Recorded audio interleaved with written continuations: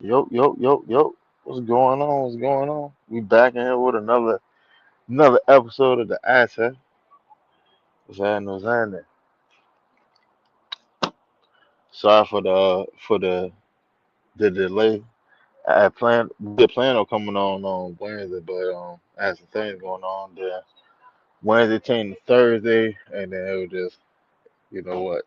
It's just better to sit back, wait till Saturday, and go from there. Yeah, the man. Three, 3:30, man. What's happening, baby? Hey, my bad, man. I ain't even dropped the damn link. Hey, 3:30, man, you come in here, man. 'Cause, what I plan on doing with this episode, uh, I'm gonna I'm gonna go over the draft, 'cause that just gotta happen, and we can talk about the Hawks too. Gotta talk about the Hawks. I'm not even a Hawk fan, so don't mind me too much, but I know a thing or two about basketball. But so we can talk about the Hawks. We can talk about this draft. We're gonna talk about the move. We're gonna talk about the state of the union of the Atlanta Falcons. Now the end cutting the Foolham has struck again. Hey, I put it to you like this. I ain't even gonna hold you. Hold on, what the hell going on here? I ain't even gonna hold you though. From what I've said and seen from Ian, since Ian has touched foot on Flowery Brand Falcon Nation, Ian has knocked it out of the ballpark. I haven't seen a bad move that he's made yet.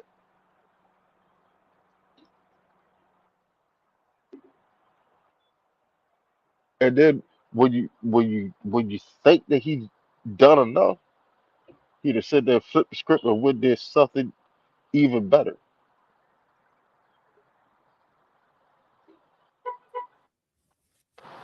Ron Blaze was happening, baby.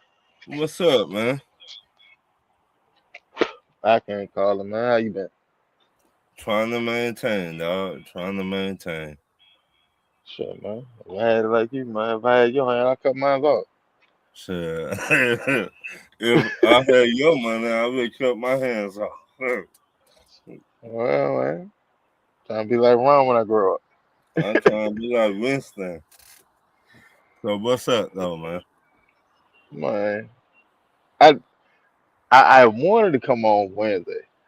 Mm-hmm. I wanted to do the show Wednesday, but like Wednesday, man, it was just too much going on. So I Mm-hmm. wanted to settle, you know what I'm saying, to actually do a show because I was out fishing and all that stuff. So I couldn't actually sit there and just do a show. Mm-hmm. But yeah, I got a little time this evening. I got a little time this evening. Okay. You know what I'm saying? Plus we got to break down this draft. We got to break down everything that's going on. State of the union of the Atlanta Falcons, man. What's happening? How you feel about now that you seen draft from the beginning to the end? How do you feel about the Falcons now? I if I had to give you a grade, I'd say a B plus. Hmm. And the reason I say B plus, in my opinion, I want to one of top 10 nose tackles in the draft. But I understand we got AJ Terrell brother at corner, and we've been needing a, a number two corner for a long time. A long, long time because Mike Hughes was not doing it. He was decent, but we got better at that what we needed, in my opinion. Now, I like Zachariah Brent, and that because I'm biased. I'm a Georgia fan, so I mean everything else we needed. We got what we needed, in my opinion. I mean, I put like the draft didn't go the way that I wanted, Mm-hmm. but with the way that the draft went, I love it. From like top to bottom, I love it. I can't even hold you on. I can't even hold you on it because all right, we needed a nose tackle. We've all been sitting there saying it on this Yeah. show for months. We Yeah. needed a nose tackle. All right. Well, you just got Ontario Thompson out of Washington. He what Right. like 306? He 306, a little bit smaller than Grady was. Right? Right. All right, Right. not a problem. But his frame, you can put weight on his frame. Right. And to call a spade, in all actuality, our run defense wasn't bad until Diablo got hurt. Right. So I can understand the move when you have a top two or top three corner that's literally sitting there in your lap. Right. And he just so happened to be the little brother of your starting star corner. Right. So, and like, Yeah, like, you cannot go wrong right there. man, like that draft pick Uh, helps your Understandable. roster. It helps the fan base. It shows unity within the Mm-hmm. front office. Because you got to think about it. Ian Cunningham, Ian Cunningham has no ties to AJ Terrell Right. at all. But for him to sit there and say, "Hey, look, I recognize you. I know you're a dog. I know you're a dog, and your little brother just sitting right here. Right. Is he the corner that the fan base may have wanted? Yeah, and some nah. True. Okay. Some wanted a bigger, taller corner. You know what I I'm saying? know I did. I did. 6'2", 6'3", 6'4". You know Right. what I'm saying? Run the 4-3. Yeah, it's hard to find though. What's going on, Dirty Bird? Dirty What's Bird up? Mills shaking. But at the same time, none of them was really the only corner that was really rated consistently above Terrell was what Delane. He You got could drafted where say he him. when he was supposed to got drafted at. Right. You could say him, or in my opinion, I would say Hood from Tennessee. I mean, Uh, Hood like Hood I said, like it Hood did. Hood, Hood has a physical makeup Right. that you look for, but he was a little too much up and down. Right. He doesn't have the consistency that you look for. Right. And I mean, it just everybody. How can I say this? AJ Terrell brother dropped in the draft to the second round. Now, let me know if I'm missing something, Winston. But they said he was a top 10, top 15 corner. Yes or No, no? they were saying he was a top 10, top 15 pick. Right. Now, he did not do that good at the combine because he was dealing with an injury. Uh, um, a hair, what, a hairspring or something like that. Yeah, hamstring. He had pulled his hamstring before the combine. So that let me know with his talent and he get to play with his brother. I think that the type of brother will push brothers will push each other to be better. Competition. The one minute AJ Terrell do something good, then the little brother might have an interception or something. Competition. But how many? I got a question for you. How many times we seen this happen in the NFL? Two brothers playing on the same team. I think.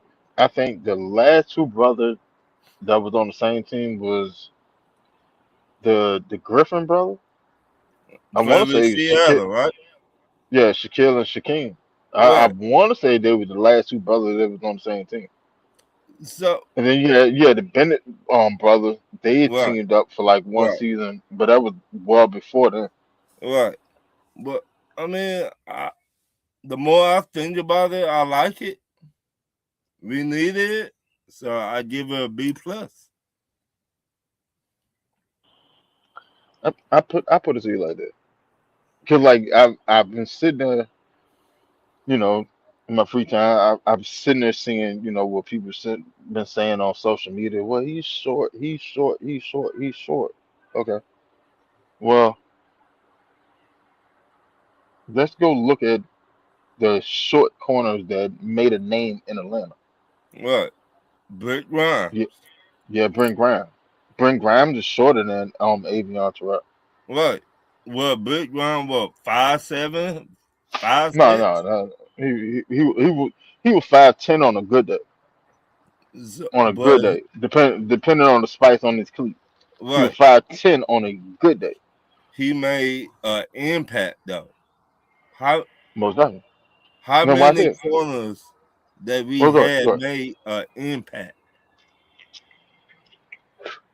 because I'm gonna give you another shorter corner that made an impact that people forget about, and he came out in the same draft with a person that was a shutdown corner for him. All right. Now remember when we had Desmond Trufant. Yes. Desmond Trufant, 6 foot, 6'1", long, Mm-hmm. angular corner. Had all the physical traits to be a shutdown corner. He was a dog, right? Right. Yeah, yeah, y'all forget that we drafted Robert Griffin, Robert Alford, Yeah. He. Ooh. not not too long after that, right? Right. Remember that Robert Alford when Trufant took it towards Peck, Alford took it and moved to the number one corner. Right.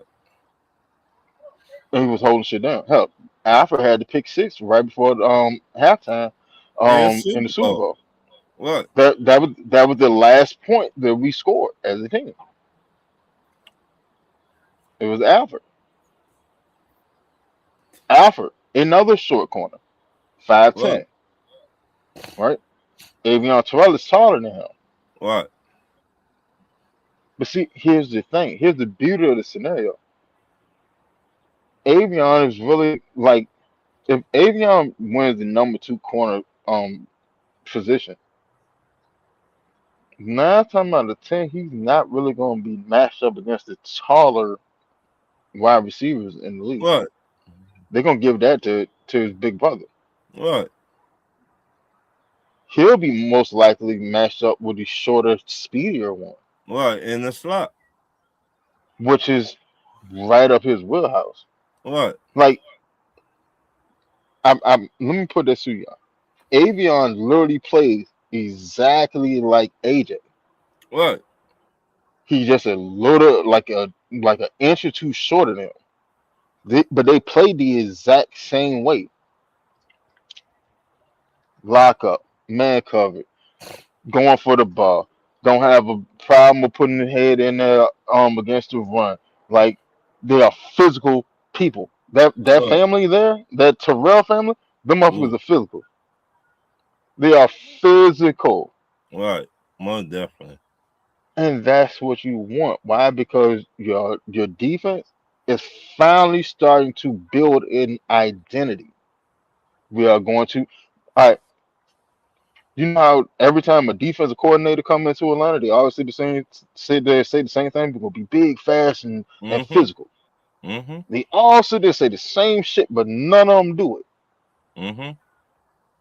And then you got Jeff Aubrey, and he come along and sit there and say the exact same thing, and then you And see he it, doing. and then you see it. You just like last year, you literally just set the franchise record for sacks. Sacks. We Atlanta fan, them it was at baby. we had not had that many sacks in a long time in one year. One Uh, season? we, Shit. the Falcons was doing good if we got 28 sacks in the season. Right, 30, 30, 30 was, man, hell, that's like a golden ticket at the buffet. right. And And you 30 got is not 20. even league average. League average on sacks, and this been like this for like the past decade. League Right, average on sacks is like at least like 40. We was doing 28, 30. That means you're not getting no type of pressure on the quarterback. But then right, people sit there saying, well, your cornerbacks, they suck. They suck. No, they don't. They don't suck. You're just not affecting the quarterback. You're right. just You're sitting not back there getting patting the ball and getting the ball off. right.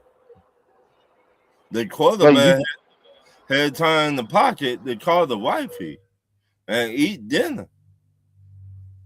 Be- I mean, what we and talk to his kids uh, in the you, you, pocket. you heard what name? Steve Young. Mm-hmm. Steve Young said that and said he found out that the little phone on the sideline could die outside of the stadium. So he used Right. to call his wife on the jump. Bingo. Yeah, that's what quarterbacks were doing against Atlanta Falcons. They was literally sitting back in the pocket calling their wife. Right. Hey, baby, what's going Hey, on? How you doing? hey, How you the want suite to eat doing for T-bone you? steak tonight, or you want to eat They what? they got the air conditioner on. They got the air conditioner on in the suite. Right. Yeah, how the food? Right. Oh, And you they got hungry? Caribbean tonight. All right, cool. Right. How the kids? How Yeah, my parents? like I just, how many drinks you know already had? right. I Oh, just all tell right, you yeah. had five. You slowing right now. you Yeah, so we're gonna turn up after. Hold on, baby, hold on real quick. Let me throw this dot real quick. right. Boom, touchdown. Right. You let me you don't get the touchdown. I come back. Hold on for a minute. Touchdown. Come back to the sideline. Yeah. Um. What we gonna eat tonight? Oh yeah. You want Hey, T-bone? 3:30. Hey, bro. 3:30. Um, I'm gonna give you this, bro. As long as I've known you, you've always been a stand up man. You feel me? So anything that I do, I move in that same manner. You feel me? So it ain't about standing up for you. It's more about just recognizing you for who you are. You see what I'm saying? Now I don't know all the background shit, but if I had known it, I would have been said something about it a long time ago. I ain't gonna hold you. I ain't gonna hold you. Like if I had known what was going on beforehand, I would have went on that shit and I would say something then. What? You know what I'm Shout out to 3:30, man. Real talk. saying? Hey, sure Yes, enough, sir. man. Shout out to Three Dirt for being a real nigga. Yes, sir. Say what's happening, bro? What's What's up? good, fellas? Y'all hear me, man? Yeah, Y'all man. hear me? Yeah. Yeah, Yeah. yeah. Wait. Do Yeah, y'all hear the noise in the background? Cause I'm in the basement. No. nigga, man. You sound like you're on leave for hair dry. Yeah. I'm in the basement. I was in here fixing something real quick. But hell yeah, what was the conversation about? Oh shit, man. We sitting there talking about the draft. What? And we Well, we on Ian Cunningham's first pick, Avion Terrell. How do you feel about it? I mean, it's crazy that we talk about that. Cause like over over the week, I just been cause I still haven't seen film. I gotta get access to film. Cause Ace like later on this week, I'm gonna get that all 22 or whatever that shit called to watch every play, every snap, and everything. But And you I ain't like seen that a man work yet. huh? You ain't seen that man work yet. Nah. I seen like I seen the highlights and Yeah, a no, couple no, plays. man. You got It, you got to see him work. yeah, it's like I like his feet. He got good feet. he fluid and he can stay in front. And folks they always gonna say, oh, why he not getting the interceptions and everything, but I like his ability to to punch That the that come ball out. from that come from people that play Madden instead of actually knowing what's going on in football. Right. Like if you're playing man, you don't have that many opportunities to get interceptions because you're actually playing the wide receiver. Hmm. Like if you play a true man, you're playing the wide receiver. Yeah. I'm following you. I'm following your hips. I'm sitting there. I put that hand on your hip, and I'm running stride for you, and I'm literally looking you in your face. I'm not worried. I'm not even worried about the ball. I'm looking you in your face because here are the two tails as a man corner. This is what you're looking for. For one, I'm watching your stride. Well, three. It's three. I'm gonna watch your stride because when that ball starts getting close to you, you're gonna start adjusting your stride to compensate for where that ball is at. Yeah, for sure. Two, I'm watching your eyes. To me, well, that's the second biggest thing that I'm gonna look at. But I'm watching your eyes because when the ball get closer, your eyes can start opening up. You can widen your eyes. It's a natural reflex. You're going to widen your eyes. You don't know that you're doing it, but you can widen your eyes. The closer that ball get there, you can widen your eyes because you're focusing more on the ball. You're looking at a specific target that's moving. All right, but the Yeah, number 'cause one thing, all I gotta do is if I got my hand on your hip position right, I'm already breaking up your stride because when you naturally running, your arms are swinging and stuff, right? All right, if I got my hand positioned on your hip correctly, that hand that's closest to me has to go through my forearm. It has to go through my hand. It got to go through my wrist to come up. for But when sure. that ball getting close, you can start showing your hand to adjust for where the ball is at. Then all I gotta do is sit there and play your hand. Yeah, cause And I, cause I can let the ball hit your hand. It's yep. better for me. It's easier work for me. If the ball hits your hand and I time it right, all I gotta do is swat it down or I can strip it out of it. I can strip the ball out of it because you're catching the ball for me.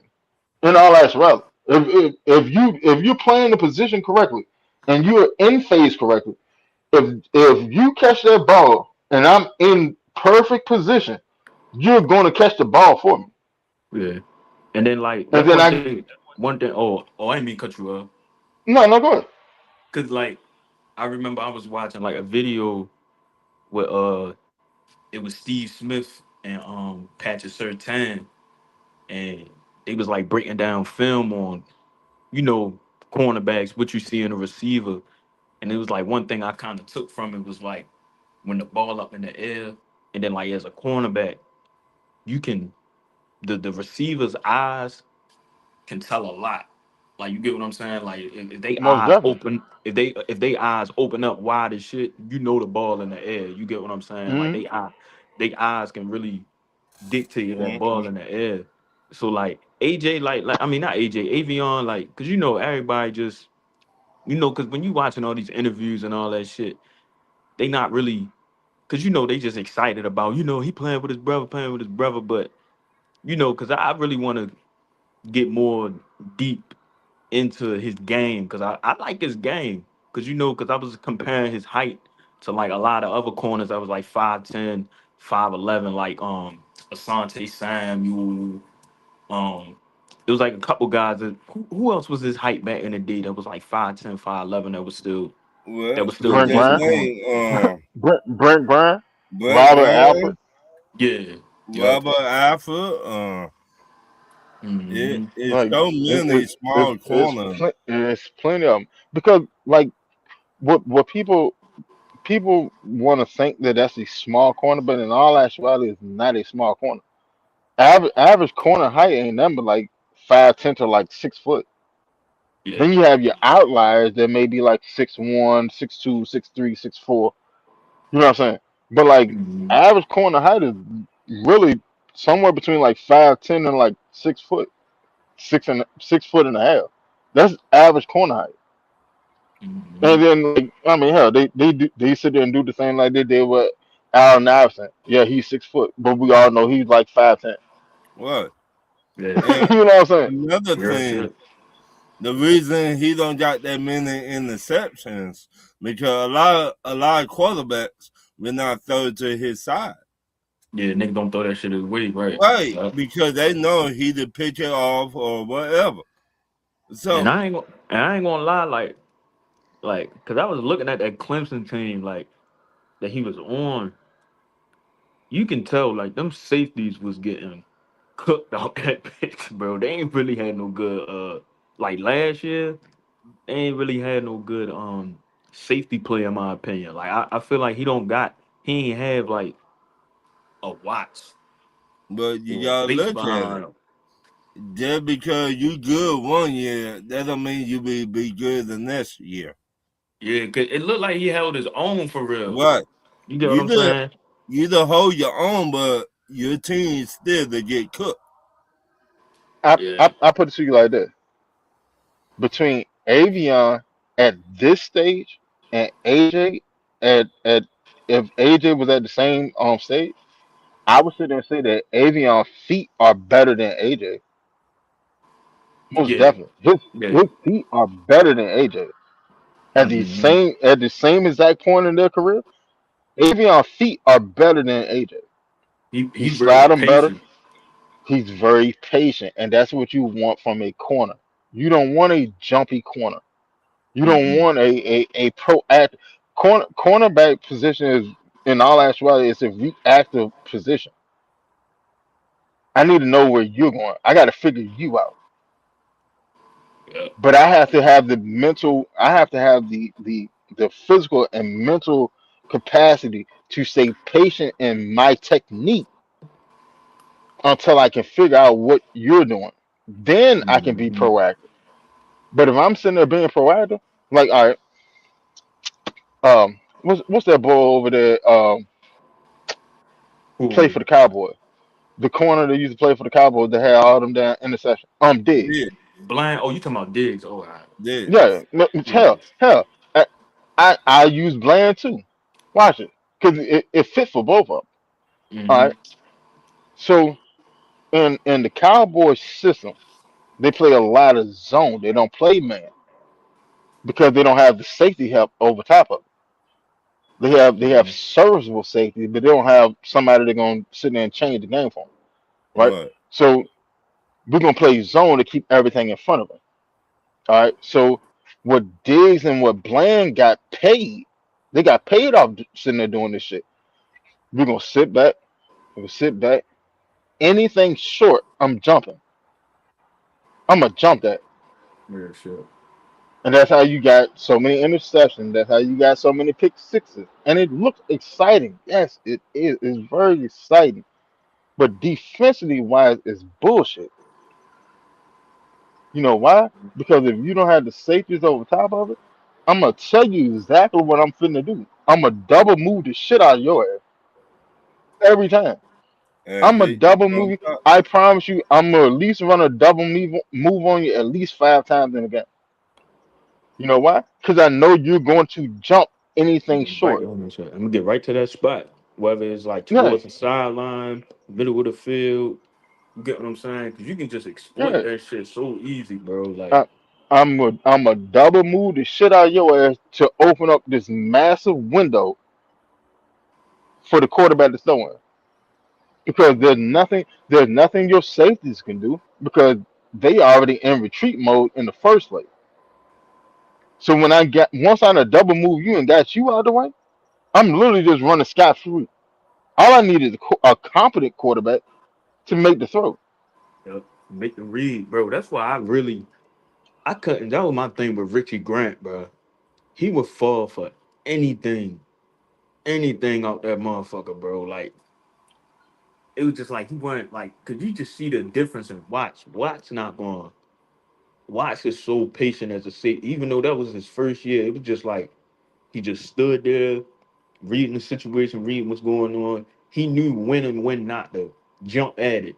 If it looked like if you had a quarterback like Baker Mayfield, because sometimes Baker Mayfield he'll make a stupid ass throw. Like you get what I'm saying. Sometimes Baker he'll not think and throw that bitch to D.R. foot or Jesse Beats or try to throw that to a backup tight end in a double coverage. You get what I'm saying? Some Right. quarterbacks you can really you can trip, but like it's just some like that's why it's just like having certain safeties just knowing when and when not to just try to be a Jesse Bates all the time, jump every route, jump every route. Like you ain't gotta jump that shit all the time. So like so Avion, he got some help in that back end. You get what I'm saying? So because I feel like he can stay he can stay in front of a lot of these receivers because the lot of criticism like these motherfuckers because me I was looking up the good and the bad.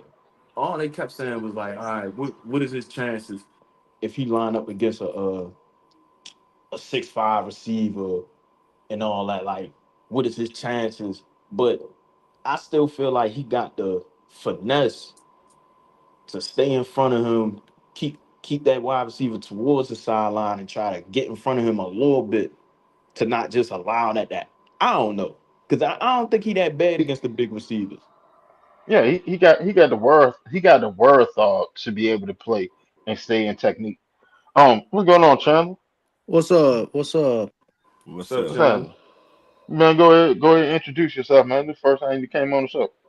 Well, hey, I don't know if you know who I am, Winston, but a lot of people in your chat know. Zay knows who I am, and Yes, sir. sir, what's your name at the top, man? I know you've been up there with me before, also. Learn. Yeah, yeah, yeah. I remember you. So yeah, I'm the Dirty Bird fly through. So hey, I'm just popping in. That's all it is.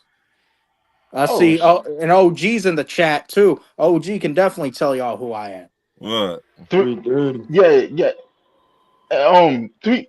Me and three there was on the show. What was it? Pandemic's in the chat too. He can. Last, All these people last. can tell y'all who I am. Yeah. Yeah, yeah. Yeah. Me and three there was on the show a couple days ago, and he spoke about you. Hey man, it's a pleasure meeting you, brother. Oh, I oh heard yeah, I heard great things about yeah. Hey, and I'm gonna do you a little favor. You got the link dropped, right? Mm-hmm. you. Sure enough. Y'all hit that link. Hit that link and let's talk. Get out of the chat. Hit the link. Let's talk. Here we go. Hey. Hey, Real. hey, Dirty Bird Fly Through, man. Go ahead and plug your channel Oh, since this is Dirty on the Bird first time Fly you've been Through. on. It's just as you see it. Dirty Bird Fly Through on YouTube. You know what to do. Um, Like, subscribe, comment, and share out. You know when I'm going live, the link is always open. Mm-hmm. Yes, sir. I know it. the open door policy. I live by it, bro. I live by it. Oh yeah, yeah. Oh, but so yeah, we sitting there chopping up about this about Cunningham first draft, man. Right now we on Avion Terrell. How you feel about that pick? I like it. I like the pick. Obviously, pairing him with his brother, he's going to be able to. When he's matching up, he can look just on the other side and you see his brother. They've taken identical passes one another. But also, man, let's be very clear. This was a steal. Avion shouldn't have even. I don't think he had any business being there where we picked him at. Mm-hmm. The only real concern I think with him is the height, but outside of that, and the only reason he actually even fell to begin with was I think because he was actually injured during the pro day process Mm-hmm. and during the workouts. That's the only reason he even really even fell and out of the first round. So we talk about it. We got our CB2. That was obviously one of the big needs that we needed to address. So hey, I don't got any complaints about the pick. And that's pretty much where I'm at with it. You know what I'm saying? Like Mm-hmm. And I'm just going to be value. real with you. I don't Oh, got go any ahead, go ahead. complaints about any of these picks until they give me a reason to complain about Mm. Yeah, hey, you know what? Hey, I fuck with you because great. them. Real You shit. feel me? Great, Real shit. great minds think alike, bro. Great minds think alike. So Mm-hmm. like the way I saw it, the way I saw it going into this draft, and hell, Ron was on the draft show with me, and I Yeah. said there and said it. I said it before they started naming off the Uh, second round draft pick. I We, said there and said it. Hey, look, if Avion is sitting there when we we reject. draft, that's going to be the pick. I don't know how y'all feel about it, but that's going to be the pick because it's going to be hard as hell to sit there and explain to Yeah. AJ and to the rest of the team and Albert, hey, well, we pretty much have the number two corner, consensus corner, sitting right here in our lap, and we decided to go get a big ugly. Yeah, that shit Yeah, really like made no He sense. said that. Cause it's I was like, right there on the show. And mhm. I was like, you sure? He was like, yeah, watch. Cause like once I you seen, can't get. I I seen think Seattle. I Oh, think good. I think Avion Terrell is. Y'all remember last year when we drafted and we went and we got Xavier Watson the third round, right? Mm-hmm. And everybody and the people that didn't know about Xavier Watt, well, they was all right, well, whoop, whoop, whoop. But the ones that knew about Xavier Watts before the draft started, they all said that's the best value pick in the draft. Mm-hmm. Hmm. And it was. It was the best I value I pick in the entire draft. I And I feel the told, exact I feel the exact same way about Avion Terrell. Because mm, for you to be able to get him where you got him compared to where he should have went. Like I put it to you like that. Avion Terrell should have been off the board before Ruben Bain went to Tampa Bay and to Tampa Bay. Most Like definitely. that's his actual value. He should have been off the board before. I'm not sitting there saying he should have been off the board before Ruben Bain, but I'm sitting there saying that when Ruben Bain was drafted at 15 to Tampa Bay, Avion Terrell should have been off the board before that. that nigga If should If have been not, a, if it should have been right after that. that nigga should have been a if jet. Tampa He was should have been a smart, jet. if Tampa was smart, they probably would have taken Avion. Now I'm not going to say the Ruben Bain pick is a bad pick because Ruben Bain is a No, baller, most definitely, but most Mhm. definitely. hey, honestly, he Tampa should have picked Avion. The Jets should have picked Avion. Yeah. There's a Mhm. countless number of teams that should have picked Avion in the first round. I keep telling Hell, Mm-hmm. folks, like I Tampa thought. Bay, they corners. Like I just feel like even last year when they took a Buka, I I I, I like the pick, but I felt like they definitely needed more help in that cornerback room. Like, you get what I'm saying? I like Zion Mhm. McCullum. Zion McCullum, he decent, but you still got Dean over there. They had Morrison that was with Xavier Watson, Notre Dame, but I felt like they still needed help in their secondary or somebody to help out Antoine Winfield in the backfield. Like, I don't think pass rush was a. I mean, it's a good pick, like y'all said, but See, I feel like they should have went back Tampa and issue. Good. no, go ahead. Tampa issue is because their defense has gotten so old because they didn't address it for so long. And you got to think about Right. it, like actual value picks that they made to their defense. Like the last one was really what Vita Vea. They And they that was they what? they they they, they went and got the edge rusher. Hell, I can't even D think of his name right now. who But like, Diaby? yeah, but like he's not doing much of shit. Like Nah. the only real investment that they made to their defense to try to get younger is Vita Vea. Everybody like hell, you can scrap the entire defense and just rebuild it if Vita you Vea if is about coming up on year 10 too. He Right. ain't you young see anymore. you see what I'm saying? Niggas getting Like old. that's their issue. So they like I can get it because you need so many things in your defense. You go build in the trenches first. In all actuality, that's sound GM work. You go build in the trenches first, then you go get the sexy pieces to go around it. But you But build a trench first, like Carolina. Carolina took it. Yeah, it looked like it took forever, and it wasn't the most beautiful process. But Carolina took it and built their defense the right way. Right. Yeah, they came up on J.C. Horn, but they went and built their trenches first. They built the trenches first, and then they built that But instead of going. the Well, go. problem with Tampa Bay, and I've been saying that Todd Bowles getting stale in the locker room.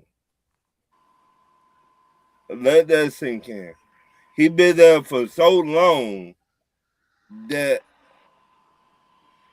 when we played Tampa Bay in Tampa Bay, the way they gave up on him, that defense, I was I was like, yeah, he lost the locker room. See, my thing with them was like, I feel like he still got his job just off the strength because Tom Brady left, and then they won three straight NFC titles after that. So that kind of kept them. That kind of kept his job. That's why at the last season, because I talked to different, like I'm in a group chat with a whole NFC South. Like we got a whole group chat. So But that. Oh, go ahead. you cannot go about what you done last year. You Yeah. got to go about what you done for me lately. Tampa Bay had not been the same. You, to me, you lost Mike Evans, the heartbeat of your team. This man was showing out on the sideline last year. He was the heartbeat of Tampa Bay. Yeah. So, Cause they was banged up. Like, cause when they played us, they was fully healthy, and they right, didn't, and they ain't win the division because they lost all their receivers for real. They lost but they lost Godwin and all them. But the years before that, everybody was banged up and they was right, winning. They was winning the but division for real. but But that means you gotta do your research. When it comes to the draft, you got to study the players. You cannot just say, "Oh, this wide receiver, he's 6'7", 6'8", and he don't got no skills." You cannot say this wide receiver or the tight end 6'6", but he cannot catch a cold in the wind. You gotta do your research. The In our division, everybody got better. So how you gonna shut down these teams and you don't got the personnel to shut down these teams? Like Winston said, they old. If you look at the Saints, they trying to build something. If you look at us, we trying to build something. Carolina trying to build something. So some of the older players cannot keep up with the younger players. And that's what Tampa Bay is now. You older now. You gotta do your research. If you don't do your research, you're gonna get beat the fuck down like Debo on Friday did. You're gonna do a beat down. So yeah, that shit crazy because it's like that's why I like what we doing in the draft. It just these last two drafts, they did everything that I wanted them to do. They been addressing the trenches. You get what I'm saying? mm-hmm. We got that. We got our second cornerback. You get what I'm saying? And I like Avion. Avion. I feel like he'll blend right in easily. I just want to see what Jeff Ob's plan gonna be for him. Is he gonna let him play both sides? He's gonna let him just stay on the outside, or will he let him stay just lock in on the inside? So I'm just because I've been waiting for them to drop a press conference like with Jeff soon to basically talk about all the picks and everything. So Right. I like Avion a lot. I just been trying to watch him over the last couple of days, just watching his feet, just watching how he just making sure he patient. You get what I'm saying? Like it's just a lot, and then tackling against the run and all that. So it's still some more I want to see, but I like him so far. I like him. I put it to you like that. Like Todd Bowles is suffering from the same thing Sean McDermott suffered from when he was with Buffalo. Mm-hmm. He he was the big fish in the small pond. But when another fish got introduced to that pond, they got his ass about that. Mm-hmm. When Vrabel came to the AFC East and New England got back on the map, but happened with Sean McDermott. That's a They got his deuces. ass, they got his ass about it because you can't adapt to the time. You can't figure out how to get over the hump. You're a regular season warrior. It sounds good. I mean, hell, it's like Quinn Snyder. Yeah, you look good in the regular season, Mm-hmm. but you can't figure out what the fuck to do in the postseason. Playoffs. Yeah, you can't figure it out. Like when people like you're used to throwing haymakers and it worked for the against the small people, but when you got somebody big enough that they can absorb the contact and throw you a counterpunch, you don't know how to counterpunch. You don't That's know how to why. bob and weave, That's so why you get he your ass need clipped. to get fired right now. Now, um, again, like I feel honestly, Avion Terrell is the best value pick in the draft, hands down. To me, anyway. Now, Flossie, you still What's up? Flossie? What's Huh. up? All right. So let's we just spoke on Avion. So let's go to round three. No, this is my favorite pick of the draft. Huh? Come on now. Go on talk about it. Mr. Zachariah Brand. Go on speak on Man, it. hey, I'll tell you right now, what we're gonna be able to do with him, hey, it's like that little. It touches your heart. That's how I'm feeling already. And this dude ain't even touched the field yet. Facts. Cause like Yeah.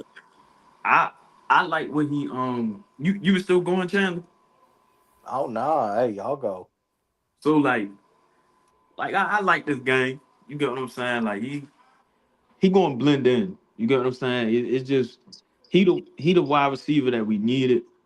But you know, you hear the criticism, everybody talking about his route tree, and what routes he can't do. He just is he only a screen guy? You get what I'm saying? But I just feel like year one is just a year you can just let him develop and just let him work out with B John. You get what I'm saying? Get the footwork right, whatever B John was talking about when he was talking about when we drafted him. Um, Even though he got good footwork, but just to be able to, probably get a shake some defenders up a little bit, which he already been doing. Fast as shit. Cause it just you just wanna have a like an offense that ain't predictable for real. I feel like he would bring that to this offense. Now, Zay, I'm gonna give you some homework along with a lot of people because when all right, so the media kept pushing the narrative where Branch can't run routes to this, that, and the third. He's a screen flat uh sweet type of gadget player, basically. It's cat. Yeah, that's cap. See, I'm an Oregon everything college sport. I remember when Branch was over there in USC. Pac-12. Yeah, yeah, that guy over there at USC was running all the routes, all the routes. Where it was at? Yeah, like Branch was running all the routes in the route tree. He wasn't just sitting there being utilized as a quick dump off, go get what you can get. He wasn't utilized as a yak player, but he wasn't solely utilized as a yak player. Branch was getting busy down the field. Mm-hmm. When you get to Georgia and you have the when you have the limitations at the quarterback position and the old line showcasing, best thing to have is to have a dump out player like that. Hell, us as Falcon fans, we should know this. We just had the limitation at the quarterback position, limitation in the play caller, limitation in the offensive line. So who became the most productive player on the team? Bijan. How many check down throws Bijan got? How, Kyle Pitts. Kyle Pitts literally became a damn near became an all pro almost off of strictly check down. And then they was trying to run screen plays to Kyle Pitts. You get what I'm saying? And sometimes they was getting blown up. So it's just like you were just missing that one more receiver. Cause when you got that type of limitation, you need a quarterback to just hurry up, get that bitch out of his hand. Hurry up, get her out of his hand. You feel me? Most So definitely. so that's what I feel like that's what Branch will bring. And you just add that next to B John. So you don't gotta keep spamming that shit going B John way. You get what I'm saying? Because B John, he can make a play. He can you can throw a screen pass to him and he'll give you 10 yards, 15 yards. He might break on a third down and 24. It might break and give you 17 yards. You get what I'm saying? But you just need more than that. You're gonna need more than that. Hell, I make it easier for you. Watch it. Let's say let's say we in a 3-by-1 set. All right, three receiver, one tight end. Let's say uh Cal pitches to the right side of the field. All right, Mhm. you got Branch running a drag route. You have Bijan in the backfield coming out the backfield running a Texas route, and you got Cal Pitts running up the seam. How the fuck are you? How the fuck are you gonna defend that? Hey, did you even mention Drake? Oh no, no, I ain't even gonna bring Drake. I ain't even gonna bring Drake into it because watch this. Hold on, watch this. So, but you know what? Now I'm gonna add on to the offensive play. All right, so you got Drake. Let's say we got Drake on wide left. We got Dawson Rod wide right. Let's Mhm. say we got Drake running an 18-yard dig. You got Dawson running a. Let's see. I got Drake running the dig. We'll we'll we'll, I'm we'll a. put A we'll I'm a. put slant. I'm. Dotson on a streak. We'll just have him be the clear out man. I was gonna sit there and say go with the streak, but just because I just want to be completely nasty with motherfuckers, I'm gonna run a deep post. I'm Okay. gonna run a deep post. All right, I'm we'll gonna run run a that. deep post on you. How Mhm. the fuck are you going to defend that if this offensive line hold up? You There can't. is no way. There's no because I put it to you later. If Pitts get the ball, that's a house call. If if if Branch get the ball, that's a house call because everybody got ran off down the field. If Bijan get the ball in open space in the middle of the field and everybody is on their heels, that's a house call. Like the best chance you have is giving up the dig route to To Drake London. Drake. And hell, they're still 18, 20 yards of the field. Right. Like, Mhm. what the possibilities of this offense with Branch in it is fucking ridiculous. So You now we It's cannot got ri- so put it, now that we got to it man. ask the question. So now we got You. to ask the question though. Are Hmm. Stefanski and Reeves, are they going to actually be able to just do what the past motherfuckers couldn't and just keep it simple like that? Or are they going to try to go and overcomplicate it? I. exactly, and that's what I worry about because I. you got to think about it like Reeves Oh, came Reeves in loves his trick plays. Right. true. He did And he that came shit he in college. became too reliant on that shit when he was over there in and with Cleveland. Shit. Right. Hey, we Like know we going to see Branch on some end rounds and Right. Yeah. shoot, jet But hell, screens. Come on. I. but look. Watch this. But do y'all feel like You really want to get nasty, nasty? You really want to get nasty, nasty? Watch this. hey yo? Line brand, go in that same 3-by-1 set. Mm-hmm. Let's put branch wide left. Mm, You got Dyson wide right. mm, Go run a double sweep. mm, Figure out which one of them motherfuckers get the ball. mm. See, and Because wait, and this my if thing, either right? one of them bend the corner on your ass is hit. But do you feel like I feel like the weapons that we have, I'm not gonna they should like the weapons we got should be better than what they had in Cleveland. Not what Cleveland got Most now. definitely. Because they got Brandon Boston, Casey Concepcion, and all that. Uh, Yeah, now. I feel now, like so that's why and then they ain't even have a Nick Chubb over there. You get what I'm saying? So I'm like, you should be able to open up that field for anybody in this offense. You get what I'm saying? So uh, you gotta know what you're doing. you cannot play man to man, or you finna get James, bumped. You finna get bumped James, you all in? that. Speed Yes, I kid. am. What's going All right, on, bet. fellas? What's What's up, good, good James? What's up? brother? What's What's up, my nigga?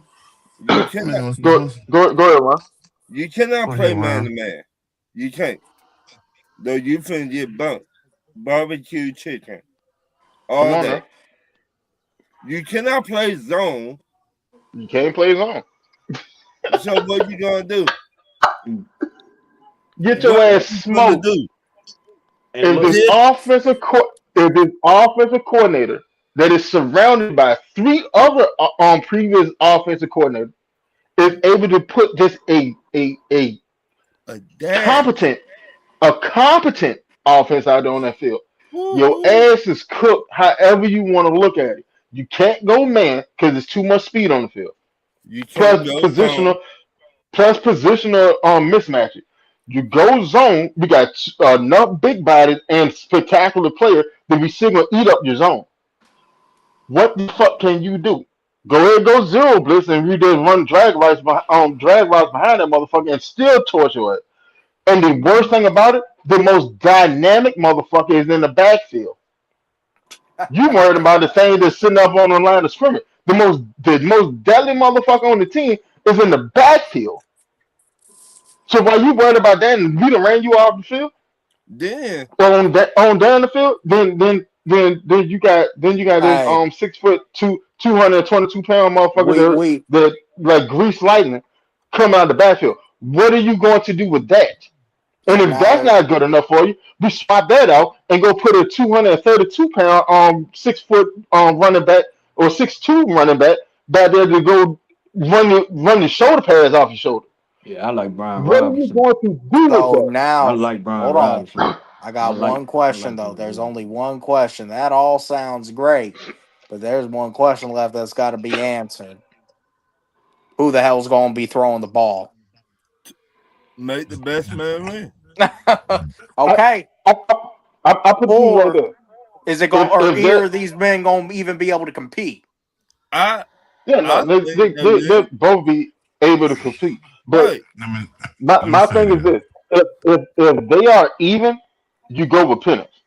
You have to go with Penix. If they compete in training camp and they are even, you have to go with Penix because Penix gives you financial Oh, I flexibility. agree. I agree.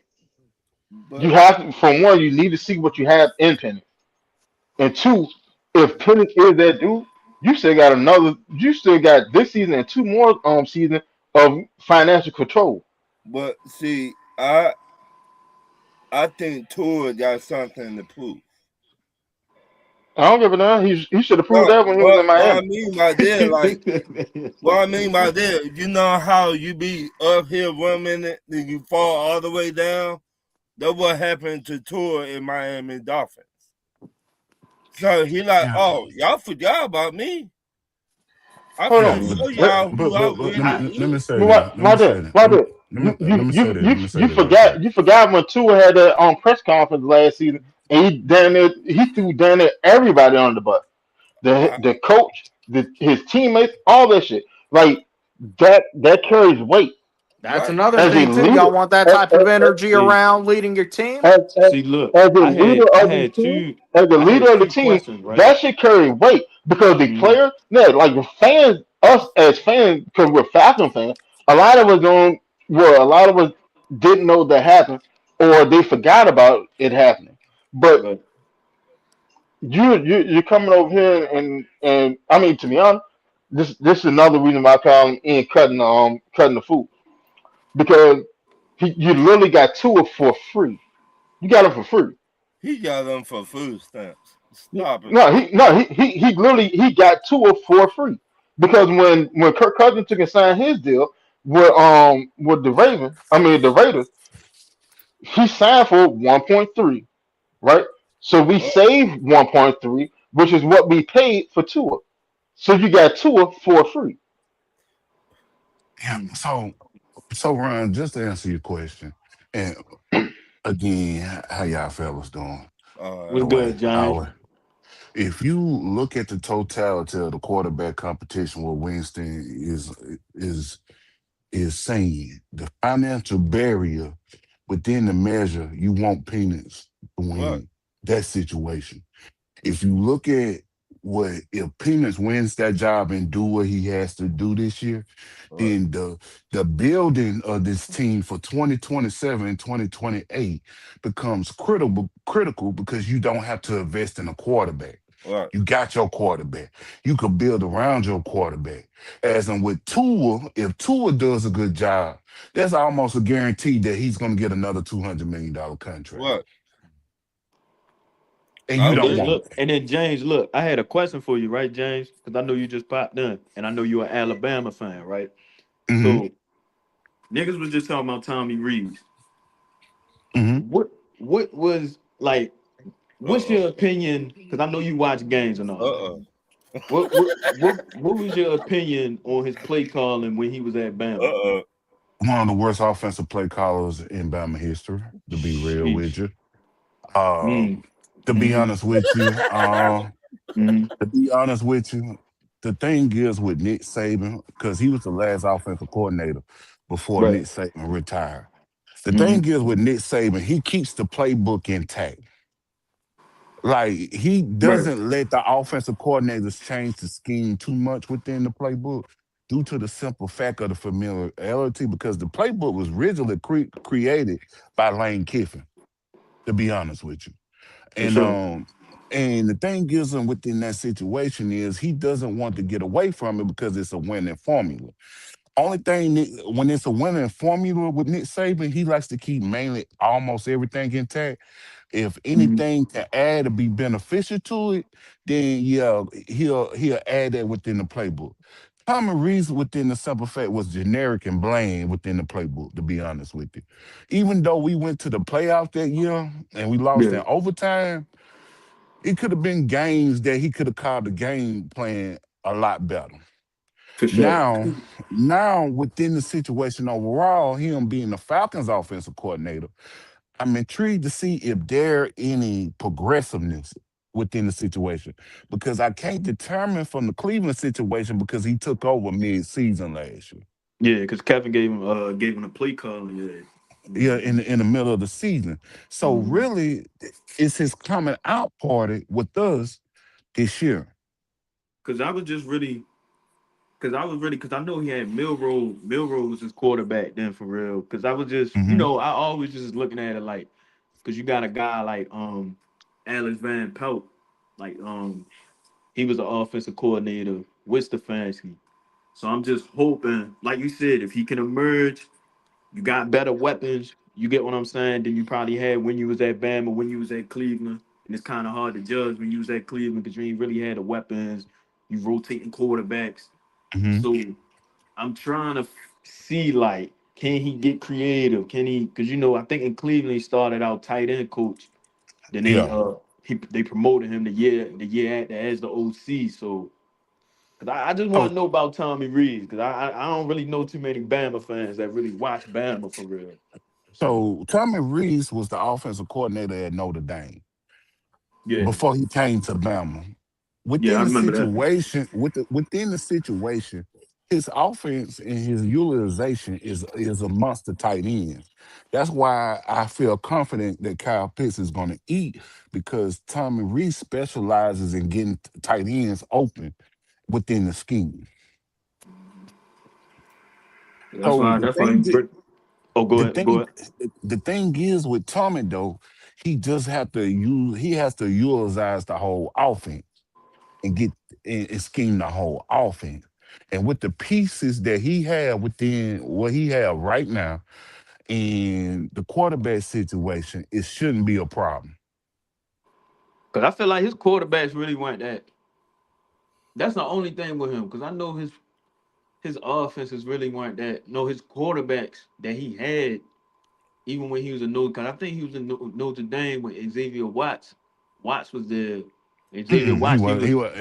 he was in Cleveland when Xavier Watts was there. Nah, I thought he was there when he was the wide He was receiver. no, because he was at Bama in 23, and Xavier Watts came in like 22. So Oh, you're all right. right. So he'll be there for like a year, but he was still young Yeah. when he came in. Because I remember they said Watts, he converted from wide receiver. Receiver to Yeah. safety.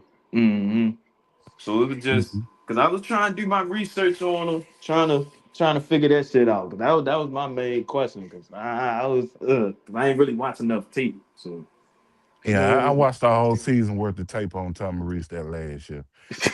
Nick Saban year. And I wasn't very pleased with Tommy Reese. It yeah, just luckily you had a Nick Saban that was still there at that time frame to right. get everything in control and stuff like that because some of the play calling, like in the Auburn game, was hmm major suspect because if we didn't get the 4th and 31, we didn't make the SEC championship that year.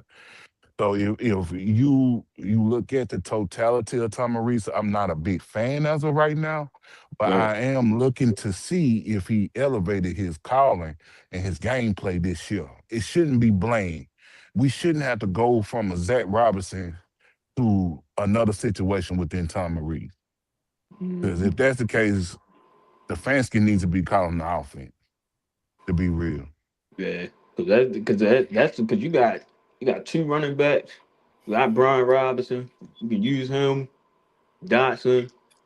It's the kids. You just gotta know how to game plan all that shit together. So hopefully, like this whole off season, is just they just locking in on that game planning. Cause that's my only thing with them. Yeah, Brian All right, Robinson so was. Oh, go ahead. Go go. ahead. No, No, go ahead, then. No, I'm gonna say the Brian Robinson pickup was a big pickup because you could do the same things with Bijan with Brian Robinson. He's just a more powerful runner than Bijan. You could do the That same thing. That's big. I, You Mhm. can. I've been sitting there saying this, right? All right. I love Tyler Algier as a running back. I think as a number two running back, I think Brian Robinson is a better number two running back than Tyler Algier That's true. Mm. He's a That's more true. because he's natural number he, two. exactly Yeah. like Algier is just he's fighting for courage. He's gonna go do what he do. But the things that I can do with Brian Robinson, opposed to what I can do with Tyler Algier, two entirely different skill set outside of them both being bruising running back. I mean, but hey, Like, you're going to be like, asking what? Brian Go Robinson to ahead. be the closer. He, he, I he, he, mean, he- he's a And closer. he can do that. He Yeah, can he do can do that. that. Yeah, you He gotta was think about doing it. that at Like Bama.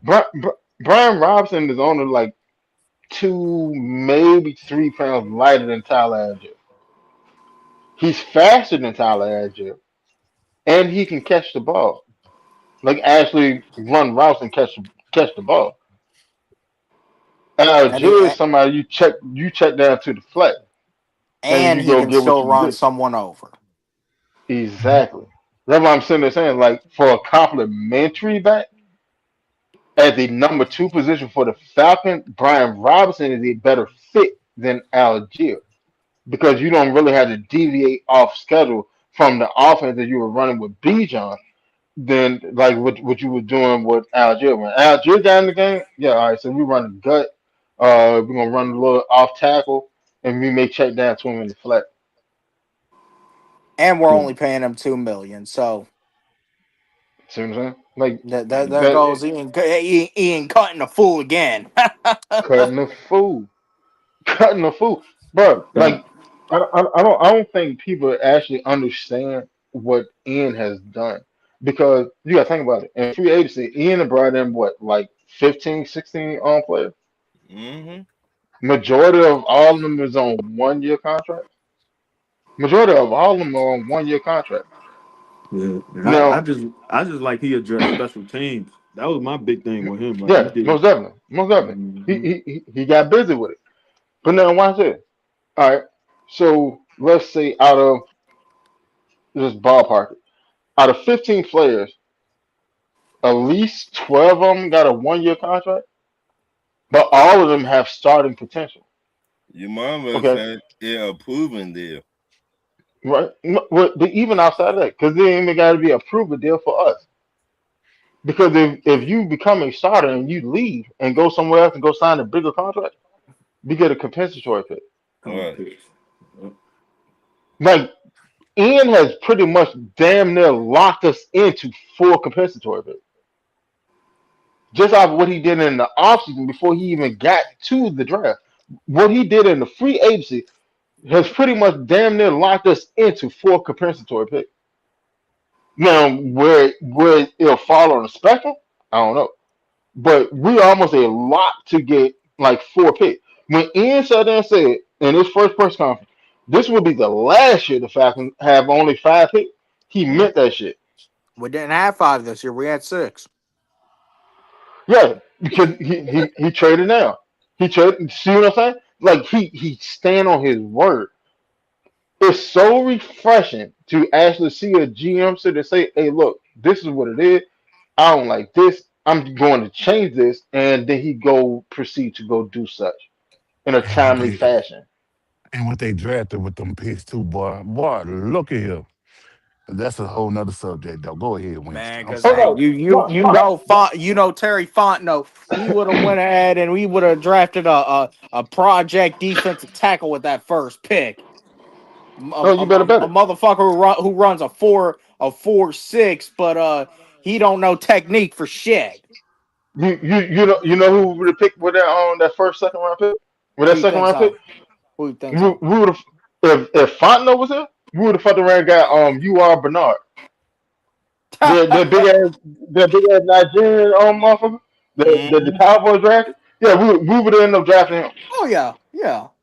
Talking about he got all the upside. Like his measures was just off the chart. And like don't get me wrong, I fucked with Ian last 2 drafts. I'm not gonna lie, he did his shit on the last 2 drafts. Terry, And Terry it and Winston, and, Terry and Winston, Terry, I Terry. mean yeah, I mean Terry. Like Terry did his shit on the last 2 drafts. Any Falcon fan to sit there and say that he didn't, like, come on, like now that's just bias. You just don't like him. But his last 2 drafts, he knocked this shit out of the ballpark. But if you remember in the last 2 drafts too, you traded up to go get Root, and then y'all decided to play him out of position, and then Exactly. traded his ass out for a motherfucker that was drafted in the same draft at a later Mhm. spot. You In the traded him same out for an round. even swap in the same round. But hell, you could have just drafted that motherfucker off the rip and called it a fucking day. Like Yeah. I never understood the root pick. And hell, I said it on the show when we made the pick. Well, I Terry did passed not up under. on a. Listen, there were a lot of guys that were just there that would have been slam dunk. You didn't have to overcomplicate it. Terry overcomplicated a lot of shit, especially in those later rounds, because he was trying to take credit He for was being a pressing. genius behind drafting these project players and developing them. Yeah, like he was pressing because at that point, Terry, the writing was on the wall. And he Like, knew hey he Terry, didn't have the damn coaches that could develop him either, and he exactly, still did. exactly. So what you do is you go get the motherfucker. Hey, I don't need you to develop in 2 years. I need your ass on the field this year. Yeah.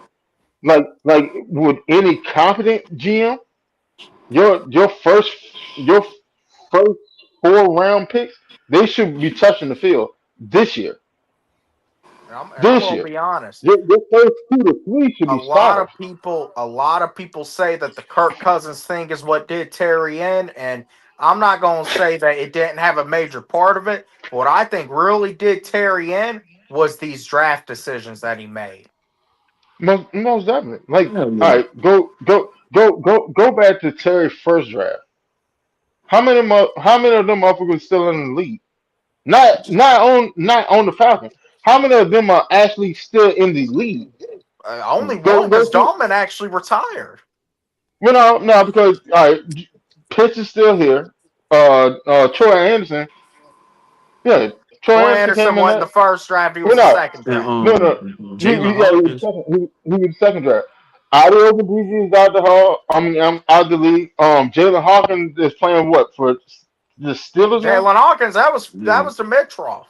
Yeah.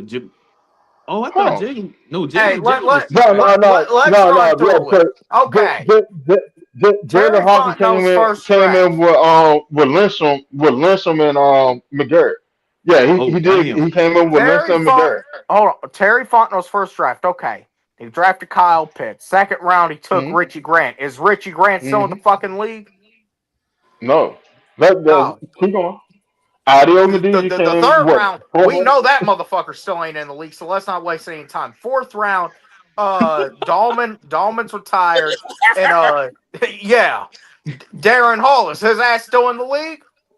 No, sir. No, Okay. do the following year. Do Drake London. Drake London draft. See how many motherfuckers still in the league. All right, You well, got Drake a or you lot got of, Trey okay, Hendrickson. we'll see. A lot of them are still in the league. So Drake is still here. Ebiketti's in Philly now. Troy Anderson, we don't know what the hell his ass is still doing here, but he's still here. But he's still here. Ritter's He's still rotting floating. around on some practice squad. Malone got Who? extended here, right? Yeah, we kept Malone. Okay, Yeah, yeah, as a matter of fact, Malone is still here. we just brought him back because we had cut him and then we And brought him back. Algiers out in Arizona. So, and then That was a decent draft. I give you that. That was a yeah, decent draft. I'll say the drafts got better, but they weren't they didn't give us as much as we needed out of it at that time. We needed that first draft from Terry to be a hit, and it was an absolute fucking bust. It But just that shit ain't contribute to more than 7 wins. All that shit contribute to 7 win seasons, 8 win Exactly. seasons. You feel me? let So, let me say hold this. on, hold on. Oh, yeah, go ahead, Ron. And then I How answer. do we know was it him or remember we had Arthur Smith here too? So how we know Arthur Smith will not? Hey, give me these guys. And you got to think He about it as was well. You because got to think about it as they had the well. Hold same on. power. Right, Yeah, they but had the what I'm same saying, power. But Arthur, Go ahead, John. So what I'm saying is, Ron is correct, y'all. We gotta. I'm not trying to play devil's advocate with Terry, but you had a head right. coach and a GM with the same power, like Winston just said. So how much do we have to give real to Terry when that structure was set into place at that point in time? we Well, that see And I then mean that and then on top of that, what people fail to remember, Rich McKay was still in power right. on And football operations and decisions. Rich I I'll mean, McKay give you still that. had Telefo. a Okay, I'll big give you that. part of everything. Carry on. But that's why Terry wasn't fired when Arthur Smith was. Now, Right. if we take a look at Terry's 5 drafts, I will say they got better every year. So I'll take a look at 2023. They took Bijan and then he took Bergeron. I think Bergeron is actually one of the best picks that Terry has made, considering I'm not even counting the first round picks. That's actually one of the best picks I think Terry has made. He found a guy that has contributed to the team.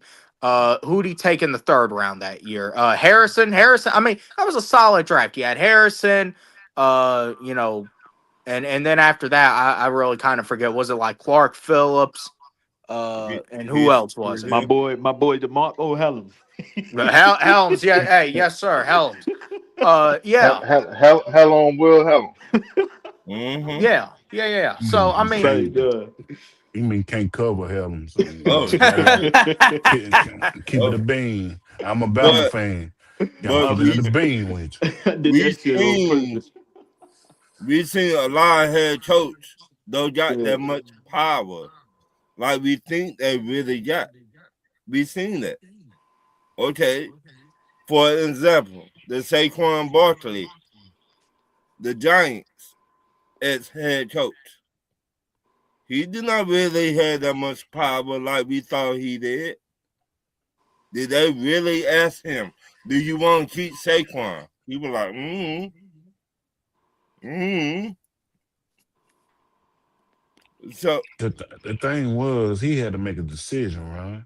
It right. was either Daniel Jones or Saquon Barkley, and Shit. he went with Daniel Jones, And and we I'm, and it see, but came I'm, back to bite him in the ass. And right, look we what seen but happened. The what they coach got got him at. fired, and the GM is but essentially a fucking let's deer on be the honest wall about the now. scenario though. But, Whenever the conversation comes down to a quarterback or a running back, You're you're gonna choose a going to go with quarterback, a man. quarterback. With a quarterback, Like you're gonna go like with a there's no quarterback. if and buts about it. Like unless there's the definitive situation where one of this, like all right, Saquon and Daniel Jones situation. Saquon is significantly better than Daniel Jones. right, more But definitely. when your ownership and your leadership structure have simplified the situation down to where I'm deciding between a quarterback and a running back, you're going to go with the quarterback. And But Saquon walked to Philly that and got a that's Super just Bowl ring. that's All right. bad Okay. Okay. leadership. All right. Um, That's So, bad but leadership because the- that question itself should have never been on the table. More it The shouldn't definitely. have, it shouldn't have. the scenario should have been all right. We're gonna resign Saquon, More and definitely. because they didn't even pay Daniel Jones that year, they paid him the Right, following year. Yeah, So we're gonna go ahead and resign Saquon so we keep him here. right. Daniel Jones, you play this next year. Let's see what you got, and then we address your situation The that next, offseason, that right. following offseason. Hmm. But It what should have never happened? came down to between a Right. Saquon and Daniel Jones because anybody in their right mind, I'm always gonna go with Saquon over Daniel Jones. And Point blank period. Saquon walked to that's one. Philly, got a Super Bowl ring, and Daniel Jones got injured this past season. And Winston, to pick it back off you within the situations, especially the way they was using Saquon that year in New York, that offense basically ran through him. Right. The offense was Yeah, Saquon. that's what I'm Dead talking So, ass. about, and that's what I was talking about. It was all Saquon. So within that situation, hey, I have to keep my best player there. right, you got At to the keep your end, best player here. Your best at the player is end. Saquon. Forget Daniel Jones, bum ass. I'm sorry, he a bum. He was a bum in well, New then with York. Daniel Jones, he never Look, really watch even this, showed he watch could this. do shit without All right, Saquon. go look at Seattle. All right, Perfect Seattle. example. Seattle had DK Metcalf, Jackson Smith, and Jigba, and Kenneth Walker. What did they do? They took and traded DK Metcalf, got some capital and shit. All right. Mm-hmm. But let's build around Jackson Smith. We feel like he's decent. He may turn out to be something. And he We did. already we already know what we have in Kenneth Walker. All right, bet. Perfect. And then they took it and ran with it, went to the Super Bowl. What did they do this offseason? When it came down to payment and shit, they got Kenneth Walker ass out of the way because you're Mm-hmm. not more important than Jackson Smith and Jigba. You're Mhm. not. Like you're good. Don't get me wrong. You're good. But at the same time, like to be honest, Zach Charbonnet is a better back. If you Mm-hmm. really want to keep it funky, Zach Charbonnet is a better back than Kenneth Walker. Kenneth He just Walker gotta stay. is He just gotta stay healthy. he just got to stay healthy. Hmm. But 'Cause as long as I still have him on his rookie deal for this cheap price, yeah, I'm gonna go with that because I can continue to build around a Super Bowl winning team. Right. Who It they just who, makes who sense. who they OC up there Like, now? Because but I know if Kubiak it gone. came down to a scenario where Kenneth Walker or Sam Donald, they're gonna choose Sam Donald every day, twice on Sunday because it's a quarterback. It should never ownership, GM should never make a decision will allow things to get to a situation where you have to choose between a quarterback and a running back. Period. Like Mm-hmm. that's asinine to me. That's asinine. I can see like a running back and a safety, or a running back and an edge player, and that's the decision that you got to make in the offseason. Which one do I want to keep? Well, all right. Well, this guy gave me 9 sacks, but this motherfucker just gave me 1,600 yards on the ground. Mm-hmm. What did I do? What did I do? All right. Well, what do the rest of the offense look like? What do I have on the rest of the offense? Well, I got the quarterback situation straight. I bet. What do my receiving room look like? What do I have at tight end? What do my backup running back look like? Mm-hmm. And then you go to the defense side. All right. Well, he gave me 9 sacks. Well, what do the rest of the defensive line look like? Do I have a young developing edge rusher in the wing? Well, if I schematically scheming it up, and I sit there and send, what do I have a nickel corner or a star role player? Can I send him and he have pretty much the same effect without as many sacks? Can he have a similar effect where he can give me 3, 4, 5 sacks and a lot of pressures? Can I compensate for him being gone? That's the biggest question. Can I compensate for this player being gone? Because in the NFL, you can't win without a quarterback. There's Mm-hmm. no getting around that. You can't win without a quarterback. That's why you never put your team in a situation where I got to choose between the quarterback and whatever. Atlanta Kool-Aid drinker, what's happening, baby? My man, Yeah, what's like the you never build your team to be in a situation where I have to choose between a quarterback and anybody else on the team. What? Because if that quarterback even halfway decent, I gotta go with the quarterback. I have to. Even if because I I go know draft another quarterback, or if I'm gonna draft another quarterback the following year, or get a quarterback in free agency, I have to go with the quarterback. because if your quarterback at least give you something, you can at least something be like, what's the competent? You get what I'm saying? If you Hey, just give Rand, them man, you more here? weapons around him, you get what I'm saying? You can give him more weapons to work with to see if he can What? really excel for real. So Ray, you here? Yeah. That, that's why you Okay, go man, I back. can't I can't hear y'all. Y'all keep talking. I'm all right, I'm but fix my audio. I'm coming right I back. mean, you Oh, gotta that's look what. at it. Saquon was nasty with the Giants, and you Eh, chose Daniel Jones over Saquon. Are you shitting me? They should That's have got fired right then and there. No, that's why he the offensive coordinator at Tennessee right now. right. real You shit. should have got fired during that meeting. All right, player. Yeah, you know what? Don't go home. We gonna send you your shit. Cause Hey, what's going on? you see what they doing. Oh shit, what's up, Red? Yeah, so it's like you see what's going on now, like how they trying to build that shit around Jackson What? Dart in New Because York. You get what I'm saying? Trying to Harbaugh not playing the video game with nobody. yeah. Harbaugh, like, you know what? I don't even want to talk to the GM. I'm gonna talk to the owner. Fuck the GM. Let me talk to the owner. So that's why you have to put the bases in. If we go back to the Phoenix and the tour situation, that's why you Mm-hmm. want Penix to win the job. Because at the end of the day, I have tied on a rookie contract for basically up to 3 years at this point. Basically, put more weapons behind him, make sure that he succeeds by when that contract come up.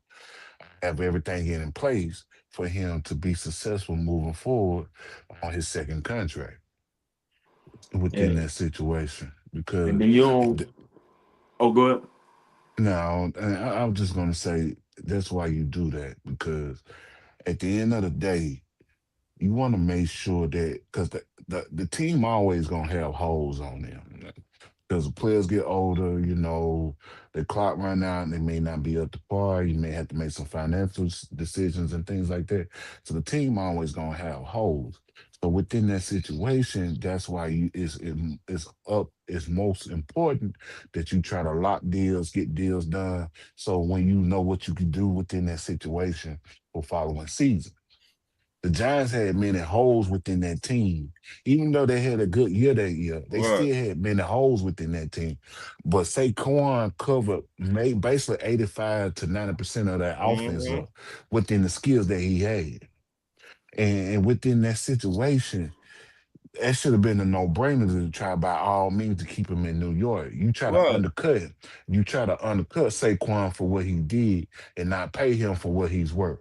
Right. Now he's making what he's worth, making 20 plus mil a year in Philly, and he did the same thing and took that offense and elevated up. Now he like, shit, I got me a ring now. How you like me now, New York Giants? I walked to Philadelphia and got me a ring. And y'all still over there doing the same damn shit. Yeah, but that team overall, as far as right now within the Giants, is gonna be better than what it Yeah. was under the ball Yeah. because Yeah, Mm. most Yeah. definitely.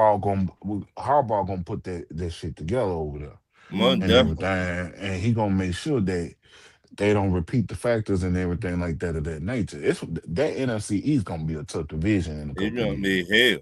I like their defense. I like they because they still got Brian Burns over there. I still believe in Abdul Carter. I feel like Abdul Carter can still he can have a decent year next year. And then Shit. they added some people even on that offense. You got Isaiah Likely. You still got Malik Neighbors coming out the injury. They grabbed our boy Mooney over there, so they trying to build that shit around Jackson Dart to really give him weapons and you know what I'm saying, trying to build that shit around the quarterback. Because I ain't gonna lie, Hmm.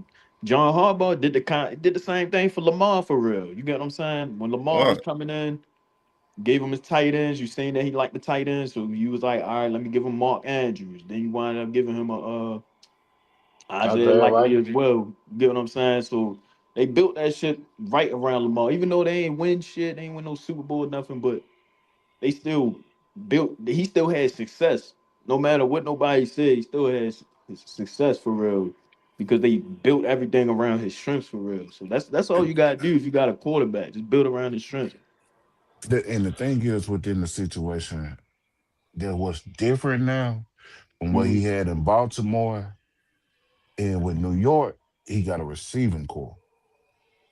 Well, if Malik Neighbors can come back and be back to the regular old Malik Neighbors, and Mm-hmm. they get another receiver, and I They think they they do just have drafted they just drafted a receiver and they get that receiver in going over there. what, the late first second round. They just drafted a receiver. Yeah, I can't and they remember get who they got, but I know they got somebody that was decent though. Because they had two, and they they had two first round picks. Yeah, I can't remember exactly who they. Matter of fact, hold on. They took Malachi don't worry Fields. about it. No, Malachi no. Oh, they Fields. got Phillips out of Hmm. Notre Dame. Yeah, Yep. like that's a smart, savvy pickup. Because for one, like, all right, you heard what Neighbors was sitting there talking about when he was doing the first round podcast. You didn't want to upset him.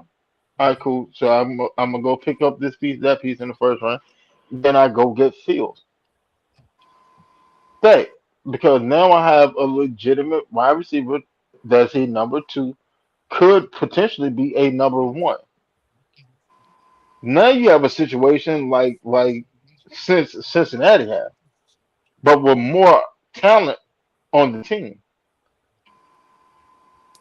And Winston I'm is sorry, crazy like as that shit. you It's can't crazy you as that can't shit you gonna can't beat sound. having two number one wide receivers on your team. Good. If they get Darnell Mooney back 100% as a wide Come on, receiver bro. three, that'd be a decent weapon. That shit go crazy. Uh, That shit will go crazy.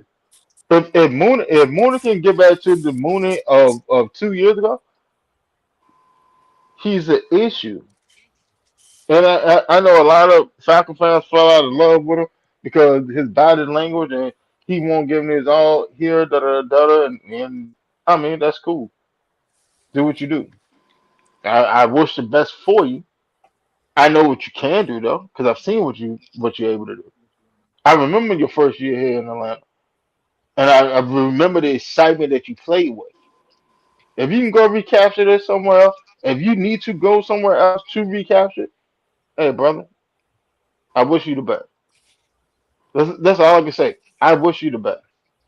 But if he can sit in and feel, yeah, get back to him up there with Fields and Neighbors and scatter both come back healthy, that Giants offense is a issue. It's not the Giants of old. If they all come back healthy and get to where they supposed to be at, that offense is a issue. And I ain't just talking about in the NFC East. I'm talking about in the league wide.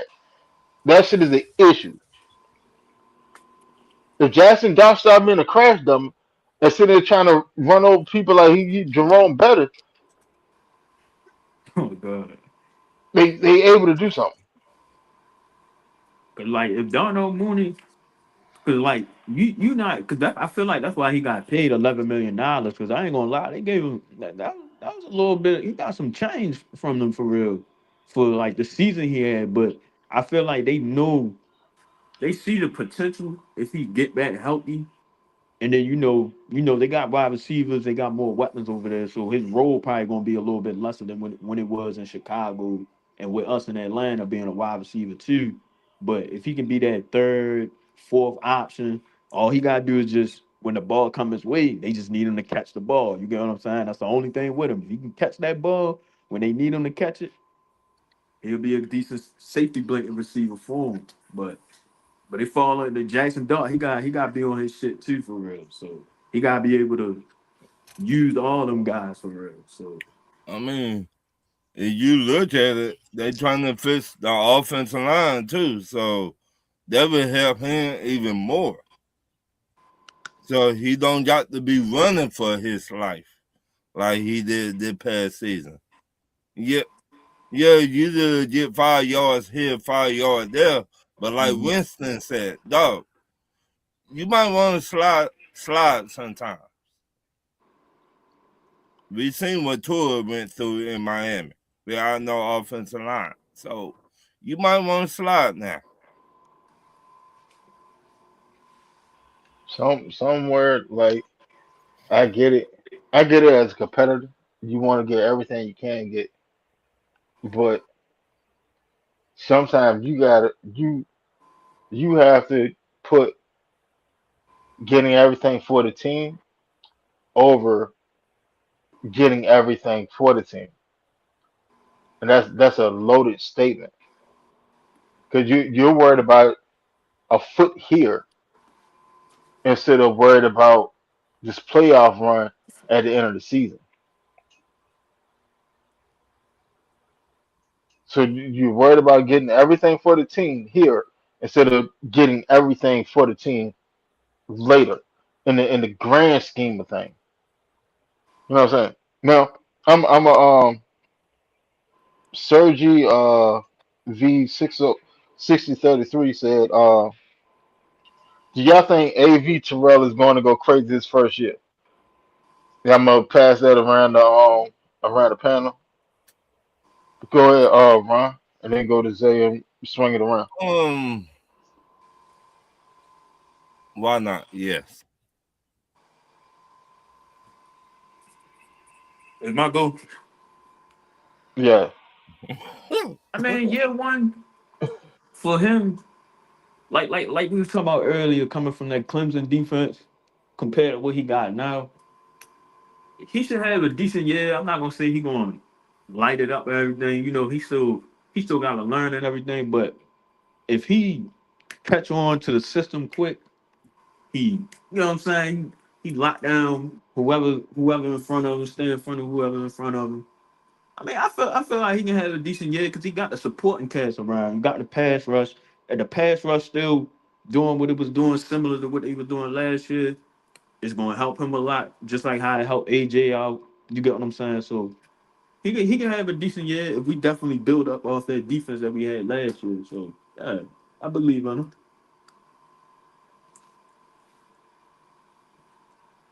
right. Ray, you there? Can y'all hear me? Yeah, yeah. Okay. Well, what's his idea of crazy when he said he gonna go crazy? I mean, like, I'm guessing. I don't think he's sitting there saying like an all pro level. I think he's more, being a better than what we have scenario. Oh well, yeah. I think he'll be better than. I think he'll be solid. And then other than that, I ain't gonna see too much more till I see him on the field. But yeah, he'll be straight. He should be. But I Fly don't. through. Yeah, What you yeah, got? yeah. Like Oh yeah, well, no, go ahead, Ray. Go ahead. yeah. I'm done. Go ahead. No, no, go ahead. Go ahead. Go ahead, fam. Well, I was done. I was done. Oh. fly through. You see him? What's up? Yeah. All right. Question to the panel: do you think Avion Terrell is going to go crazy this first year? I don't know about crazy, but I think he's gonna hold up.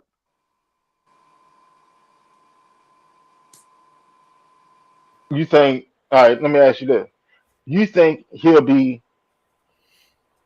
I'm gonna give you three options.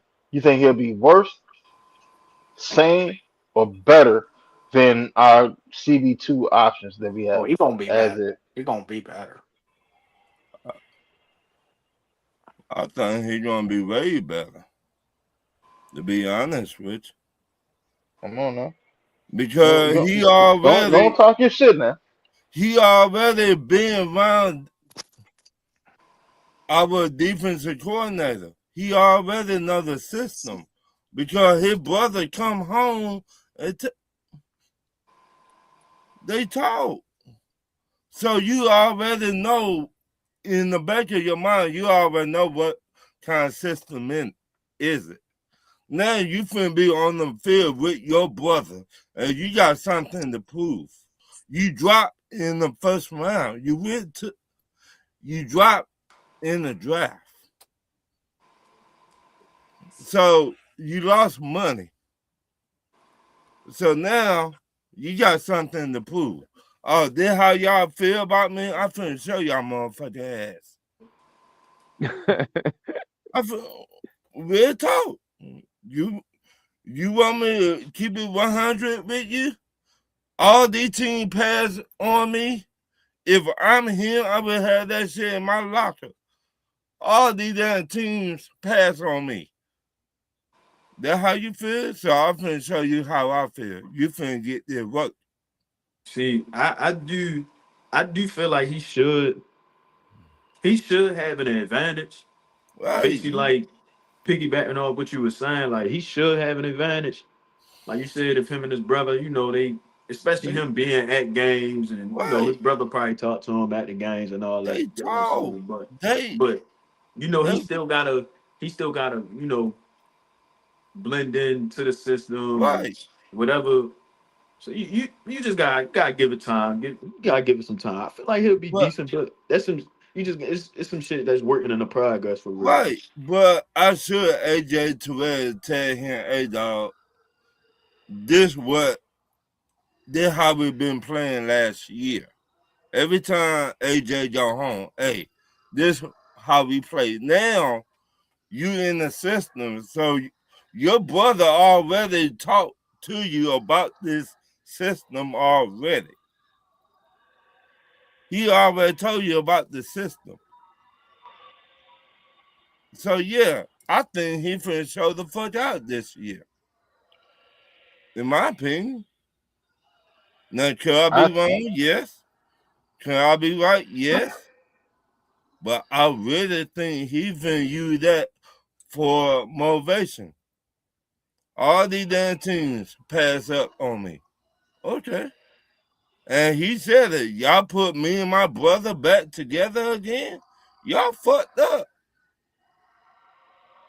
I think that his learning curve will be a lot smoother than others. Most definitely. because like Ron was saying, like AJ's already told him about the system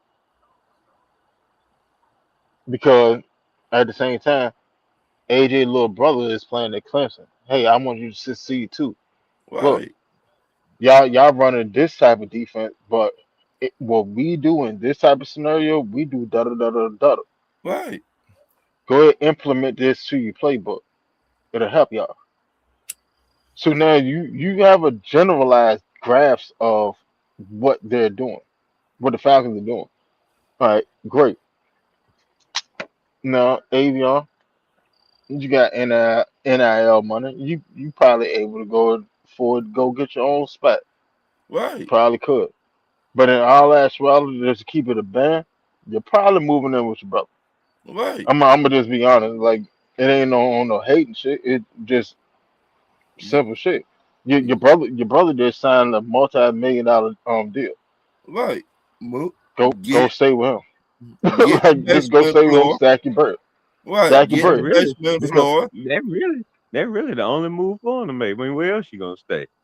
I Like, mean, I nah, mean, you ain't stay, like you ain't he staying, he he nah, you ain't staying by yourself. Get your shit and come on over my place. Shut up. You're not staying by yourself. You coming to my place. That's the exactly end of the story. right. exactly Oh because God. you got to remember when you come into the league, majority of the time you get assigned a veteran. Nine Right. times out of ten, Avion veteran is AJ. Hey man, So that's your We got little all brother, that. man. We are. right. Keep That's the keep thing. keep We got keep all an that eye worked on out. him. Yeah, keep an eye on him. Keep him in line. Teach him the ropes on being a professional. Right. So See, you that's what I'm you saying. you don't want to you you This pick really shouldn't bust. I mean, so it's yeah really a like solid pick. be Yeah.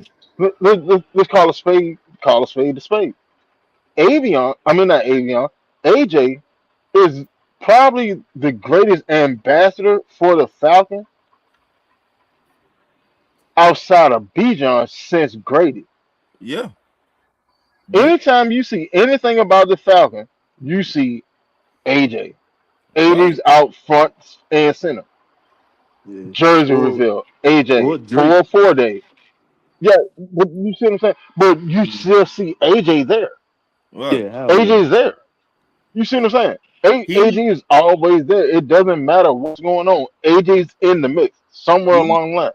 he picked Like up hell, where Grady left. you look the Jersey reveal. You had two defensive players. It was Jalen Walker and who? AJ. AJ. 404 day. Who had the biggest speech? AJ. AJ. Like eight, hell, goddamn the community award. AJ won it. AJ. So that 9 times out of 10, that's Avion's vet. It's AJ. Yeah, for sure. Hey, bro, look, man, you moving on that hill, man. Come on, move in the house, man. Right. You can Come rock with on. me this year. You You can can rock live with me. in my Uh, basement. we, we, You, we better cut on the goddamn film. We better cut on the tape. I'm gonna teach you this shit, so you already know before we even get to training camp. right. Hell Yeah, no. 'cause I'm I about to ain't teach you staying in this the now. damn basement. You better have me a damn room. I ain't staying I in the mean, I fucking just basement. saying the basement floor, man. At the Nah, bottom. I want a room. I want a master suite. Okay, man, make that shit to you, man. I just was saying, but AJ Terrell to teach him the ropes. He already taught his son already, but now you there, front and center. You finna see it for yourself. even yesterday, What was shit, he? you seen him working What out was he with projected to be, Tank? Sauce Gardner. Working out with Sauce yesterday. Who was working out with South? Motherfucking Avion. Avion, The Avion. It was him, Sauce, and somebody else. I forgot. But It's yeah, like a famous little DB cornerback trainer that be working out with all the top corners. He be working out with JC Horn. I forgot AJ Terrell worked with him for real. So he was already getting busy for real. So so he, are he just stay on for he's straight.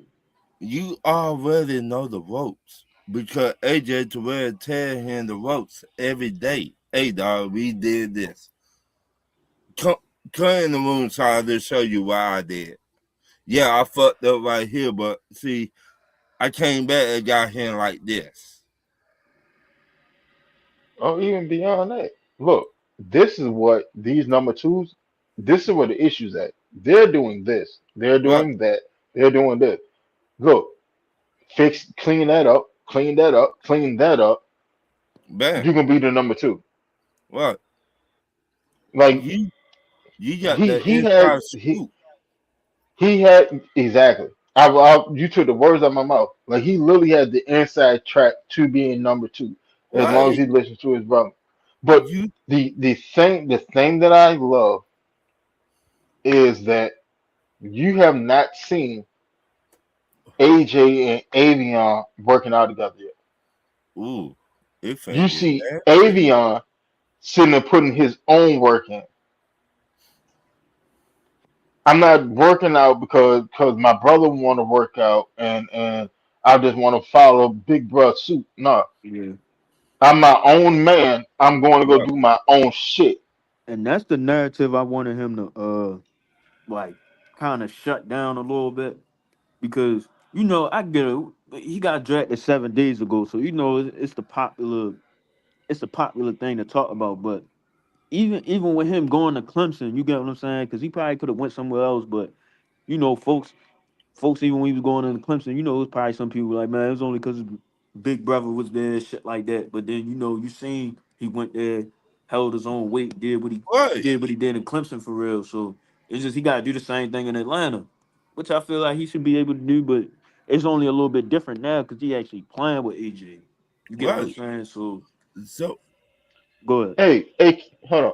Hey, Keelan, it beats Zod 925 ENT.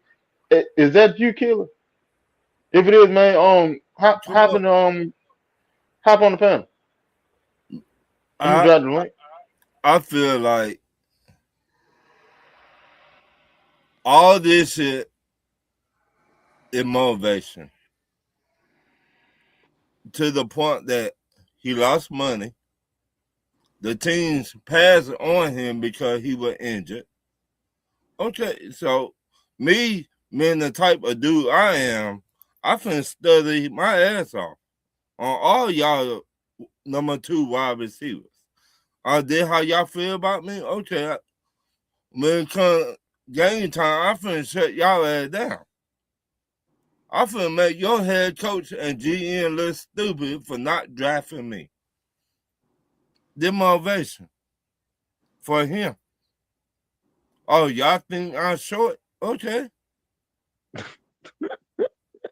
Y'all finna get this smoke. And I stand on business about this shit. That's how, that's how he always been. He from the west side of Atlanta, dog.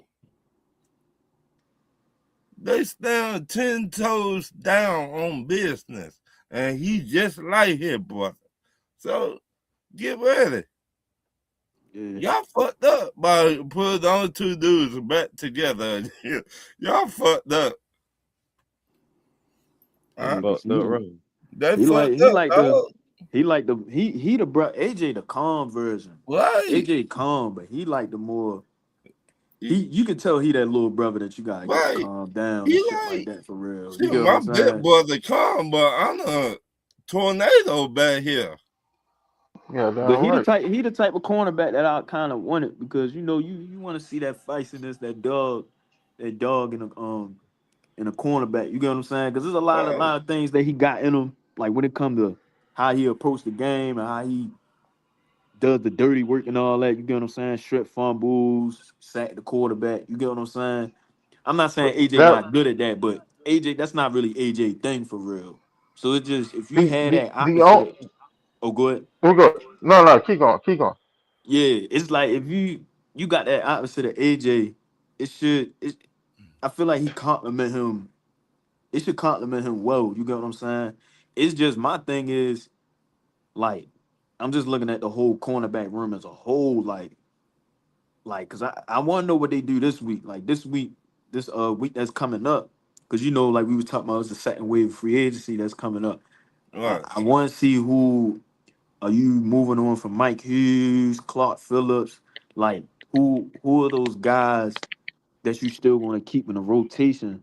Like how you going to operate? Because that's why I want to know what his role is. Because if you still keep Mike Hughes, even though I feel like they probably don't, are you going to rotate him in and out with Mike Hughes, or you going to keep him in the slot? Like I Man, really want. I hope Clark Phillips already gone. Hey, that's why I said the next man That up. that little bitty short motherfucker, get his sorry ass up out of You, here. you I bet. ain't, Clark we got enough little motherfuckers. Clark Phillip issue is this: you're not aggressive enough to play outside corner. You're not dominant enough to play a nickel corner. You don't really have a spot on the field to get on the field. You don't have the long speed to play outside corner. You have the speed to play a nickel, but you're not willing to put yourself in there to go make the tackles and shit. So you can't play close to the line of scrimmage in that capacity anyway. So what do I do with you? Clark Phillip best either Clark need to put on weight to play nickel, or and that's gonna hamper his speed too, or he need to move to safety. That probably would be the best move for Clark Phillip. You But know, as a corner, like you don't really bring that much value to the team because you're not him. You was good against the college receivers when they was in college, but in the NFL, your ass will get abused. Mm. You're pretty much like, all right, uh Ben Rickery for the Panthers. Y'all mm-hmm. remember when Yeah. he lined up against Julio, Julio. and Julio went off for 300 yards? Like that's Clark Phillip. Nice. You don't have the long speed to stick with a top flight wide receiver. You don't have that. Oop. You don't you're not physical enough to be in the box as a nickel corner. So what do you do? Like best thing I can do with you is put your ass at safety and Mm-hmm. let you just sit back there and keep the game in front of you instead Because, of throwing you into action. Put the game in front of you, and you can just react and go do whatever you do. Mm-hmm. because his role But just then always been weird. it's not that his role is weird. It's his abilities are weird. That's the issue. Like I I'm feel you. like I feel you. I ain't Yeah. trying to clown him, man. But like Nah, in I all know you actuality, not. I that's know what you it not. is. Yeah. You Man, you fuck you're that nigga. That nigga sorry as fuck. Clown the shit out your that sorry motherfucker. your abilities are weird because you don't it it it doesn't really translate to the NFL. Mm. Like all right, Kobe Bryant. Kobe Bryant has the size that you want from a corner, but he don't really have the long speed. But I mean, he could develop to a decent corner. He just got to put some more muscle on his head. Yeah. Mm-hmm. All right, cool. I can work with that. But when I have a 5'9" corner that is small, slow, and not big on tackling, like what the fuck do I do with him? Yeah. Where's the use? Cut him. Yeah, like I don't know how what to do with him outside of put his ass at safety. Mm. Like Let's be no, honest. You know, no, I'll be honest with you. If they did move him to safety, he'll probably be above Helen. I'll be honest with you on that part. he's gonna be a Walmart. There's no knock on Helen, but he have way better coverage skills than Helen does. There's instincts and all that. See what I'm He, saying? he's Yeah. gonna be a Walmart. Paper or plastic. Because sometimes you could tell niggas Shit, got the instincts, but they need to Helen move. That ass about to man, be boy. at Walmart. Mm. Y'all crazy. Niggas dumb as shit. I caught that shit late. Paper or plastic. Or selling car Fuck that. insurance. I'm sorry. Fuck that. I'm selling weed. Fuck that. You don't see my No, ass at you should Walmart. not even do that, man. You ain't gonna see me at I Walmart know. after I just been in the NFL. I go, nah, I go to UPS for Walmart. Mm. Nah, man, I go into the insurance business. No, And I'm just not really. gonna like I go. say, I'm not gonna you go. I'm not you gonna go already got a anywhere. name. I'm not gonna go anywhere where they gonna have customers and shit at. Like, well, it's not like we recognize them anyway. See, that's the thing about a lot of NFL players. Unless you just like that nigga, like just super famous, we barely recognize you anyway. So, and him being 5'9", hell, he could probably. You right. You know what? He could probably work at Walmart. We wouldn't even recognize him Right. unless you just know him like that. He's gonna be on night Right. shift. Pay I for That's I exactly I play. the would ship. That's exactly the ship if I take too. if I was him, I would like if I get booted from the NFL, I would probably go work at like a car dealership or insurance What? because I have a name that was in the NFL, so I'm gonna get clientele anyway. I'm gonna make money. Like that's the best route for him. But if he want to prolong his NFL career, you have to figure out where the fuck you fit in there. Mm-hmm. And like, yeah, It ain't with us. I tell you that. you're on a team as a cornerback, but you can't see the field. So sooner or later, you gotta get off the bullshit, swallow your pride. Hey, look, I want to be a corner, but like that's not working out the best for me. Let me uh let me try out safety. Let me try out safety. You know what I'm saying? O- And Over, see what I can do gonna from be there. like, over gonna be like, no shit, it ain't working out for you. Did you honestly think I put your ass out on the field at quarterback? Like look like in all actuality, look at it. Look at where he was drafted, and then look how far he fell down the draft down the rotation pro. That nigga was a healthy Fourth Every, scratch. I round, think. right? every, every, every year he don't slip further and further down the shit. Hell, Mm-hmm. C.J. Henderson was a practice squad corner. He got Oh elevated hell, over top of him. And they talking about C.J. Henderson may be the starting number two this year. Yeah. Lord, have mercy. Hell no. Hell yeah, no. I believe he C.J. Like Henderson to make the team before Cole. you damn right C.J. Henderson Damn, made the team over Phillips. But that say. But that That say a lot that though. that ain't see what I'm saying? Like I get you was an All American in college. I get that. But college is man, I not don't the understand that at NFL. all. Your In the your SEC your skill. too, that's fucked Oh up. no, he was a dog in college. He was a dog in college. We must have been But some sorry receivers he was going against. no, Nah, he he was played against the decent in top. college. Yeah, he played against the top motherfuckers, I and he know was that locking that that's shit up. that's what I can't believe. He went to Arkansas, right? Nah, he went to Utah. Yeah, He went to Utah.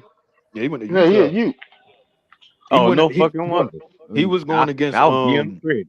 He went against what? Jordan Addison. He had one good game against Jordan Well, Addison, yeah, and that's then right. He did. He did play he USC and Oregon, didn't he?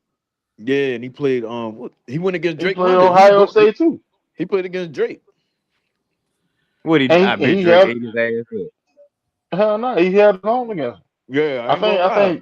think I think Drake may have like 40 or 50 yards. I want to say. Matter of fact, Google is free. He played Ohio State too. He played Jackson What's State, going Virginia. on, Travis? Hey, Travis, man, the link in the chat. Come on now. But once Look, again, I'm about to Google. college and the pros, two different monsters. Hell yeah, I'm Did aware Yeah, of we that. find Clark finding that out the hard way. in college, you might to get by being a small corner. Though you're not on the number one corner, wide receivers, or the number two wide receiver. You might be on the third wide receiver. But That's what I'm saying. And if he you he let was he the do, was he the number one? Was he the number one cornerback at Utah, or just like in the rotation? I, in my Number opinion, I think he was in the rotation. hold up, You know, man. yeah, but I know somebody would ate his ass. I know No, USC. I no, know no. Oregon. Clark Phillip was the number one corner at Utah. Oh my god. No, Oh he my wasn't a god. rotational piece. Hell no, that nigga was the number one corner at Utah. Mm-mm. That is He crazy. he was popping shit. I ain't gonna. He was tackling all kind. I'm not gonna in college. I get what y'all saying in college, but he wasn't no. He wasn't a bum though. I ain't gonna lie. No, Me, he No, was far from that. I personally I did put it like like the this: pick. ain't nobody in the NFL a straight bone because they made it to the NFL, so he had to do something. Yeah, Right. 'cause I mean, I like the he had to pick. do something that was noticeable because if all the bums that's in college, they asses already at UPS and Walmart. I mean, but we seen some, like you said, man. You had to do something to make it to the NFL. So you're not And that bad. I'm gonna give him that much credit, but like I say, that's about it. He After he might, graduate college, that was my credit in. he He ain't might did shit not for the just, Falcons. he might And not honestly, just fix. how long he been on the Falcons? This nigga about to be close to a damn pension and ain't did shit. Since he came in the B John class. He he might not, he might not fit this system. This might be the wrong system for him. He gonna get cut. He might be one of the first people that get cut this year because I can already tell you Stefanski don't like. He not even a Stefanski type guy to me. So yeah, he gonna get cut. I don't think he an Ian type guy. I put it like this: if Ian was our GM back then, Ian wouldn't have drafted him. Only person I say Ian would have drafted is Bijan. It's a lot of these fun no guys Ian probably wouldn't have drafted, but that's just my personal opinion. All right, now look. So in 2021, Mhm. London played Phillip. Shit, man, they spammed the shit out of London out of Drake. Then they Yeah, got he got his ass that bad. bro, man. Then they got 16 catch for 162 yards. Oh, I God thought you damn. said London got spammed. Like I thought you said like Clark shut London down. Damn, London got in his No, ass, boy. but they said now this is from the Atlanta Falcons site. They said so that game, Phillip was the second leading tackler on the team, which is horrible. If you got a Yeah, corner that's your second leading tackle, there's a lot of issues with your defense. But they y'all played said, him too. You should know. yeah. Oh shit, I already know what Drake was. Hell, I knew what Clark was too. No, Um, I'm talking about Utah defense. yeah, I mean, like Utah defense was ass. Like Clark Phillip was, and all as well, like the bright spot in that defense. Like the rest of that shit was ass. I ain't even gonna hold you. But he had he he had three Damn, pass defensive. the rest of them niggas was ass shot. It's like, damn, ain't even Yeah, worth bringing their name up. they, like all right, watch it. So he was drafted in what 2021. Tell me another Utah player that played on that team that you can remember that's in the league. I think. I, I was hoping you was gonna name one. Now watch it. If Clark Phillip wasn't on the Falcons, would you remember his ass? Mm-mm. Hell no. Yeah. Oh, all right. You know me. You know how I feel about West Coast players now. But Unless they went to like USC, Oregon, or like I said, you got to go to one of the top schools. Other than that, I don't really care. you So gotta look at so it. He just might that not year fit the system. This, that go Utah ahead, don't man. qualify as a top school. but To this me, it don't. system, everybody will not fit everybody's system in the NFL, True, true. and we seen that. We seen But see, that's Then on your GM right. because nigga your that But nigga let's had be GM Jimmy. fair. That nigga had has Jimmy Lake his first year. He had Ryan Nelson. Nelson wasn't that nah. bad. Oh Then he Lord, had Jimmy. I'm about to say, well, that explain a lot. I'm, to be No, honest, no. Because when he came in, he had hold on. Nilsson, yeah, I meant to say Nilsson. No, he might have came in on the back when hold on. Dean P. No, he had Dean P. He Nah, had nah, Dean nah. P. He had Dean P. Then he had Nielsen. Then he had Lake, Nah, and then he D had P's Albert. P's left at the 22 because we had Nilsson in Yeah, yeah. 23. But Drake, other John, none of us got drafted in 20. Huh? You talking about Clark or Drake? Yeah, no. Clark came in on 23. Yeah, you're Yeah. right. You're right. He came in with Nielsen. He came in with Nielsen. Then he had Lake. Then he had But That nigga, this but it's this what still he this is what he did in college. All right, his last year in college, he led the Pac-12 in interception. He was a unanimous All American. See what I'm saying? Like he has the number to He justify led him the getting conference in picked. interception.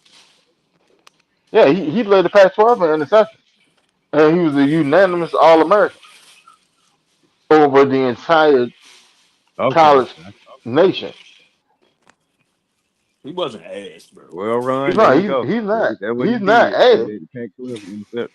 His skill just doesn't translate to the NFL. right? We seen a lot of players go from college, then come to the NFL, and it don't translate. That, and plus the system again. We seen you to be bad in one system, go to another team, and you be great in that system.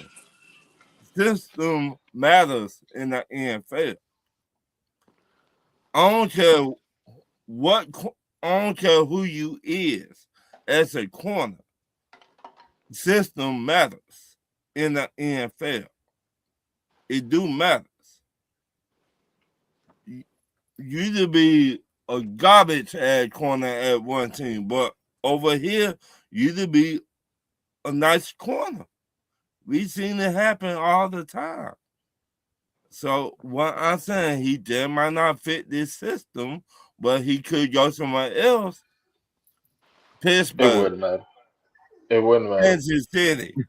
If he went to Pittsburgh. Pittsburgh, Boy, they were if cutting he that went to train James Pittsburgh, nigga so fast. he would never get on the field. If he Hey, went to Pittsburgh, he would never get on the field.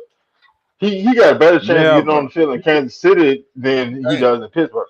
Pittsburgh is not playing no Yeah. small on corner. That's a dub. They're not doing it. You gotta be 6 foot and above to ride this ride in Pittsburgh. damn. They don't play that shit. No Or sir. Like Tennessee. Clark Right. Clark is a legitimate 5'9" quarter. A legitimate 5'9" corner. So think about it. You on your team, on the current roster that you're with, you got a 6'4" wide receiver that you can't do shit with. And he's not a burner. So you really think I'm gonna put your ass out there against other people? Because I know for a fact a 6'2" motherfucker with some speed will do your ass dirty. Well, let me say this again: paper or plastic at Walmart or car insurance. I mean, he got to All right. switch position. Long Uh, story short, what he gonna have to do is he gonna have to put some weight on. Either he gonna have to put some weight and muscle on, and either move down to nickel, or he gonna have to move back to safety. It's one of the two. If or you wide want to get on the receiver. field, outside of that, the best thing you can do for your career is turn yourself into a special teammate. Yeah. You can have a long career as a special teammate. Most definitely, you can have a long career, make plenty of money as a special teammate. You just got Right. to turn yourself into it. Right. Yeah, we talked about that the last couple episodes. We talked about that long snapper. Them niggas still make decent money. It might not be Right. max contract Yeah. money. Yeah, I do that in a heartbeat. What?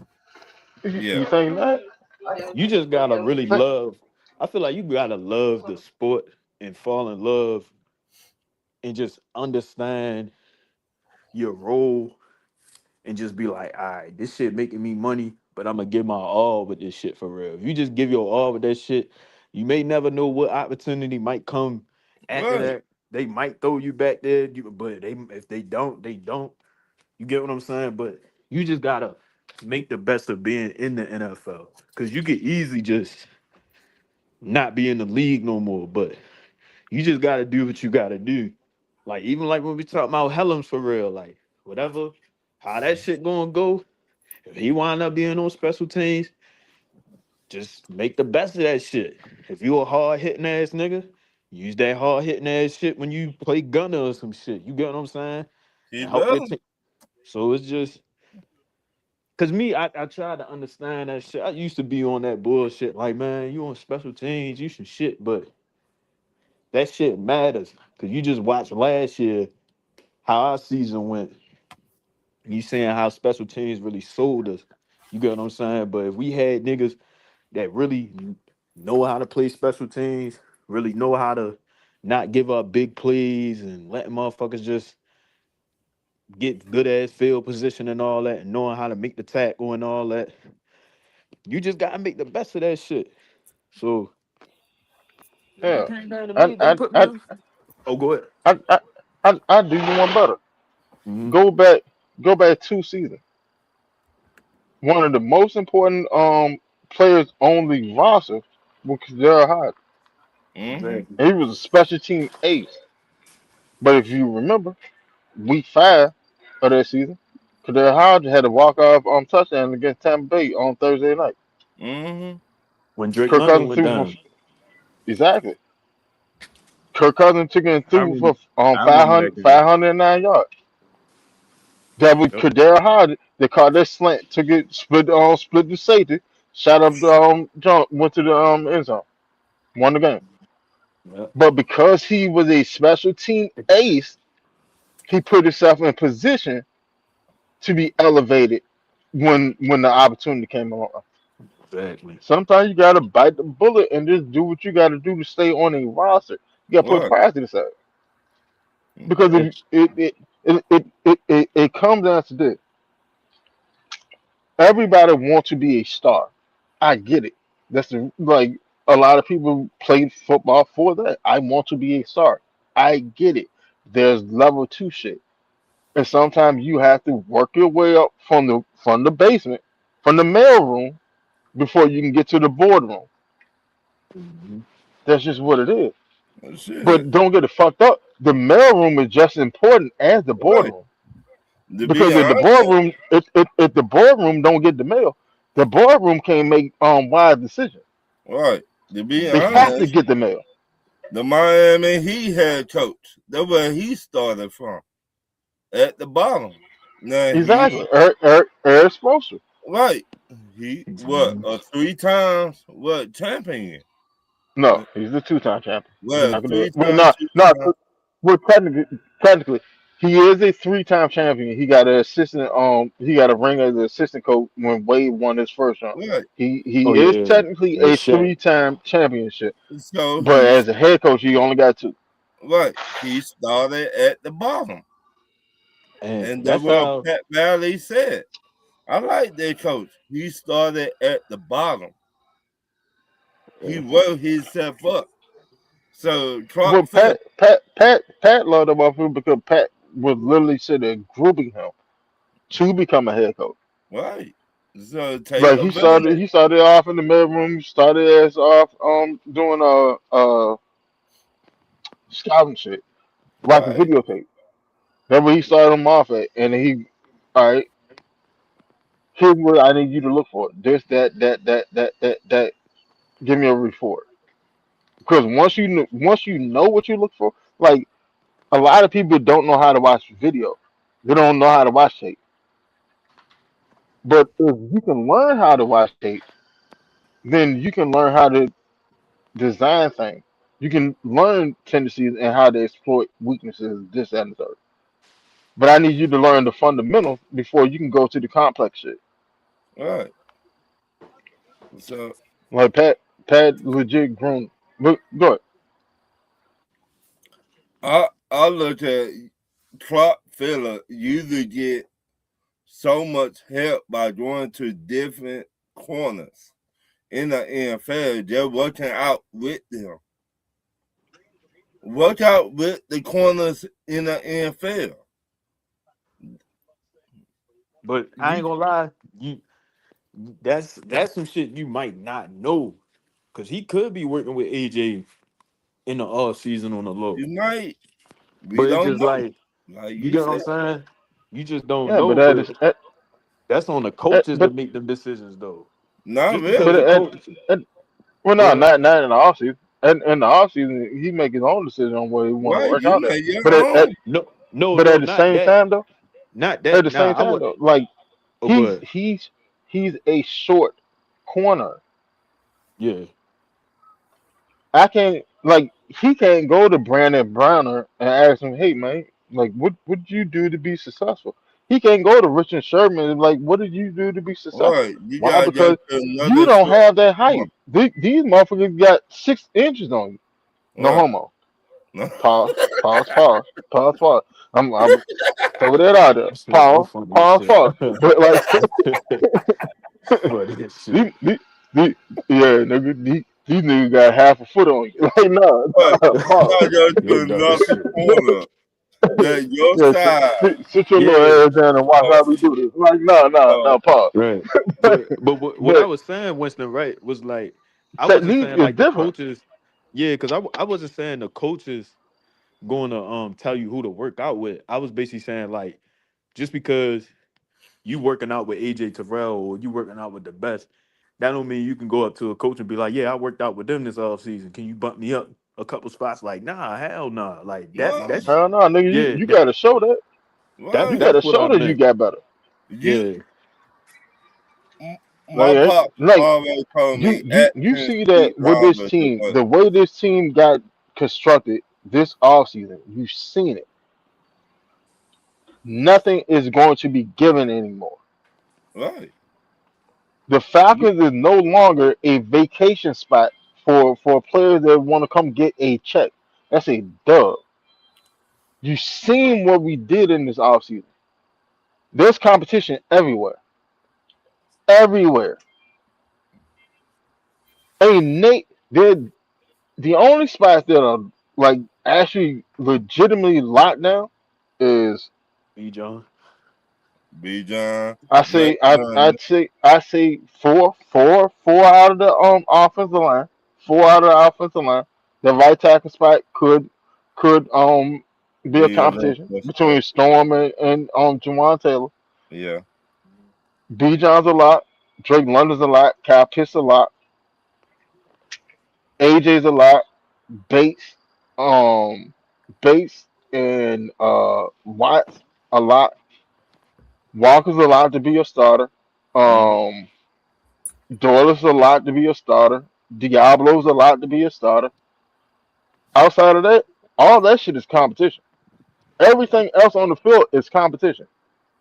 Oh, correction. The kicker, Nick Folk, he is a lot. Nah, hell The no. punter's a Hell lot. no. But outside of that, Liam McCullough, the long snapper, he's a lot. Outside of that, everything else is the competition. You like right now, you don't know who's gonna be the number two. Could it be Brent? Could it be Dawson? I don't know. Go fight about it. Do do we really got to have a number two? Like I A number two, what?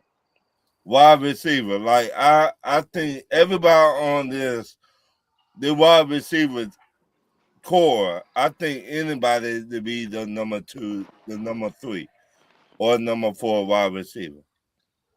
Like I don't really It depends think how we you got want to to attack. have Yeah. But my thing is, with folks keep, and I'm not mad at folks for saying it, but the only thing about the wide receivers, right, is people keep talking about Zacchaeus. Like, talking about basically you bring in Zachariah Branch, Zacchaeus' role Eh, getting bumped down. But the thing with that is Zacchaeus, he really a role player type of wide receiver. Cause exactly. it's like, so it's like everywhere he went since he left us, he just been that guy just to be just to like distract the safety. You get what I'm saying? Like he that guy to just move shit around to open it up for everybody else. I don't think he here to like yeah, he here to compete because he still got to get on the field. But the kid's not trying to be a second wide receiver. Like, I really feel like he's just that fourth. He's not a number two. At best, he's a fourth. Right. Because He he undrafted. he's not gonna be a starter over Brent. He's not gonna be a starter over Dyson. Like that's a dub. Like just not gonna happen. Like people have recency bias Yeah. when it comes to OZ. Because when OZ came in, we had such fluctuation at the wide receiver position that he had a decent season, and we thought that what I'm saying, like, well, a lot of people thought that he just need to touch it. He just need to touch it. Like, no, no, that's not his role. Nah. He's not. Nope. He can't better serve us as a team to be wide receiver number two or three. I'm sorry, Right. he can't Nope. because of Cause his that nigga talent. yeah. He has talent. Don't get it fucked up. He has talent, but Hmm. he's not better than Brent or he's not better than Dyson. He damn sure not better than London. Like Like hell, that nigga like hell. sitting right where he He was at. he he he's not better than Hooper. In the pecking order, he's not better than Hooper. Nope. Receiving option pecking order is probably Drake, Pitts, or Pitts Drake, however you want to spin it. Then probably B John, then Branch or Dotson. And that shit can flip. But like and then Hooper, then OZ. That's where he's at. Like to be honest, like a lot of people sit there talk about well Brent gonna electrify the return game. Yeah, I mean it's possible we put him back there. That's cool. But to be honest, OZ probably be the fucking returner Right. Shit, because they Dotson don't can want to get return. Brent. Yeah, but at the Dotson same can. time, you don't want them to get hurt returning Yeah. a kick. Mhm. I can function perfectly fine if OZ go back to return the kick and get hurt. I still can keep doing what I was doing. That doesn't really change shit. You can't I afford to mean, I lose them get. other niggas. You see what I'm saying? Like if if Yeah. if if Dotson goes down returning the kick, then what? So you're gonna elevate Branch to the two if he's in the slot. All right. So then what? How are you gonna fill in the slot role with OZ? So now you got two small ass receivers on the field, and then you got Drake London. Like, come on now. At Yeah. least Cause Dotson that. got some size to him. Yeah. 'Cause that's all I kept saying about that Zakir shit, bro. Cause I'm like, that's even why Ian brought the nigga back for real. Cause well, not brought him back. Well, yeah, brought him back, but he had him in Chicago. And the nigga, cause I always say like he was behind all them receivers in Chicago. But he had Luther, DJ Moore, Roman Dunze. You get what I'm saying? Like he was definitely even when he was in Philly. You see all the talent they got in Philly, so it's just like it's just no way you think Zakir is finna be leaping any of these niggas, bro. Like, like that shit just not. I don't know what niggas seeing. I don't see it.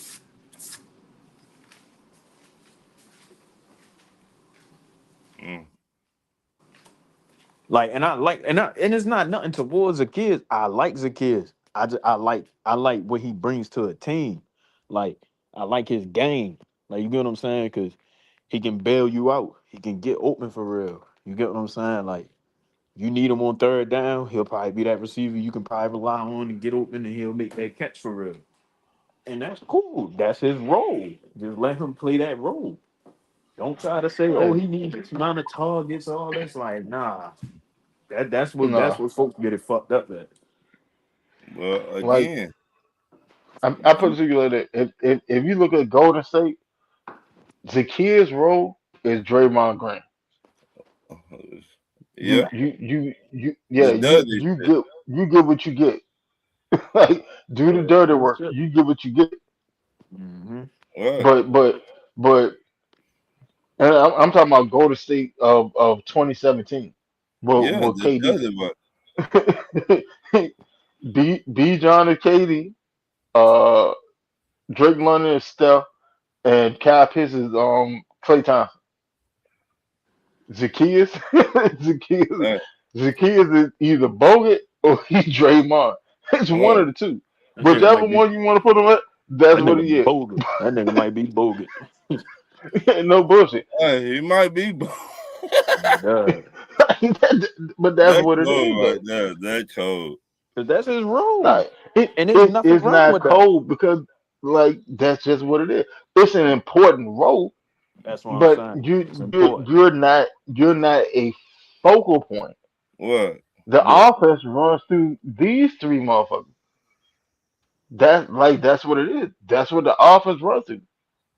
Everything else outside of this big three, well, big four, because you gotta add in Brand branches Mm-hmm. branches Sean branches Sean Livingston in the post. Mm-hmm. That's what branches. Mm-hmm. Like that's what we're going to do. These are the focal points of our offense. Everybody else got love for you. Y'all do y'all do what y'all do for us, and that's about the best thing I can call it. But Mm-hmm. I wanna move on to the Knicks pick. But K- Kendall Daniels, I like that linebacker. pick. What six? Love that pick. Love that pick. Mm-hmm. 6'4", 242, runs about a 4.5, 4.6, give or take. But he remind me a whole lot of Devondre Campbell. I Mm-hmm. mean, like splitting image, but he moves faster on the field than what he tested in the combine.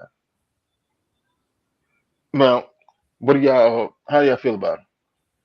I watched the because folks put me on. On the Twitter app, my man's he put me on. He sent me that game against was it South Carolina?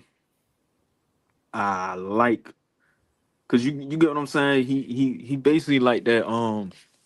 What's that? Because it's like you getting players. I hope it seemed like we building like a defense similar towards like how Seattle building they shit. I don't like he playing that.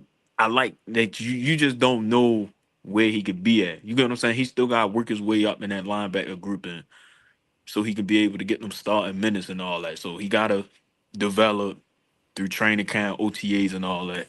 Develop, you feel me? And he good against the run. He's a good tackler. Um, he decent in coverage. He can move. Like I really like his feet. Like that boy can actually drop back in coverage. You get what I'm saying? And play safety Mm-hmm. if he really wanted to play safety. Well, And he's a converted safety, like yeah, Diablo. Like right. he when he was at Oklahoma State, um, he was playing safety. Then his last year at Oklahoma State, he converted to linebacker, and then he moved to Oklahoma and was Hmm. playing linebacker and got drafted out of there. But he's a converted safety, just like Diablo. But Yeah, because I like his versatility. Like he really bring a lot of versatility to the table. And then you watching the draft and you see when we selected him, you see Matt Ryan in the back getting excited about him because you can tell bro really a football player. You get what I'm saying? Like when I mean football player, like he can do more than just one thing on that defense. So if you need him to step up against the run, shit, he can go back there, get dirty, get a stop in the run if you at the goal line. And you Mm-hmm. trying to run through there at the 3 yard line, he can get back there, get a stop. Or if you need a pass break up, he can get back there It's just I feel like he can fit and help out Watts. You get what I'm saying? Because you already got a guy like Watts that's already on it and see everything, and he not Watts patient and he can jump on it. Pause. Like that was crazy. That was fucking crazy. But y'all know what I Yeah, meant. Y'all it, know I, what I meant. it's wild what you into, B. It's what? that shit wild, B. Nah, fuck no. Wow. It, Hey it man, it's Saturday night. This nigga talking about he can jump on nah, it. nah, nah. He can do what? Hey, bro, you go ahead, bro. You can go ahead, bro. You can go ahead, bro.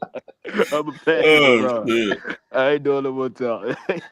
But that Y'all crazy. that linebacker from Oklahoma, oh my god. Yeah. He gonna be a problem. Mm-hmm. Him and the other linebacker from LSU gonna be a problem. People We not gonna get talking the about that we, kid we right there. no we gonna get the we gonna get the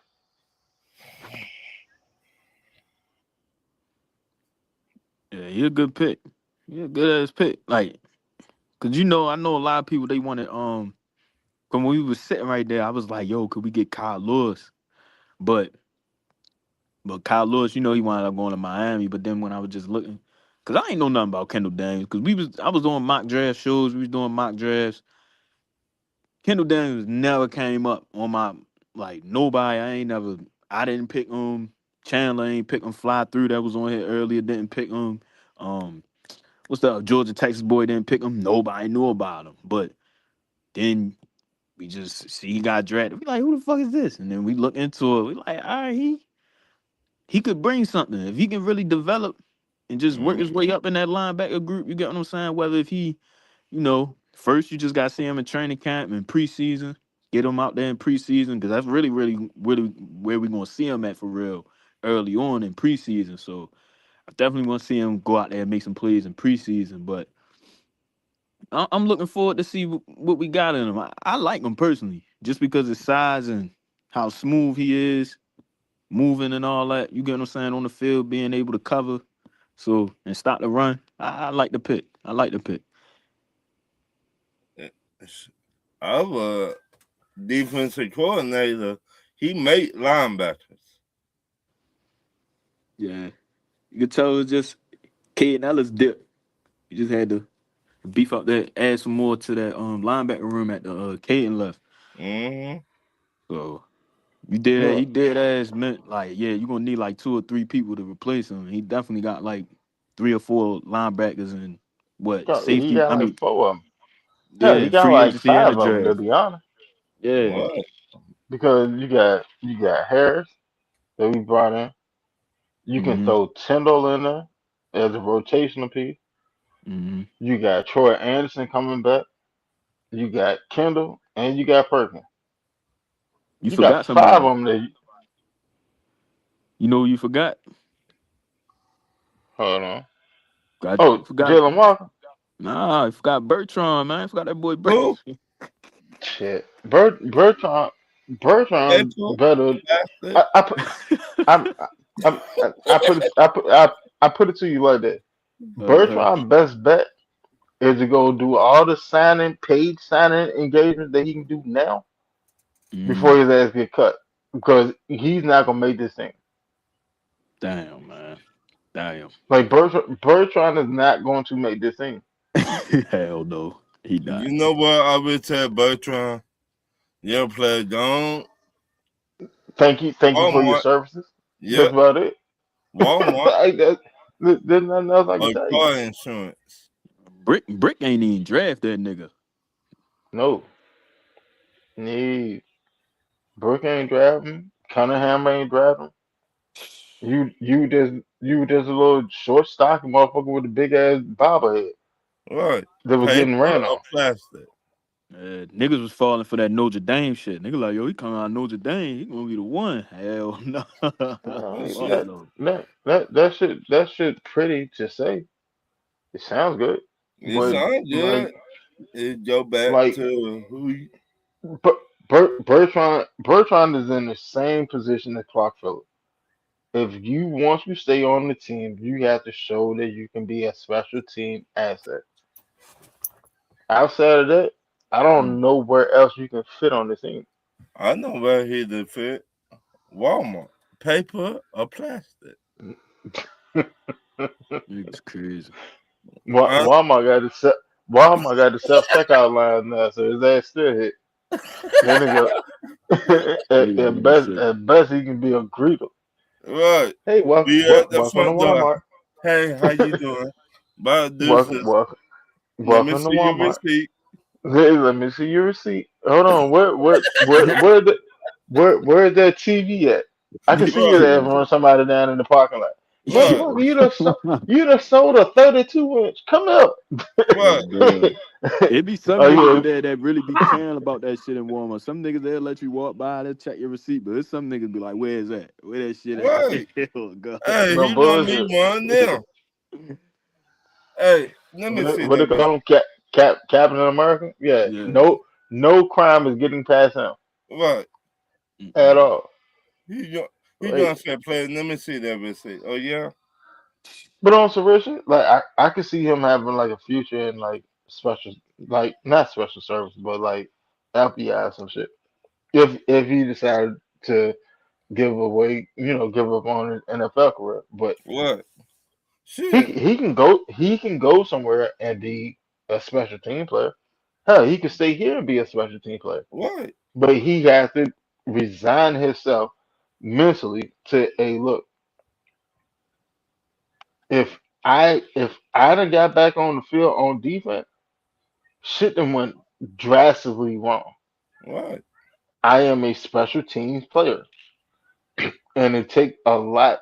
It takes a lot for a person that always been a dude everywhere he's been, coming up or whatever, to humble themselves to sit there and say, well, I can be a great piece for this team doing special team Or because I don't see how possible he can crack the linebacker rotation with the linebackers that we have. Now or they said that Jalen Walker is going to be a Swiss Army mm, knife, right? Okay, how many Swiss Army knife linebackers do we have now? Because you have Walker, you have Harris who can do the same thing. You got mm-hmm. Kendall that can do the same thing. You got Troy Anderson that can do the same thing. Where do you fit at, Bertrand? Hell, you're not even better than Tyndall. So where do you fit at? Or we just might need to change his name from what his name is to Street Clothes, aka AD, Yeah, bro. Cause with the Washington Wizards. when you watch them press conferences last year, when Jeff Orbis was when Diablo was out and they was asking him about fucking Bertrand, bro, you can just tell, like, you got to get a PR respectful answer and just be like, man, he doing better. He's been getting better. You know how they always say. He's been getting better in practice each and every day. He's been taking every day serious. Every practice, sir. I'm like, yeah, fuck no. I'm like, bro, he trying everything in his will not to say, like, man, this nigga just, he real shit, bro. That's how bad it was, bro. Like, I It never was thought, like, bad. I ain't Me, never thought we would have lost Diablo and that shit went to you sink know like that. what? Me, I was watching the 49ers game. I was like, damn. Yeah. I was like, you really just fucked up. I mean, That's they were running right towards him, and he still could not do nothing. I keep telling niggas, yo, niggas be like, yo, Mike was some shit in that game. I'm like, bro, that game was deep in them Penix, yo. And Like, that niggas could not stop Christian for shit. Like, that shit was just, that shit got ugly for real. Yeah, because you can't stop the run. if you When you cannot stop the like run, think about it, you have a dynamic back that you're facing, and your key back, your key linebacker can't stop the run because his arm's too short to get off a block, and he can't. he's not fast enough to go cover passing route. Like you're literally the weakest, and I mean by far the weakest link on this team, on this defense. I'm True. going straight at you. I'm just going to expose you. Right. And what can you do? There's nothing you can do about it. I'm just gonna beat his ass up. Oh, all right. Yeah. So y'all thought y'all were gonna jump me. All right, bet. I'm gonna whip his little ass. I'm gonna beat his little ass. Mm. Flat out. I'm gonna beat his little Real shit. ass. And the rest of y'all can figure it out. Whatever. Y'all can get some too. But I'm definitely gonna whip his little ass. Ain't no ifs, ands, buts about it. That's just what it is, and that's what they did. You get Hey, picked This is on. exactly deliver. what they did. You just get picked on. Just Right. like if you, just like in basketball, if you the weakest defender, man, I'm calling that switch. Right. You see Your ass. what Minnesota done to Denver? Hell, man, y'all Hawk fans, y'all seen what the fuck y'all teams were Right. doing to Trey Young. Yeah, niggas. Man. Switch. Got you. Niggas I got Right. you. Come over here. Let's go dance. Let's go Right. dancing. All day. Yeah, right. matter of fact, I ain't been doing all that dancing.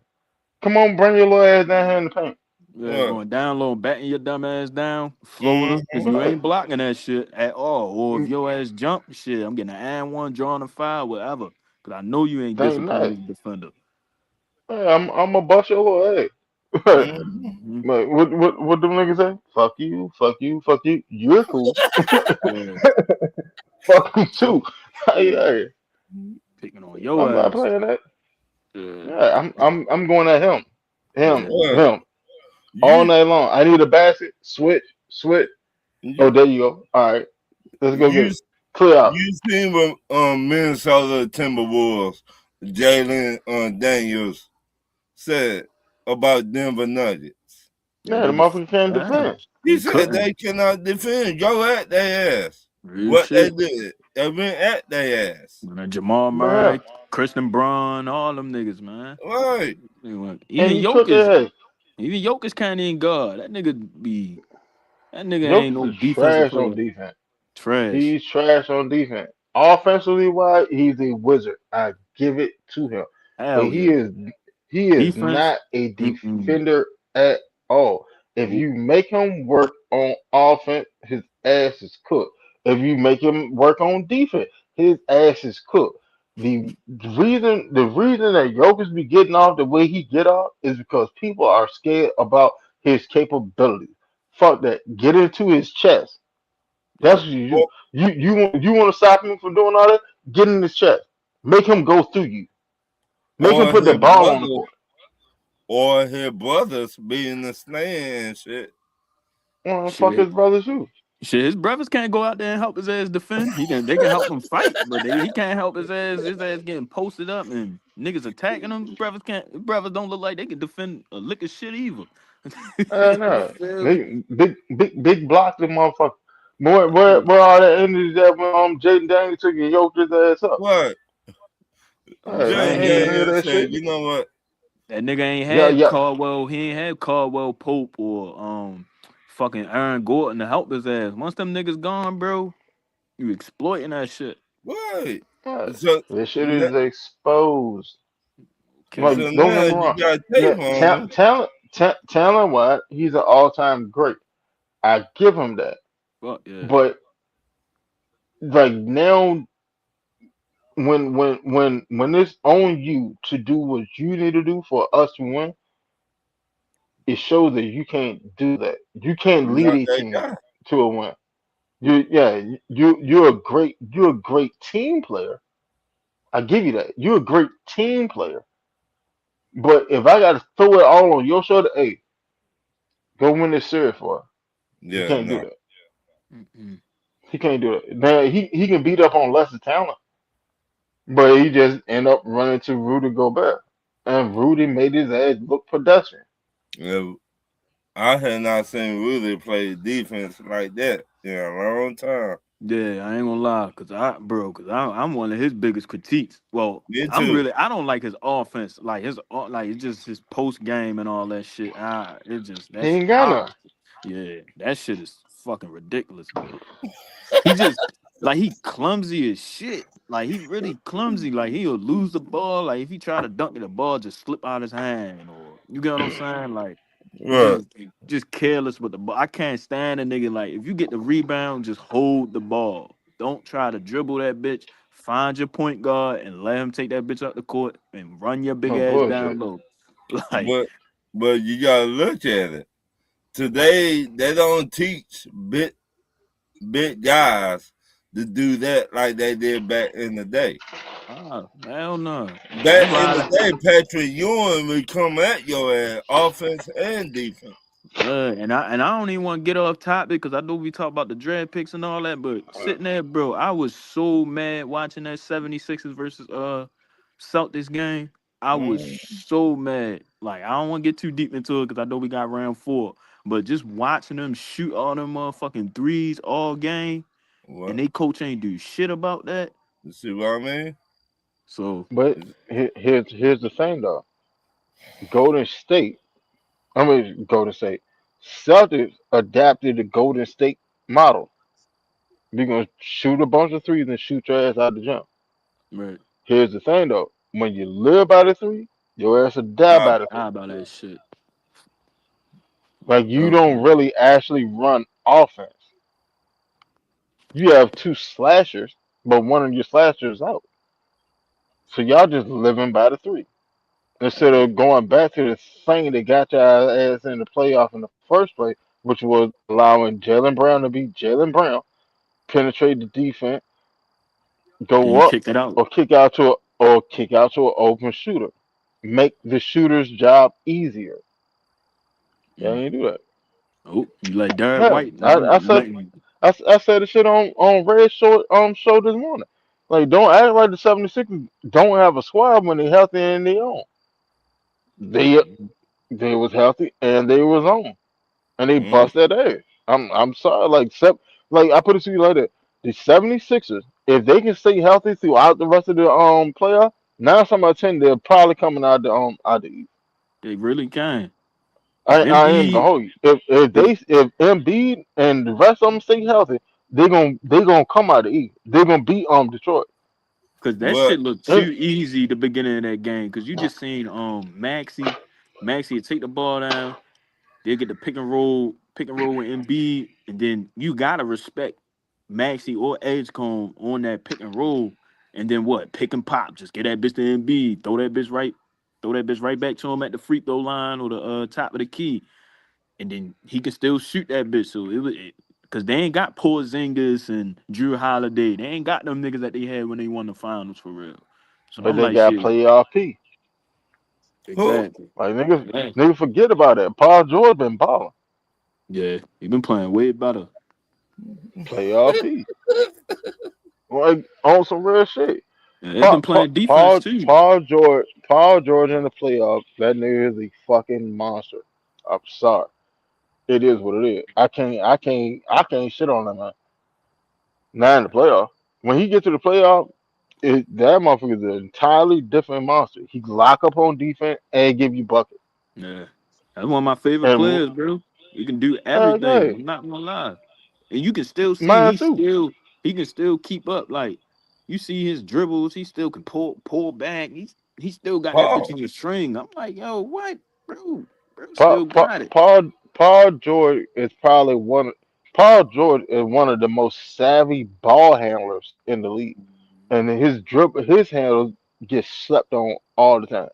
Fuck yeah. But if you actually go look at what he do with a basketball, when he trying to get to his spot, that shit is crazy, man. Yeah. My only It thing was ain't, just it ain't his. like Kobe. Kobe had footwork. Kobe get to his Yeah, spot and then he beat your ass with goddamn his footwork. yeah, Same them thing pivot. with Jordan. Kobe will fuck you up with them Jordan pivot did the same moves. shit. Yeah, but Paul George is gonna bop the shit out your ass. Yeah, Like Paul, but like he's gonna do your ass in. yeah, for he sure. gonna he gonna do you in off the dribble, and then he gonna get to his spot. But by the time you recover, he's already elevated. And you sitting there thinking about that man's like 6'8" with like a almost 7 foot wingspan. So he's releasing that. shit somewhere over 9 feet. You're not getting that late. I'm sorry, you're not getting that late. You better hope that he missed. That's about the best you can do. Mm-hmm. If you got an open look, the best thing you can do is hope that he missed because you're not affecting his shot. The same thing with KD. KD will bop your ass foot, and then he's up, and then now you got him up with it, elevating and releasing somewhere around close to goddamn 10 feet in there. There's nothing you can do with it. I'm sorry, like literally, there's nothing. There are some players in the league that if they can get to what they want to do, there's nothing you can do with it. Shit crazy, gang. That shit crazy.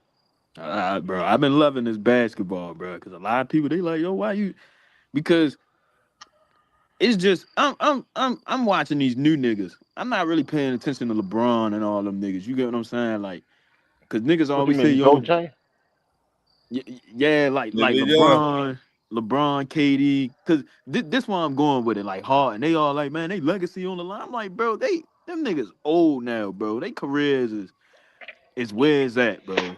Like all that legacy on the line shit, all that dumbass shit. It's just like, bro, niggas need to watch that Magic versus fucking Pistons series. That shit, that's been one of the best series I've been watching all playoffs, bro. Like, just watching them young niggas go at watching Cade and Paolo in that game, game 5, watching them go back and forth, 45 points apiece.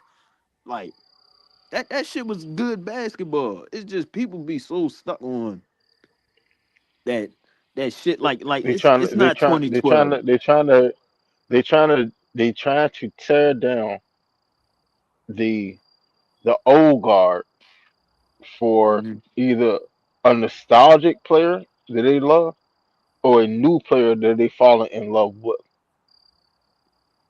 Mm-hmm. That like that's what's happening. The only old guard player the legacy is actually on the line is Harden. Go get a ring. He Go can't. get a ring. Yeah. And if that's the case, that's what you're going to go down as. You're going to go down as one of the great scorers of the league that couldn't figure it out in the playoffs. He Mhm. today Charles Barkley. Who, James Harden? Yep. Yeah, it's just that nigga. Charles I Barkley. that And nigga you just he chasing his money now, bro. That nigga but chasing his Hell, bread. if you I I look, I I do you one better. I wouldn't even say that he Charles Barkley. I would say he. I would say that he's Jordan without yeah, Pippen and yeah. Phil. That's If you exactly what he look is. at their career, Mm-hmm. when Charles Barkley, he was a great scorer, but he could never get over the hump. Michael Jordan, he He could only went to the finals like what once? Yeah, what? he only went to the final once. Right.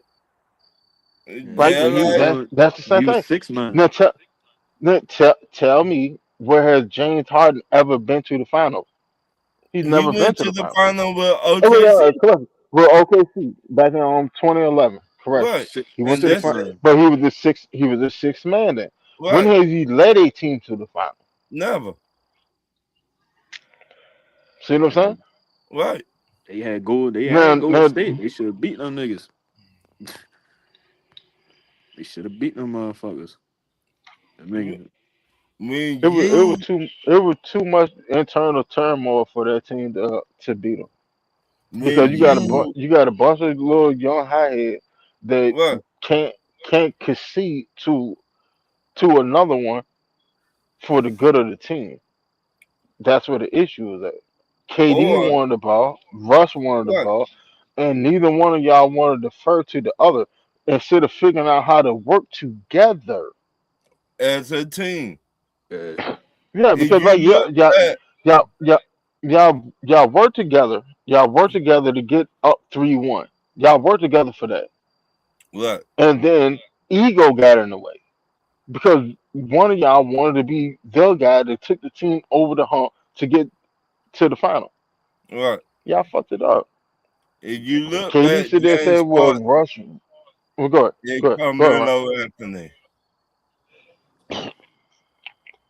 And then them niggas ain't have an answer for Clay Thompson when his ass started lighting that shit up in that Right. game 6.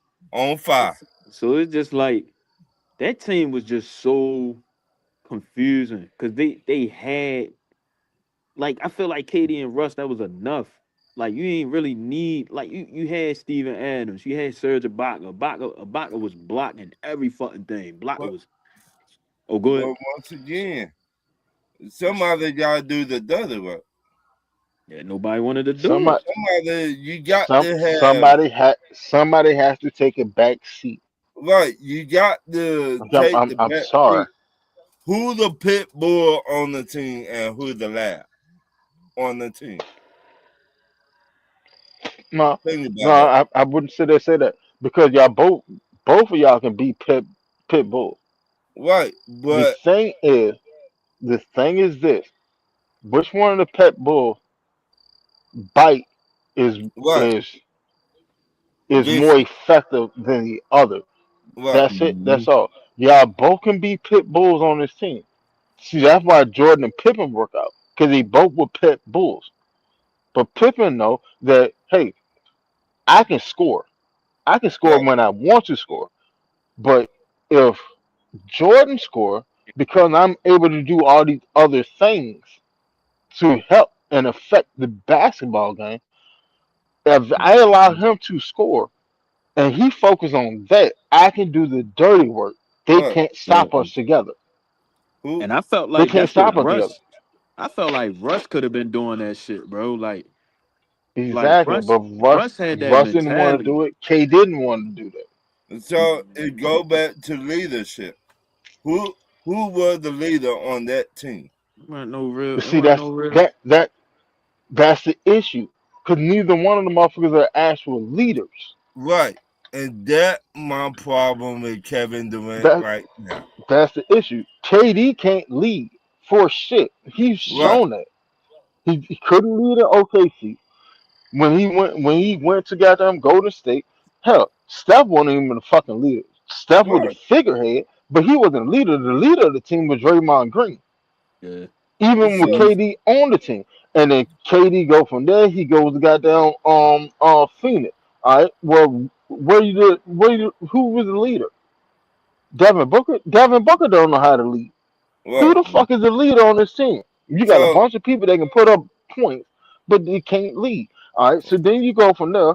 You hell, well, even before that, you went to Brooklyn. You went to mhm, Brooklyn with Harden and Kyrie. None of the three of y'all are fucking leaders. So right. who doing that? All right, so then you go to Phoenix. Now you done went to Houston, and there's not a leader on that team either because you just want to be a hooper. Love that for you.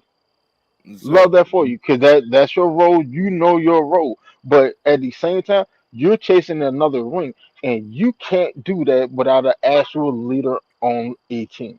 right. That's why you can't get nowhere. And it's just like he should be able to. I feel like with his game, it should be at the point in his career, even though he's still an efficient player. I just feel like he should take that step back and just say, "All right, I'm gonna be the three. Let me just spot up, shoot." You get what I'm saying? Come off of pick and rolls. You get what I'm saying? But But him, I just feel like his play style ruined that Houston team because I but don't feel like they should have gave up no capital for him. Like Houston, but they should have. you gotta think about it. Your how can I say this? You've been known one of the top 10, 15, 20, 30 best players in the world to this day. And now you get it older and you're not the same player that you once was. So you're gonna feel some type of way. Because now we got all these younger players coming in and moving all the veterans out. Yeah, So that shit in is two crazy. years or another year, we're gonna be like, shit, what happened to Kevin Durant? No, I mean like KD has a game that is timeless because of that. But KD like it's not that KD can't drive because he'll dance on your ass. quick. He can dance, but you But still need his that thing lead. is, you're a 7 foot shooter. Right, Like that's just gonna age timelessly anyway. right. Because But at the end of the day, like I put it to you like You can shoot over everybody. that, you can shoot over everybody. The only thing that will affect KD is when his knees and that um, elevation start changing. right. When that elevation start changing, that's when you'll see that drop off in scoring. And KD could easily be the second best option on a championship team at this point in his career. Uh, Easily, like, bro, easily. he would fit in so well with Denver. I always said if he went to Oh, the Nuggets, bro, and just him, said, him "Fuck and it." Jokic, Yes, him bro, and he Jokic just and Aaron Gordon. Oh my God. yes, and he that'd just be played a good. three, and he just played a three. He ain't got to play the point guard, none of that. Just But play the who? three.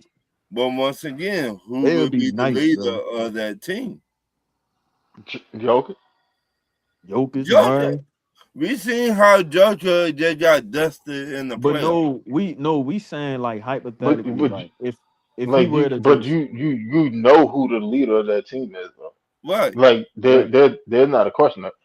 That right. team and that's goes only if he how take a Jokic back goes. seat. Yeah, like KD will have to KD.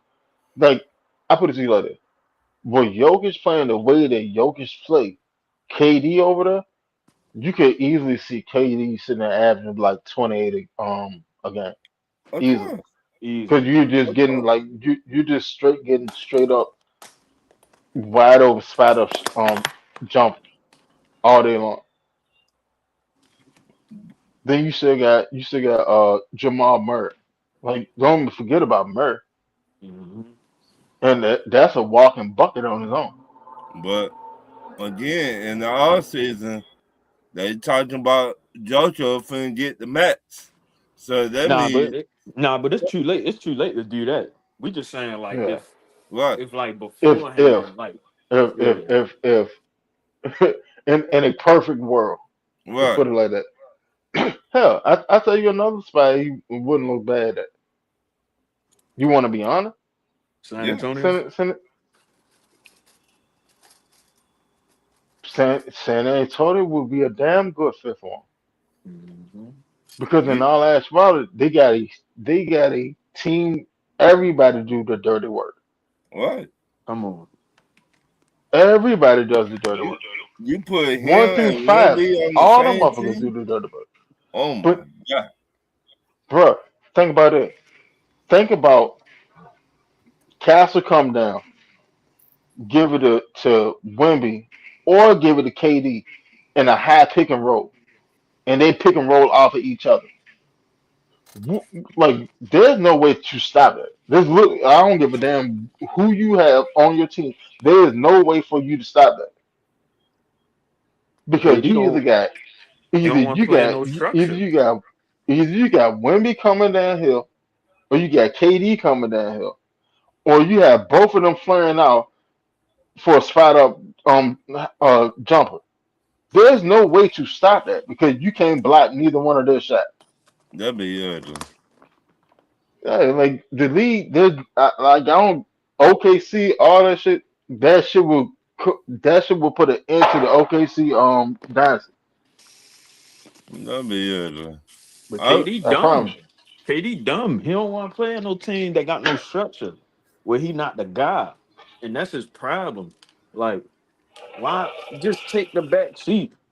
There's nothing wrong with that. But then that's how you know he too invested in what but everybody's saying and shit. but Cause your like, pride is a motherfucker though. but if you a real basketball player and you want to win, bro, you would be willing to take that back you. seat and not But give a Exactly. fuck pride, about none of that. Look. All right. LeBron first year down in Miami. All right. That was Wade team. LeBron mm-hmm, allowed Wade to lead that team. They lost in the finals.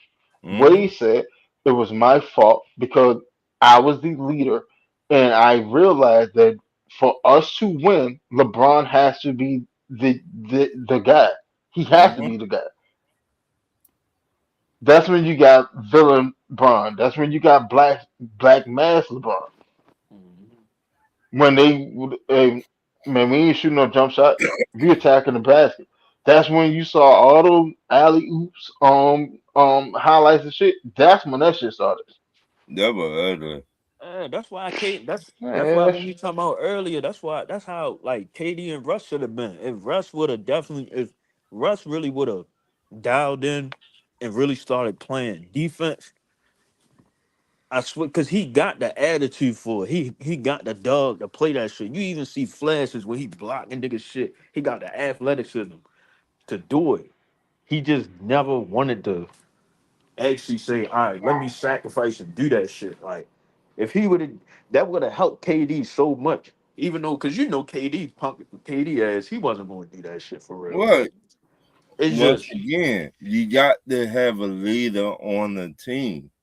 yeah, I know that. But it's just like, niggas didn't want to be a leader. Niggas ain't want to Right. take the D Wade route and say, all right, They- let KD rock out. KD the best scorer on the team. Right. Let me simplify my game down instead of keep taking that bitch down the court, trying to Right. do some crazy shit. Cause you know Russ, he'll turn that bitch over doing too Right. much. In a heartbeat. If you look at the Kobe and Shaq situation,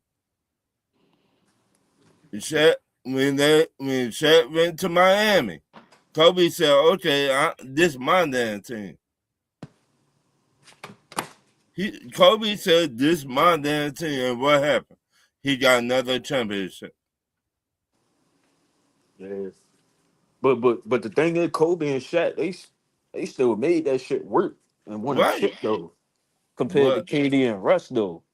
Like KD and Russ ain't get shit done. right, That's why they didn't want to make them sacrifices and say, all right, let me take a step back. Let me like, even though Kobe and they had their little differences and shit, but they was still winning. They still, right. That was still winning and everything. But it ca- it came. No, did it? I feel how it is. And Shaq went to Miami. He told D Wade, "Hey, this is your team, D Wade." He said that Mm, on live TV. He said he came to Miami. He sat down with D Wade and told D Wade, "This is your team. I don't want to end up like it did with Kobe. So I finna tell you now, this is your team." mm. Russ would have been so much of a better player, gang. He would have been so much of a better basketball player, even though he was already great. But Right. if he just dialed in on defense when that team was together and say, "I'm ready to lock up. Let me guard Steph. Let me guard Clay. Let me chase Clay around." Because They he had had the athleticism to do it. He just ain't locked in on man, that shit. Could have did watch that this. shit. Imagine if Russell Westbrook back then ooh, had actually locked in and was playing defense like Anthony Edwards, ooh, Come on, bro. Come on, bro. and you got Harden coming off the bench. ooh. Shit would have been so much easier. And he a point guard doing that shit, bro. He a point Come on, guard. Imagine like that big that shit would have three been crazy, stayed bro. together. Mm. Imagine, Imagine, yeah, if they had stayed together. right, if they would stay together, I think they would have had two championships. But that go Bro, back to what you I was put it saying. like If that. niggas was If they had stayed together, the Golden State dynasty that we know would have never happened. Right. It would have never happened. Steph Curry probably will only have one ring. Mm-hmm. and then it's just like the only thing with that is right, like we was saying, what if they did stay together? But what if niggas ain't make that sacrifice though? Cause they still would have won. Even though they was talented. But what if niggas like what if KD and them, they still got the same egos that they got right now? Could they really could have won if James Harden It say I'm wouldn't. not or I, what? It wouldn't have worked. It wouldn't have worked. Like for when you have that much dynamic talent, you have to be on one accord. Mhm. I'm gonna get mine. You gonna get yours. You gonna get What? yours. We are going to flow together. Like that's literally like all right. Uh uh uh. Hell, we could go to state. You got Steph, Clay, Draymond. No, Shit. don't get me wrong. Draymond would never be no 25-point scorer. Never. What? Like he would never average that. But Draymond could easily be an 18 to 20-point scorer What? You to look at if he wasn't on Golden State. But the what? reason that he's not doing that on Golden State is because you have two of the greatest shooters all time. You have the number one and probably the number three, no less than number four shooter of all time. Shit. You to look at the big three: Kevin Garnett, Paul Pierce, Ray Allen. You seen Ray Allen? He had to change his game when he was in Milwaukee. And niggas just What? start spot out shooting threes. So And my thing with that OKC big three, that shit would have had to come down to Westbrook feeding both of them niggas. Westbrook would have had to defer and just make sure James Harden and KD would have got the ball. You get what I'm saying? Yeah, But if what? Russ still but would have be think a about it. crash out, try to lay up, take over games, that shit wouldn't have worked. But think about it. Think about it, right? Hmm. Now, if Russ had the mindset he had when both of those boys left, but he was going on his triple double Hmm. tangent, Mm-hmm. right? If he had that same mindset when they was there, Russ could have easily averaged about 16, 17 assists Come on. a game. He would have been doing that shit. He would have been doing that shit. Pride is a motherfucker. He would have been And getting and them shit and together. and easily could have put up, 10, 12 points per game. Fine. And you getting all the goddamn you getting the rebounds and shit. Then you got KD running one side of the wing and Harden running the other. My Got man, shit. Pride gotta is make a that shit work, motherfucker, bro. boy. You gotta make that shit work. Because it's like, yo, what Russ take that bitch down the court. You in transition. You got KD and Harden. How a nigga going? That's why they was really nice as a bitch for real when they all was on the floor. It just sometimes that shit just got out of hand. It just allowed them to really not really. Well, I mean, it got them to the finals. Don't get me wrong. That shit got them to the finals. But Talent got them to the final, not yeah, not offense. yeah, And yeah. and, Yeah. and a lot of people forget that because like they won't really run a set. And then all that well, if you look at the NBA, teams don't really run offense. They don't Uh-uh. really run play. They Like Yeah. don't do the triangle no it's more, more man. yeah. But Not see, like like that. the triangle, like all right, because I had this argument all the time, and people be like, "Well, Jordan's such a great player." Yeah, yeah, he's great. He's great, but he's not what you think he is. Because when I'm gonna be honest with you, when you go look at it, all right, Yeah. back then you had illegal defense, Hmm. right? So you can't run a zone. That's illegal defense. Whoever you are guarding, you have to stay within a hand reach of or a couple of feet of your primary shit, right? All right. The reason that the triangle worked because what they did was, all right, I'm gonna send three players to this side of the court, and I'm gonna put two on the other side. Now you're just playing ISO ball. You're literally playing ISO ball.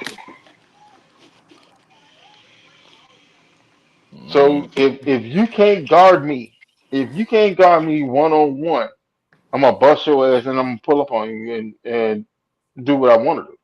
Bucket.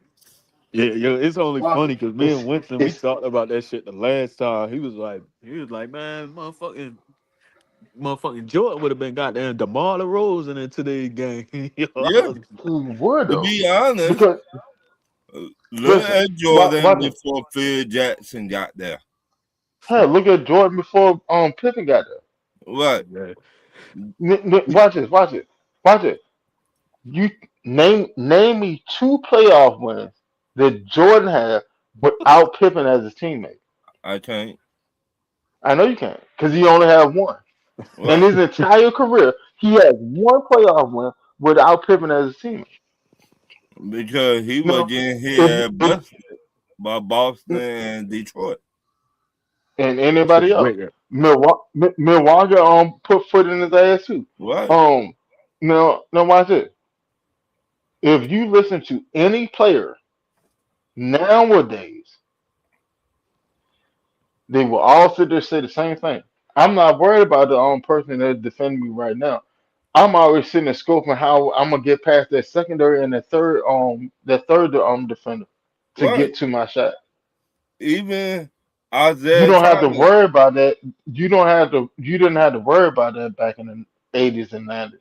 You Right. you just had to get past the person that was in front of Even Isaiah Thomas said it when he was playing with Joe Dumars. He said, "You might get past me, but you got to think about the man right here, Joe Dumars, and Lambert, and Dennis Rodman now." you. Right. So Because yeah, as soon as they start moving towards the basket, now it I over. can get into the play. Because like all right, illegal defense. Like so say I'm the center on the strong side of the court, right? Mhm. All right. If you got the ball on the weak side and you come towards me and you get close enough to me where you're bringing me into your action, then I can react and play defense. But if the center that's on the other side of the court, he go camp out at the 3 point line, I have to go with him. So if you just beat your man off the dribble, then you just got an open lane to the basket. Right. But because centers back then wasn't shooting threes and things, they camped around the basket to get rebounds. Shit, even Patrick Ewing Basketball said was that. very simple back then. It's very simple back then. You If couldn't do that shit now. You can't do that against no goddamn Jokic I don't even think they because had Jokic gonna cut. the 3 second rule yet. No, they the didn't. They didn't have the defensive 3 second rule yet.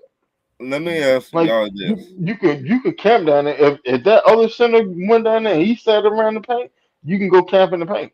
Right, So if you beat your man off the dribble and you come down there, and I'm already down in the paint, you're bringing action to me. I can react, right. and Oh, and Do, okay. then that's where you get the quote unquote double team. do But it's y'all not an actual double team like you see nowadays. do y'all ever watch the pivot? Yeah, Yeah, I watch that shit whenever I get the chance. Hell yeah. Okay. Look at the new episode with Patrick Ewing on there. yeah, I watch. And he was like, the way they playing basketball today, we could not play basketball like that back then. He said, I'm You a couldn't center. My my head coach told me get in the middle of get the your ass floor down there in the paint. in the paint. Mhm. I could not shoot He no threes back then. no, he said he shot a three. He said he shot a three. He said Mm-hmm. what he said. He said the other center shot a three, and he missed it, and then he took and shot a three, and his coach called a timeout, and told his ass carry that ass down in the paint. Mm-hmm. Yeah, shit. That's where you belong. Carry your ass Right. down in the paint. Like I'm sorry, the rules nowadays with zone defense, the shit that they were doing in the '90s, that shit is not going to work nowadays. It's not. I'm sorry. It's just not. Like your scores are still gonna score, but they're not gonna score the way they score because they were shooting mid range shot. All of them was sorry ass goddamn 3 point shooter. And I don't know why people would sit there and think that well he was a sorry 3 point shooter back in the '90s, but if we put him in today's game, he's gonna be a great one. How? It's the same NBA on 3 point line. So how the fuck did he magically become a better 3 point shooter? That doesn't make sense. Like I'm That sorry, it shit doesn't make crazy. sense. Oh, because he's gonna shoot more threes. Yeah, he's gonna shoot more threes, than his 3 point percent is gonna go down because he's not a good 3 point shooter in the first place. Oh, Mm. because when he shoot more threes, he's gonna work on it and all this other shit. Okay, well, if he was gonna work on it now, why did he work on it then? Yeah. Because he had a three Ain't point like the line then. ain't like the shit was invisible. You still could have used You it. still could have used it. You didn't want to use it. Right. like make that make sense. Like you were a career what 28% 3 point shooter. Mm-hmm. You really think in today's league where they're sitting there jacking up all these three, y'all think that his percentage gonna go up? Hell no, that shit gonna go down because he's gonna shoot more threes. He's bad at it in the first place. Mm-hmm. No, That shit. you can't like there's not an escalator on talent. Like if LeBron was playing back in the '90s, his talent that he has today would be the same talent that he had then. Like I don't know why you think you can pull somebody from the '90s that was a horrible goddamn 3 point shooter and today's game he would be one of the greatest. Fuck no, no. He was ass then shooting three. He'll be worse now because he's gonna get exposed. He'll be the type of motherfucker that you sit there and see. Well, all right. Oh, that nigga up there top of the key. Yeah, I'm gonna sag off into the paint. Yeah, you can have the 3 point shot. I'm not worried about it. You can have that. I'm gonna shut down all the passing lane. Go ahead, shoot it. We just gonna bail out on your ass and run a fast break because your shit Mm. the rebound off of the rim is probably a long rebound, and the guard on the other side of the court is gonna get behind you, and I'm just hit him with the outlet pass. That shit crazy because it's just like you niggas niggas don't be understanding like it's just all that because niggas be like yo you could have worked on this game blah. I'm like bro it's like if you was shooting him like he could have used a shot because you probably would have been way more better. You been averaging way more points, especially if you want to be great. If you really want to be greatest all time, you to try to be the greatest 3 point shooter. You get what I'm saying?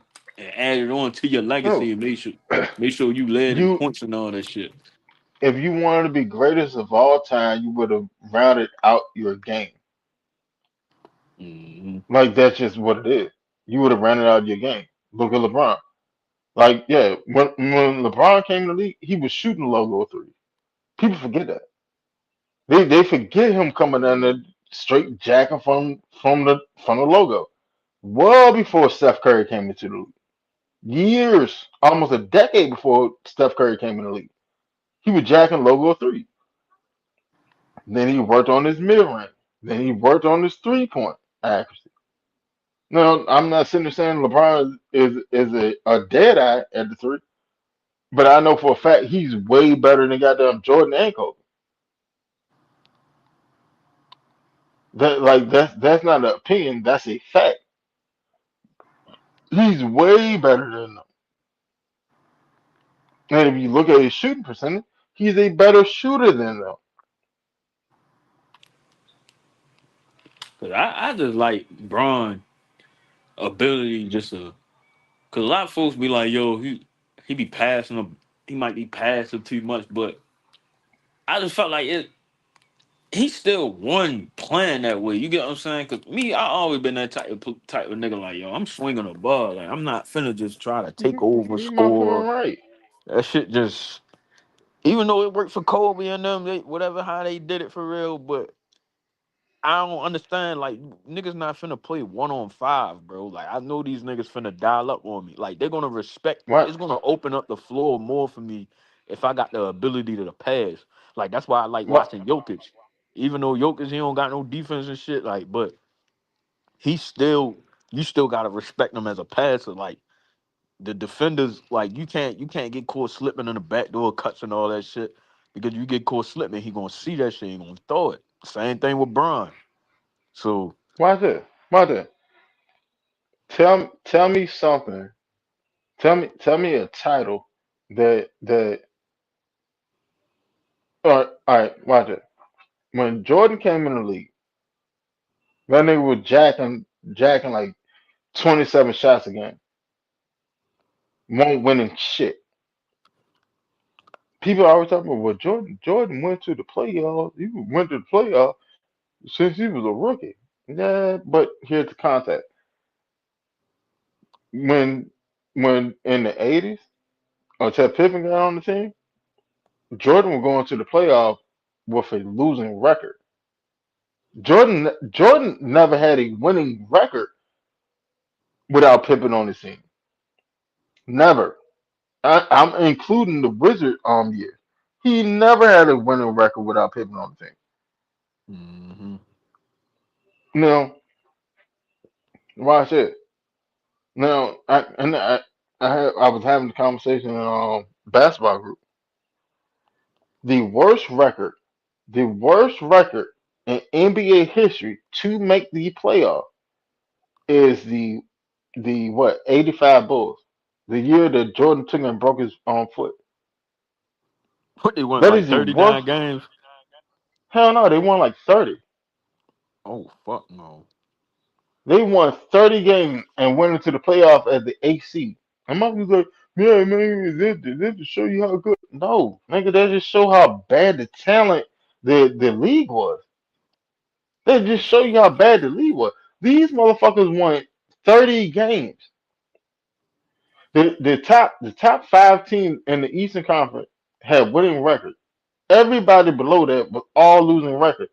And you mean to tell me Jordan was broken foot, could not play, and they still made the playoff? Couldn't none of these teams around them bounce them out of the playoff? Mm, mm, mm, mm.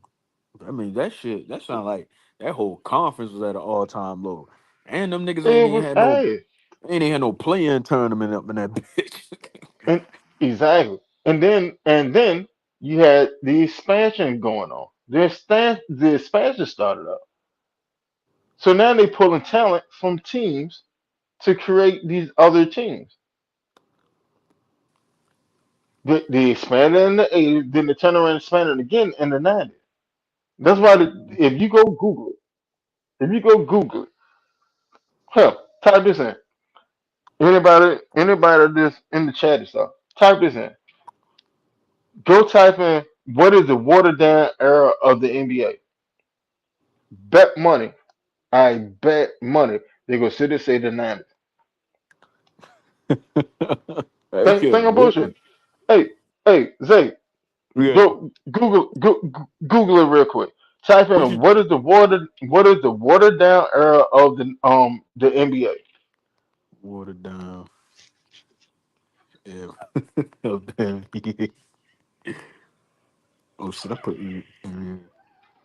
The watered down era of the NBA most frequently refers to the 1990s, particularly the years following the rapid expansion between 1988 and 1995. During this period, the teams added six new teams: Hornet, Heat, Timberwolves, Magic, Mavericks, and Raptors, which diluted the talent pool by creating 90 plus more roster spots, allowing for less experience or tier talent to fill in positions. So that means them niggas was new organizations for real. Don't know shit about nothing. Just bringing in whoever in that bitch, bringing in new scouts. I mean, but it's just like you a new team, so you ain't just gonna be nice as a bitch off the rip. So that shit gonna take some time. And mind you, this like how many teams I just said? Like six. Six. I just named like six teams for real. And how many of them was But in the Eastern Conference? That was like what? That's four teams in the Eastern what Conference. four? The But Heat, but watch Hornets. this though. Uh huh. When they're expanding team, they pulling players from other teams to fill the roster. Right. So the actual talent that you're actually facing is is dispersed. Nobody have a super team the way the Bulls had a super team. That's why that's why Crazy. when I sit there and hear people sit there talking about, well, Jerry Krause, he the dickhead, he broke up the team. Motherfucker, he made a team. Mm. He made a team. Cause you know what Jerry Cross started doing? He started pulling players from the Pistons. You know the bad boy Pistons that were busting Jordan ass. Yeah, he pulled players from them. Mm. He Mm. did it on Mm. the first Mm. 3 feet. Then he turned around and got Pippen on the third on the second 3 feet. That shit You lit. know the best rebounder in NBA history. Yeah, he went and Dennis, got him. Dennis Rodman. That was one thing. I'm like, bro, they just snagged up all them niggas for real. And then like, cause I always said, even when Scotty, cause I was watching that Portland Trailblazer shit, the whole documentary for real, and how they brought in Scotty Pittman, and you know they Scotty wasn't You was mean for real. like Scott was that dude. He was a good Scotty basketball whole player. problem Scotty whole problem was he got drafted to the Bulls, so he couldn't really showcase his talent until Yeah. he got the chance to showcase his talent. But now that I'm able to showcase my talent and the league recognize it, and y'all still sitting there trying to play me, and pay me like I'm a fucking second fiddle, when I could be the lead dog anywhere else in the league. Yeah, I got an issue with that shit too. Yeah, yeah, motherfucker. Yeah, my back hurt. So shit. Yeah, my back hurt. Mm-hmm. Damn right, my back hurt. You ready to cut that check? No? Okay. Yeah, my back still hurt. Oh god. That nigga was well, that nigga was 34 when he came to the Blazers for real. Nigga was about like 30 in his mid 30s for real. And he just came Right. in, he was an old head. And then you feel me? I think that all the guys they felt they was like, yo, they had Scotty was rotting the braids, all kind of shit. They just brought him in for real and embraced him. And so then you feel me? They was fucking with Scotty, like Rasheed Wallace and all them niggas. So I was like, yo, Scotty out that bitch still getting buckets for real. And Jordan ass, he was on the Wizards for real. And then, you know, they had that Kwame Brown. Was he there when Kwame was there? When he Yeah, Jordan? yeah. He drafted Kwame. So it was just all that dumbass And you shit want going you on. you you you want to keep it funky? Talk The to you. the the quote unquote goat. He fucked Kwame on career. Mm, that He shit was fucked him up nasty. because like like the nigga kept going at him over and over and over. I ain't sitting there talking about like basketball. Why?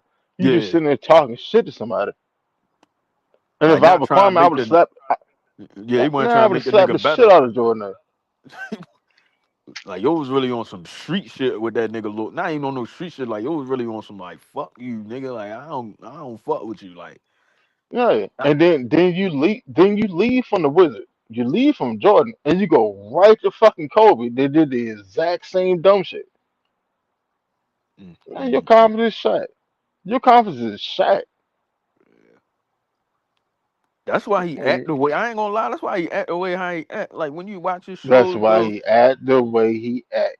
that nigga be mad as a bitch, bro. I be saying you can tell he still like fucked up about that shit for real. Like you get what I'm Yeah, saying? but 'Cause he don't know what he don't know how to place his anger because he can't go at Kobe because Kobe's no longer here. God bless his soul. Kobe's not here no more. You can't go at Jordan because Jordan is such a conglomeration that he could fuck around and blackball you. So that's why he shoot a shot at LeBron because LeBron. I'm above all this shit. I ain't got time to sit there and got listen to the dumbass shit you sitting there saying. But at the same time, he do the same age old tactic that all the media pundits do. Stephen A. Smith, um, uh, Skip Bayless. These fucking made their career on talking shit about Lamar. shit So why ridiculous. I'm doing a podcast? Why would I not just do the same thing? The blueprint.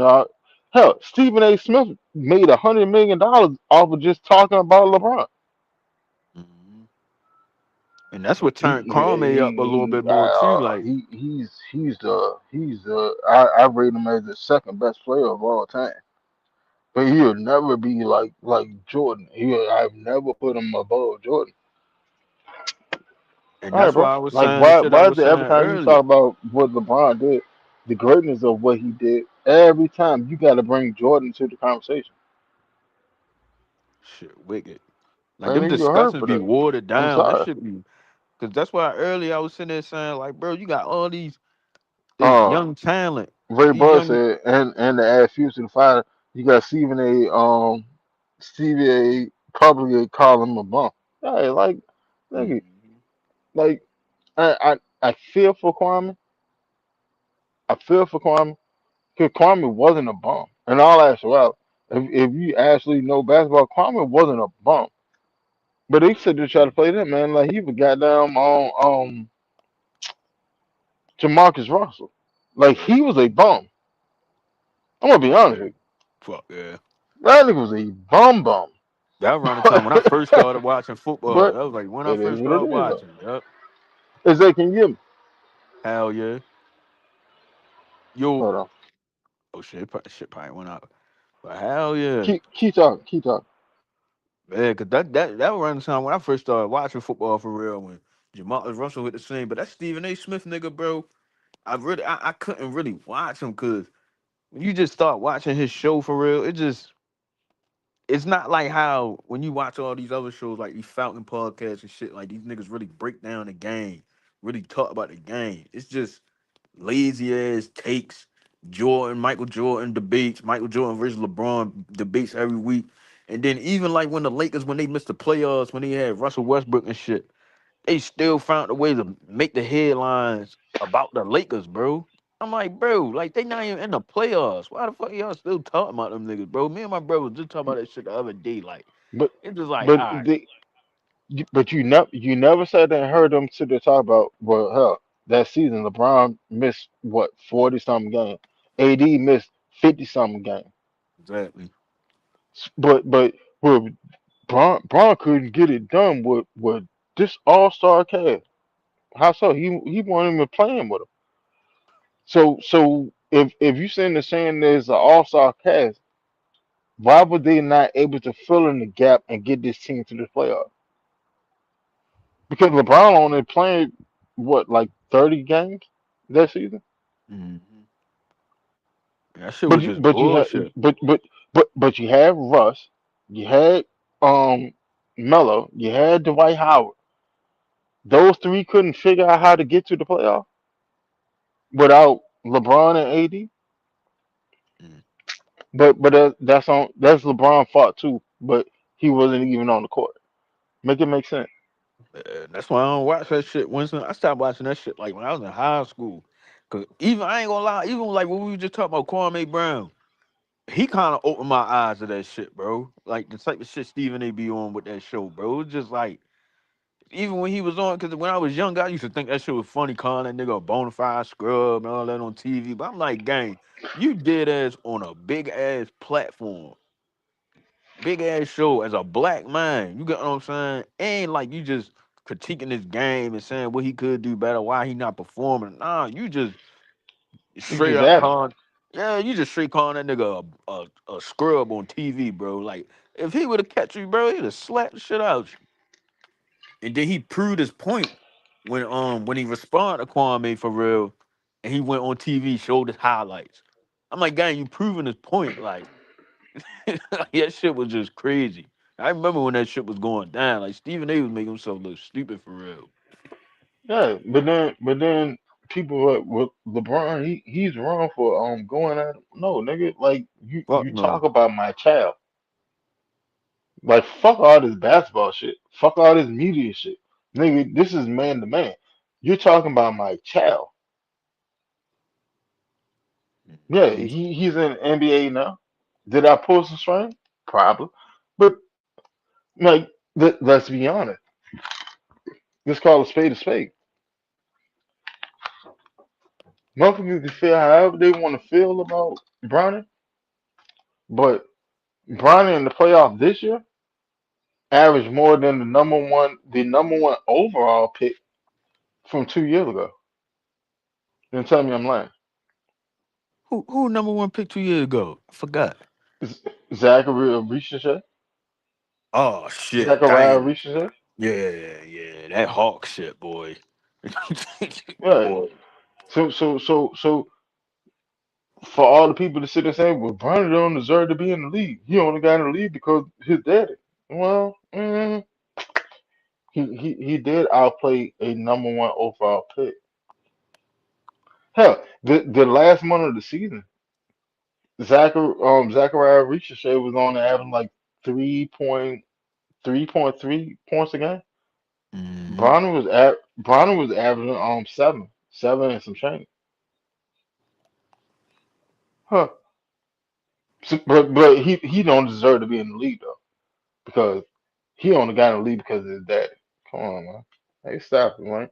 Like, little homie, I'm not sitting there saying he's an all-time great at all, but he definitely deserved to be in the league.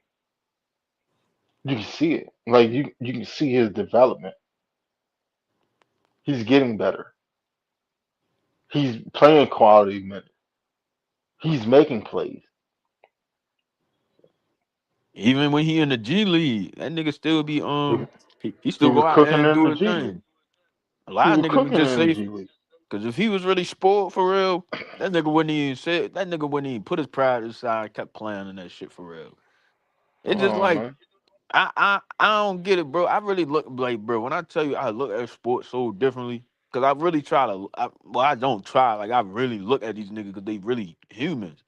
They really people at the end of the day. You get what I'm saying? Just they got a little status and they got some paper, but it's just that TV shit, bro. That ESPN shit and all that. That shit really ruined the view of sports for real. Like even sometimes you go on Twitter, yo, you see some of these fans and shit, how they be carrying that shit, bro. It just be that shit be weird. Like I don't be understanding. It's just like gang, just watch the fucking games and just support your team. You get what I'm saying? All that personal shit, getting all these people lives and all that. That I just don't be too invested in that. 'Cause they ain't got shit to do with me. It's just like, man, if you want the Falcons, I fuck with you. And if you go somewhere else, shit, I wish you nothing but the best. You get what I'm saying? I wish you nothing but the best.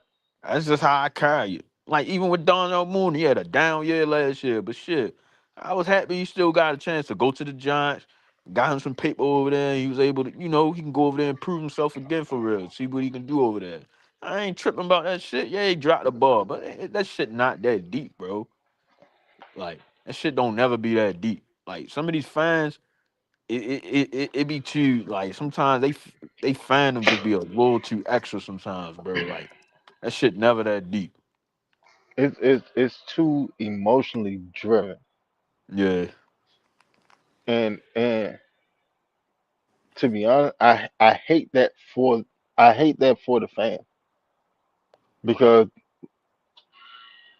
when I was younger, I used to be one of those fans, Man, me and you too. can like you couldn't tell me shit about my father. Period. Go ahead and say something slick. I'm gonna slap the shit out of you. Period. Like Oh that. That's God. what I'm on. But when I got older, like I love my Falcons to death. Period. There's no if and buts about it. But I'm capable of sitting there saying and speaking about their flaws or where they messed up or this that, and the third or how I see something. That doesn't make me less of a fan. That just make me a objectionable fan. Yep. In all actuality, like the Falcons don't walk on water. The Falcons have been a bad franchise for the past what 9 seasons. And niggas be aware of that. No, Like Winston, that's a like thing. Like and niggas be knowing none that. of that is a lie. Like Right. none of that is a lie. But Falcon fans are quick to sit there and talk about other organizations. Shit, the Cleveland Browns, they ass. Well, uh, you know, they have bad leadership issues.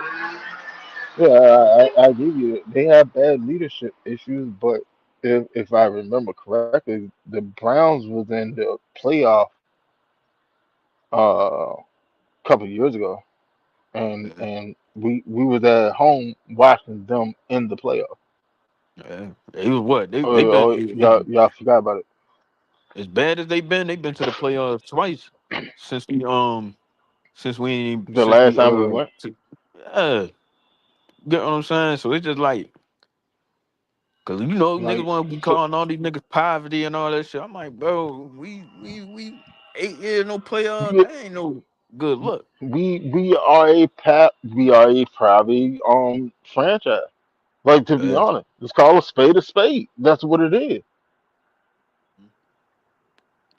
And definitely you have is. to take you have to take the fandom out of it and actually look at it for what it is. We haven't been in the playoff in damn near a fucking decade. That's a poverty ridden franchise. I'm sorry. That's what it is. Yeah, bro. I I was in high I think school. I want to sit there and say it may be two teams, maybe three that have a longer playoff drought than us, but it's not many. Because it was But the Panthers. also It was the fans because Panthers, we and now love they. our yeah. It was the fans, but we got them in the playoff. We can make it work out for somebody else, but we can't make it work out for ourselves. Yeah, that You was know, like Winston. call that. That I ain't mean to cut you off. No, That go ahead, go ahead. shit was terrible, bro. Like that was the worst part of that season last year. Like, that's why that's why the moves that was made had to be made, bro. Like, it's No bullshit. no way, bro. Cause you went on a 4 game win streak, ended the season 8-9. You like, all right, 8-9. We should be at the top of the division. It's a 3-way tie, but you got swept by Carolina. And then them losing, they ain't even earned their way in there. But since they took care of their business when they beat us twice, that's what got them. That's really what got them in the playoffs, beating us twice. That's really what got them in there. Exactly. Like Falcon fans argue with Carolina fans. Well, shit, man, we got y'all in the playoff. No, no, no, no. Mhm. When they sit there and kick our head in 30-0, that's what got them in the playoff. And We Winston, I we always we say this we shit. we just won some games and it made it Mhm. easier for them to get in the playoff. But when they took me and got down, took us behind the woodshed and whipped Mhm. our ass like a runaway slave, that's what got them into the playoff. Like Man, don't forget that. Like that's a poverty ridden franchise, yep. And they ain't even and look that bad in that. that is They ain't look bad in that playoff game. I ain't gonna lie, they didn't look bad. and then they like I tell anybody, Carolina has the most complete team in our division. Yep. I ain't gonna hold you. I love the Falcons to death, but I can be objectionable about football. Carolina has the best overall team in our division, Mm, and mm, it, mm, like mm. it's Crazy. it ain't really too much wiggle room on that. You Now, look at that if defense. if if if one of our quarterbacks take in and show out and go above, Mhm. we will have the best team in the division. But there's still a question mark at that position. There are question marks all over the field. The competition battle training camp battle, they're gonna happen all over the field. There's so many things for us to that we have to work through before we can sit and say this is our starting 22. So many things for us to work through. Carolina don't really have that issue. They don't. They hey, you're a starter, you're a starter, you're a starter, you're a starter, you're a starter, you're a starter. Draft you, you're a starter. Draft you, you're a starter too. Come on, you're a starter, you're a starter, you're a starter. They like that shit is already mapped out. And you can tell they bought into Bryce Young, even though a lot of folks they'll shit on him because they'll talk about them games where he throwing 54 yards, 100 yards, 100 yards, but But then you watch them games, shit. Look at all them, like he got a lot of fourth quarter game winning drives, bro. Not gonna lie. Like, even That on them nigga be scores, cooking. That little short fucker be cooking. I yeah. don't know. And it's As, not, as much as I hate to sit there and say yeah, me too. it, he be cooking. Hmm. Hell, you seen what the fuck he did to us? Yeah, So boy, just so we gonna write that off like it didn't happen? Like no, he bust our ass. But that shit that's, happened. It is what it is. So mhm, what do? You have to regroup, get better, go back at it. mhm. Like I'm not sitting there singing Carolina praising, but what they did is what they did. I deal in facts. What's going on, Juan? King Atlanta supporter said the Falcon will be Super Bowl champ. Hey, King Atlanta supporter, I'm gonna be honest with you. I think somewhere within the next 3 years, I think we'll get our first ring. Oh shit, I'm gonna be honest with you. oh I shit, man. think I think somewhere within the next 3 years we'll get our first ring. Mm. I think it'll lean more towards the second or third year, but I definitely think somewhere within the next three there'll be a parade on Petrie Street. I'm gonna hold you. Yo, if that shit could happen, cause I'm like, cause yo, this is the thing with us as fans as we watch this team, like, and why we believe in them every year. We see the talent all around the board. We see it. You get what I'm saying? The talent Mhm. there, all like you get what I'm saying. It's still a fairly young team. You still trying to get them up to where they start. Because the only thing they got fix on is just the winning ways and just like I always say, closing out games, close games The and stuff. small thing. It's Yeah, the small thing. like we've been That's what losing coaching close. come in at. Yeah, real shit. Hmm. Cause we've been losing close games for like the last 4 or 5 years, bro. Like all our season been deciding on if we'd have just won two of these games. That's really how our seasons come down to. Like it don't come down to us like yo they just got smacked in the mouth. They a goddamn what they gonna be a first overall team. Nah, niggas just getting smacked. Not getting smacked. Niggas just They not. fuck up where they shouldn't fuck up Yeah, at. Hell, and that's like all call a I spade a see. spade. Yeah. They trick. We as an organization we trick up where we shouldn't trick up, but then we go win the shit that quote unquote we shouldn't be winning. That's the dumbest shit possible. Yeah. We're ass backward as an organization because in all actuality, with the talent that we have, the there are far more games that we should win that we lose than the games that we shouldn't win that we win. So if you win the games that you're supposed to, you have a far better record, Hmm. and if you have a far better record in this division. Yeah, it's going to the playoff with a home seed game, at least one. Mm.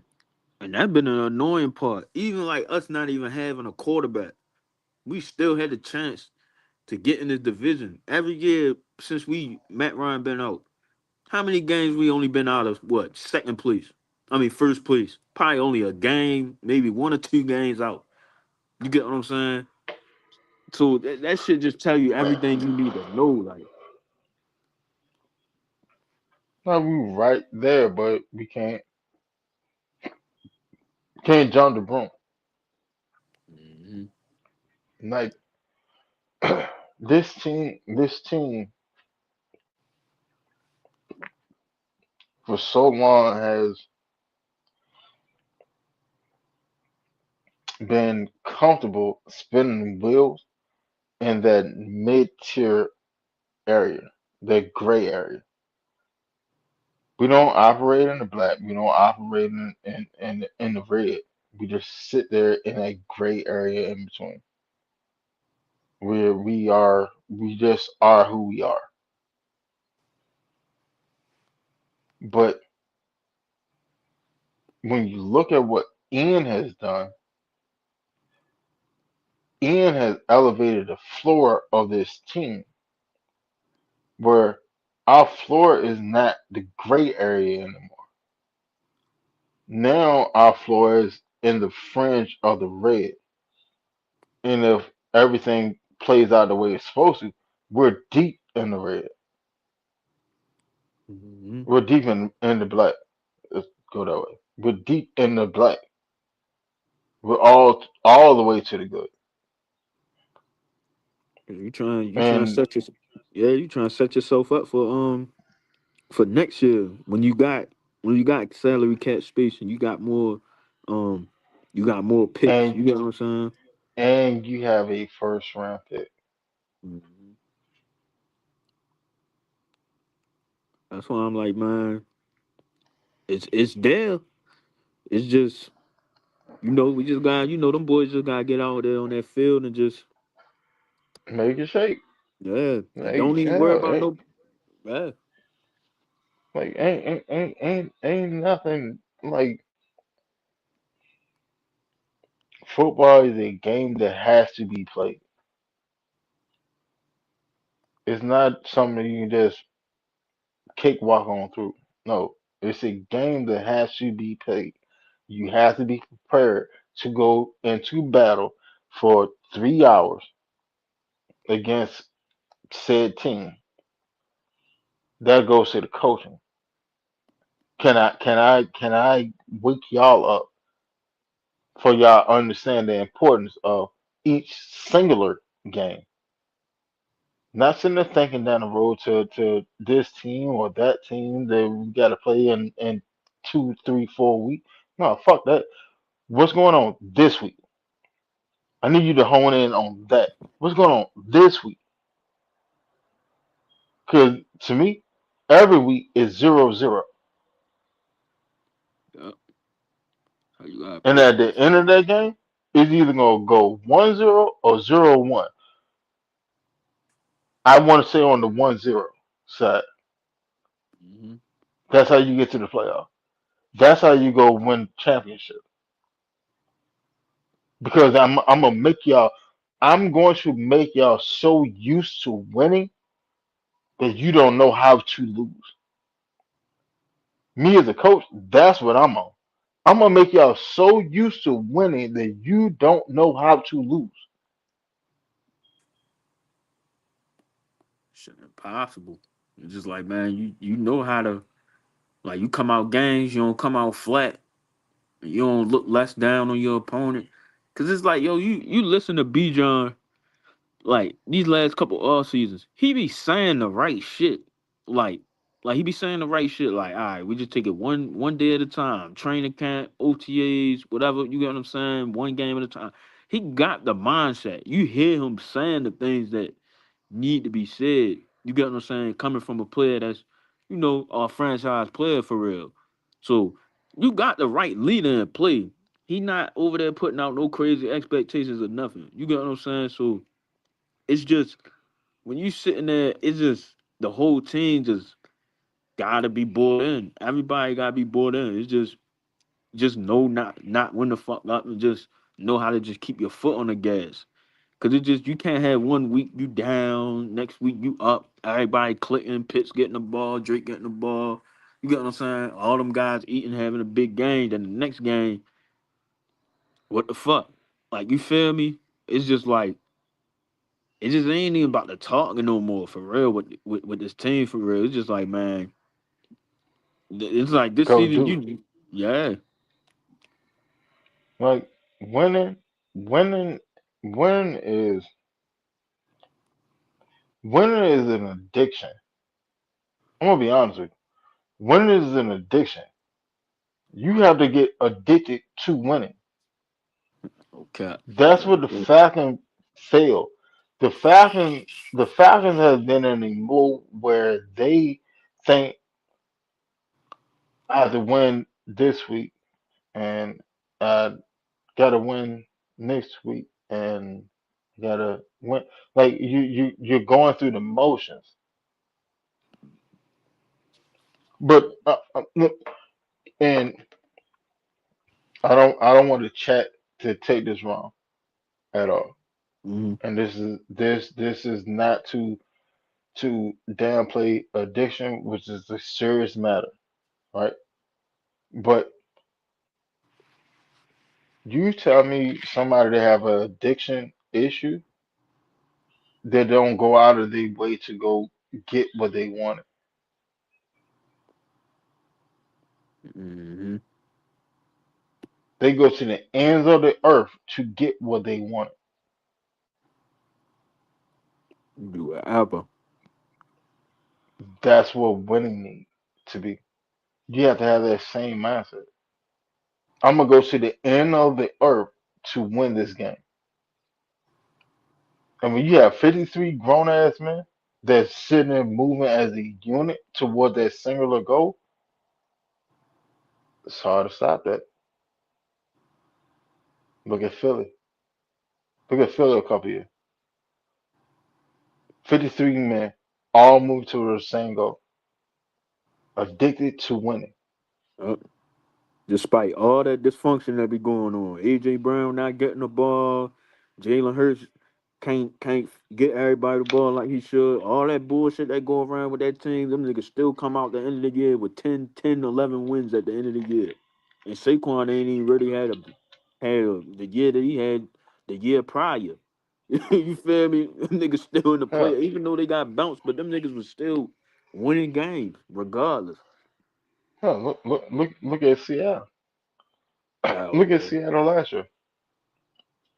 Mm-hmm. Seattle won games off a myriad of different ways.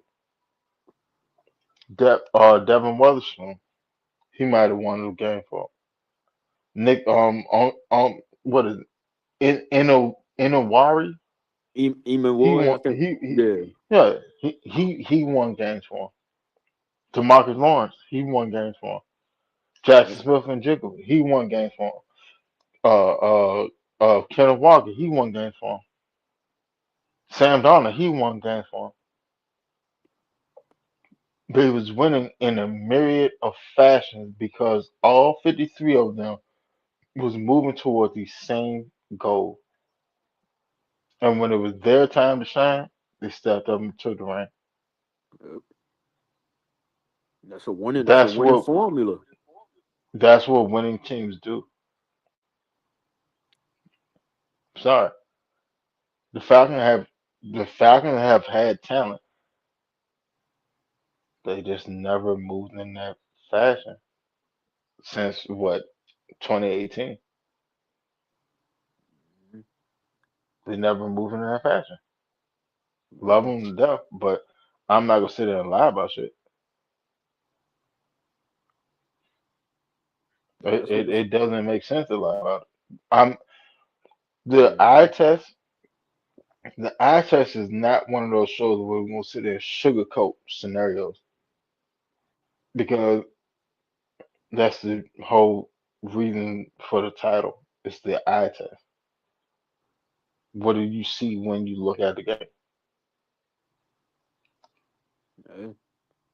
Cause bro, if the run game not working today, well, no, I'ma flip it. If Michael Penix don't got he don't got. Not even saying he got it going. Say if he come out the game like that Minnesota game. Fuck it. We ready to go in this game. We ready to tote the rock. We gonna get that bitch to Bijan Algier. We just gonna have to run the ball today. If I gotta throw 150 yards, that's cool. You get what I'm saying? So be it. Fuck it. Like just Yeah, running the so ball. so be it. That's what Can fans can I really can missing. I win like this? Oh yeah, all right, bet. Mm-hmm. That's what it is. Hey, B John. Hey, go and get yourself an IV before this game starts, cause we better Oh work the shit God. out Oh God. you. Oh Dead ass. God. Look, hey, you seen uh who had I can't even think of oh Le'Veon Bell. Le'Veon Bell had a interview. Mm-hmm. This probably was I don't know maybe like 4 days ago, and he Oh was shit. talking about his time down there in Miami, Oh, I ain't and see he that. said, "Yeah, man, dude asked him." out of your NFL career, what was the worst experience you ever had? And he was like, hands down. Oh no, it was like, what was the who was the worst player teammate that you had to play with? And he was like, man, can I say teammate or anybody? They was like, shit, you can go ahead and say anybody. He was like Adam Gates, hand down, Oh, without a doubt. He said, damn. he said, he said Adam Gates was snorting coke in the goddamn in the coaching office before the game. He That's the said GM? Adam Gates, no, that's the head coach at the time. Oh, fuck, no. Yeah. Then he said that they was about to play a game, and the day of the game was calling for rain. And Mm-hmm. he was like, he said that Gates pulled up on him and was like, look, you know what I'm saying? You know it's supposed to rain or whatever. He's like, yeah. So he was like, I'm sitting there expecting him to tell you, hey, big fella, you gonna get the rock. We're gonna run the ball. He's like, Mm-hmm. hey, look, um, because everybody's gonna expect us to run the ball. We're gonna throw the ball 40 plus times. In He the was like, fucking nigga, rain? what? In the rain. He was like, bro, what? He was like, he was like, he was like, yeah, man, we're gonna throw the ball 40 plus times because the defense gonna be set up to stop you from running the ball. So we're gonna throw the ball 40 plus times. He said that in that game he had 4 carries. He said another thing. He said Wow. if he said when he's the head coach and the offensive coordinator, if it gets to 2nd and 9 or 2nd and 10, he's going to call H-back dive. He said when after the first down play, and I look to the sideline and I see the down the distance, he was like, man, I wouldn't even go to the huddle because I already know what to call it. I just go ahead and go line up and wait for them to break the huddle. Yeah. He was like that shit was like the most predictable bullshit that I've ever seen. He Wow. said that Gase was the reason that set Miami back the way Miami was going through shit because of Gase.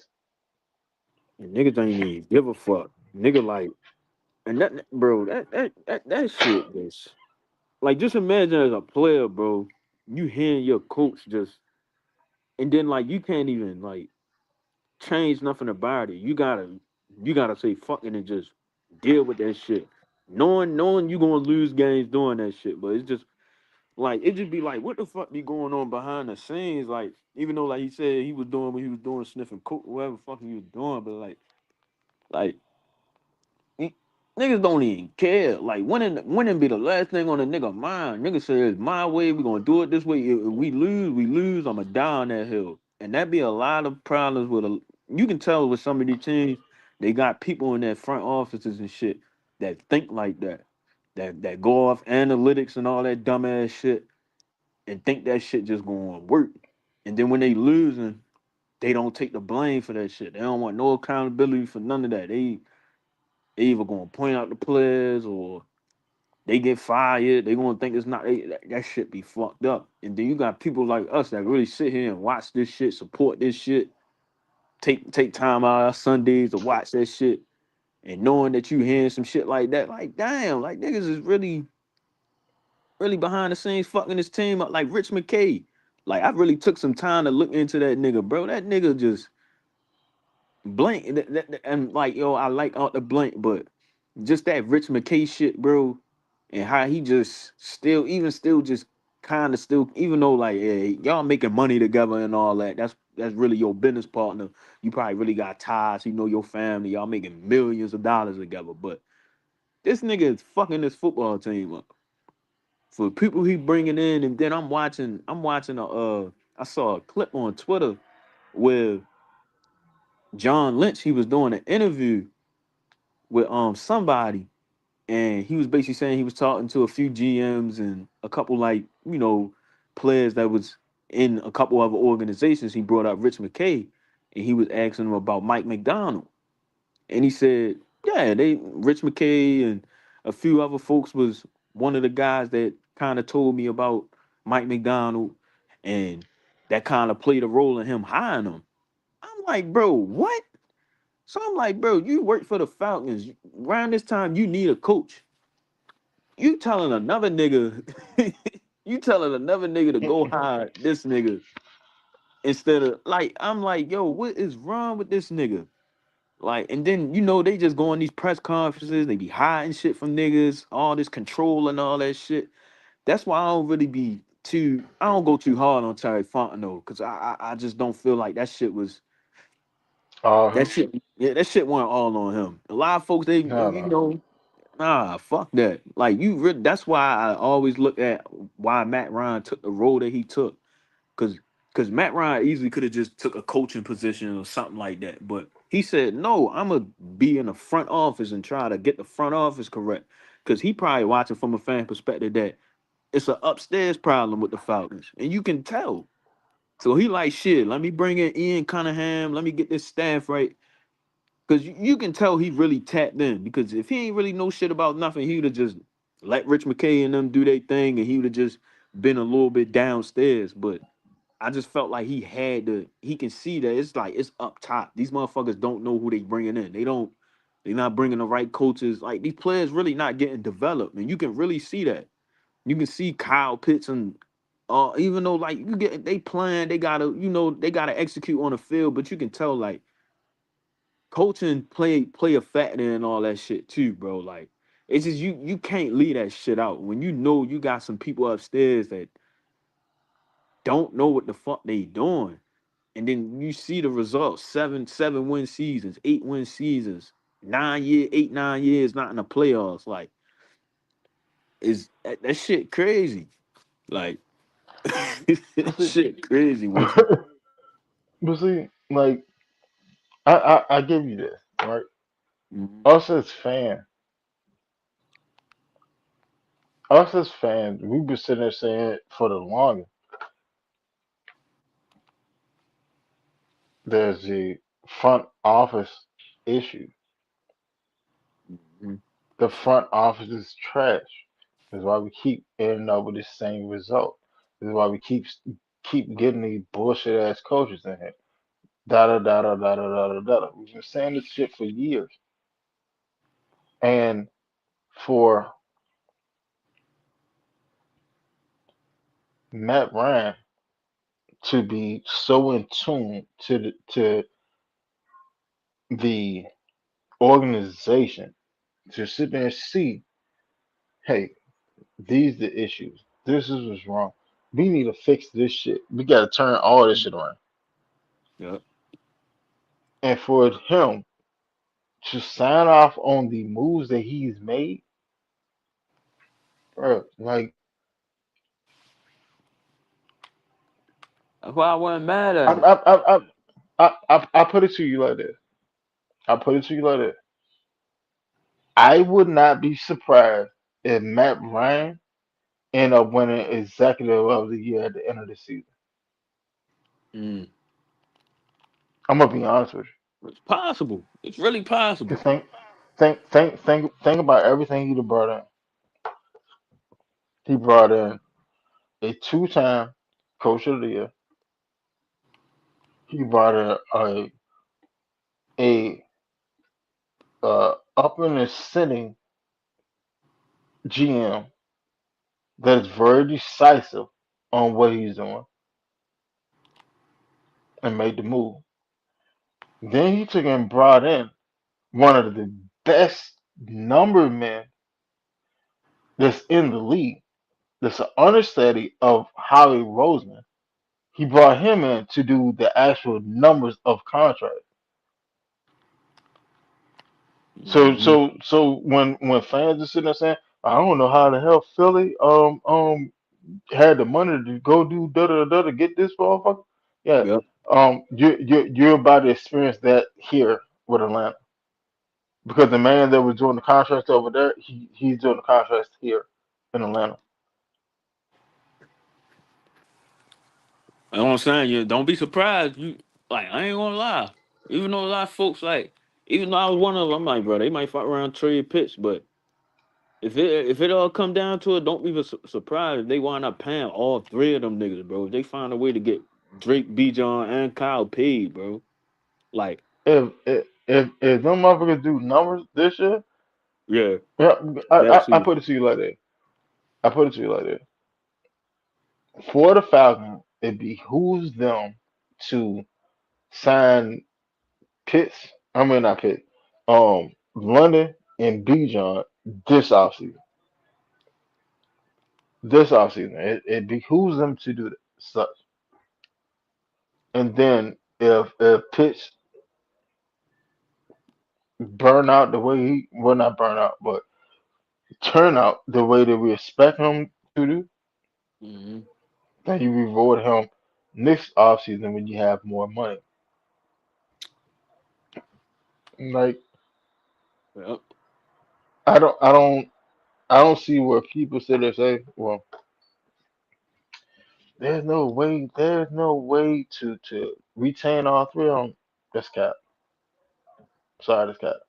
If if Penix wins the quarterback position and he shows that he can be a franchise leading quarterback this offseason, you most definitely have money to retain all three of them because you don't have to pay a quarterback contract till the year after that.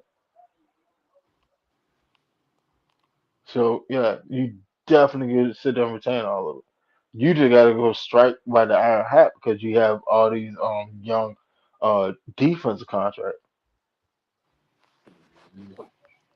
You got to go hit it before it's time to pay Penix. Penix going into his third year, so you got third, fourth.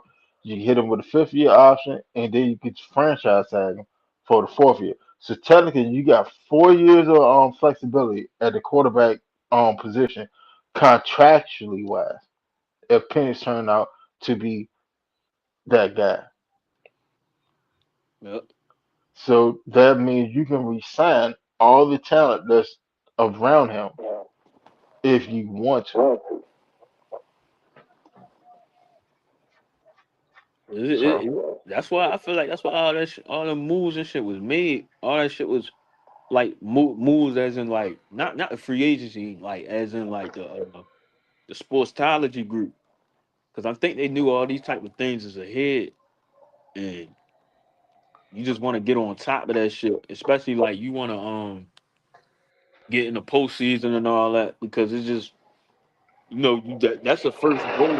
You know what I'm saying? Like I feel like that's one thing this team gotta do. They gotta get in the playoffs first. You feel me? Because uh, that's one step to get to where you want to be. If you touch that postseason and know what it feel like to be in the postseason, then you yeah, can. think about it. Mhm. Think about how many young players on this team that have never seen a postseason. Think about how many players on the team as a whole that never seen the postseason. AJ Terrell going on year 8, year 7, year 8, still ain't cracked the playoffs yet. Chris Lindstrom never seen a playoff. Hmm. Like Diablo never seen the playoff. Jesse Bates went to a Super Bowl. Watts never seen the playoff. Harrison never seen the playoff. Bergeron never seen the playoff. Newser never seen the playoff. Bijan never seen the playoff. London never seen the playoff. Dyson was in the playoff. Hmm. OZ was in the playoff. Branch never seen the playoff. Hooper just went to the Super Bowl. Shit. Dotson was in the Super Bowl too with the Eagles. He won one. I ain't See, gonna lie. see That's what I'm saying? crazy. That's crazy. Hmm. But when you put his success against with contrasting over the team roster success, his success is an anomaly because I do believe hell I'm pretty sure. Hell, I'm pretty sure Dotson is the only person on the team that has a ring. Yeah, yeah. I think only Dodson because who else? Yeah, I can't think of nobody off rip unless it's somebody Yeah, that's like a backup or some shit. yeah. Mm-mm. Like I can't think of anybody else on this team that has a ring. Mm. That So shit like it, crazy. you see what I'm saying? Like so, like if we get into the postseason or whatever, and we trying to muster up or whatever, and trying to gain the players up, like who outside of him is able to tell anybody anything? Because all y'all motherfuckers in the same boat. Yeah. And it's just like you can tell they just trying to get this team. Like it look like they just trying to get this shit out the mud together. Cause I Hold on. remember these Saints fans, they keep talking about, oh, y'all going through another rebuild. I'm like, bro, we ain't tear the thing down. We just took, bro, we just been moving head coaches and GMs and shit, but we still kept our core players together. You get what I'm Yeah, saying? like Like, we just retooled the team. That's all we did, and I'm like, perfectly fine with it. like niggas ain't trade B John for 3 first round picks, traded Pitts or niggas ain't do none of that. Like. It's just like they trying to really get it because it's like, bro, you had four. Like I never, like I always say, I never seen a team that I can really think of since I've been watching football where in 4 straight drafts you land a quarterback, tight end, wide receiver, and a running back in back to back in quadruple years. You get what I'm saying? So it's just like you gotta see if that shit gonna work. Like even this year, like niggas trying to see what's up with that. Like, is this really y'all team? Like, I feel like Ian and all them, they trying to put that pressure on them. Like, all right, y'all got drafted.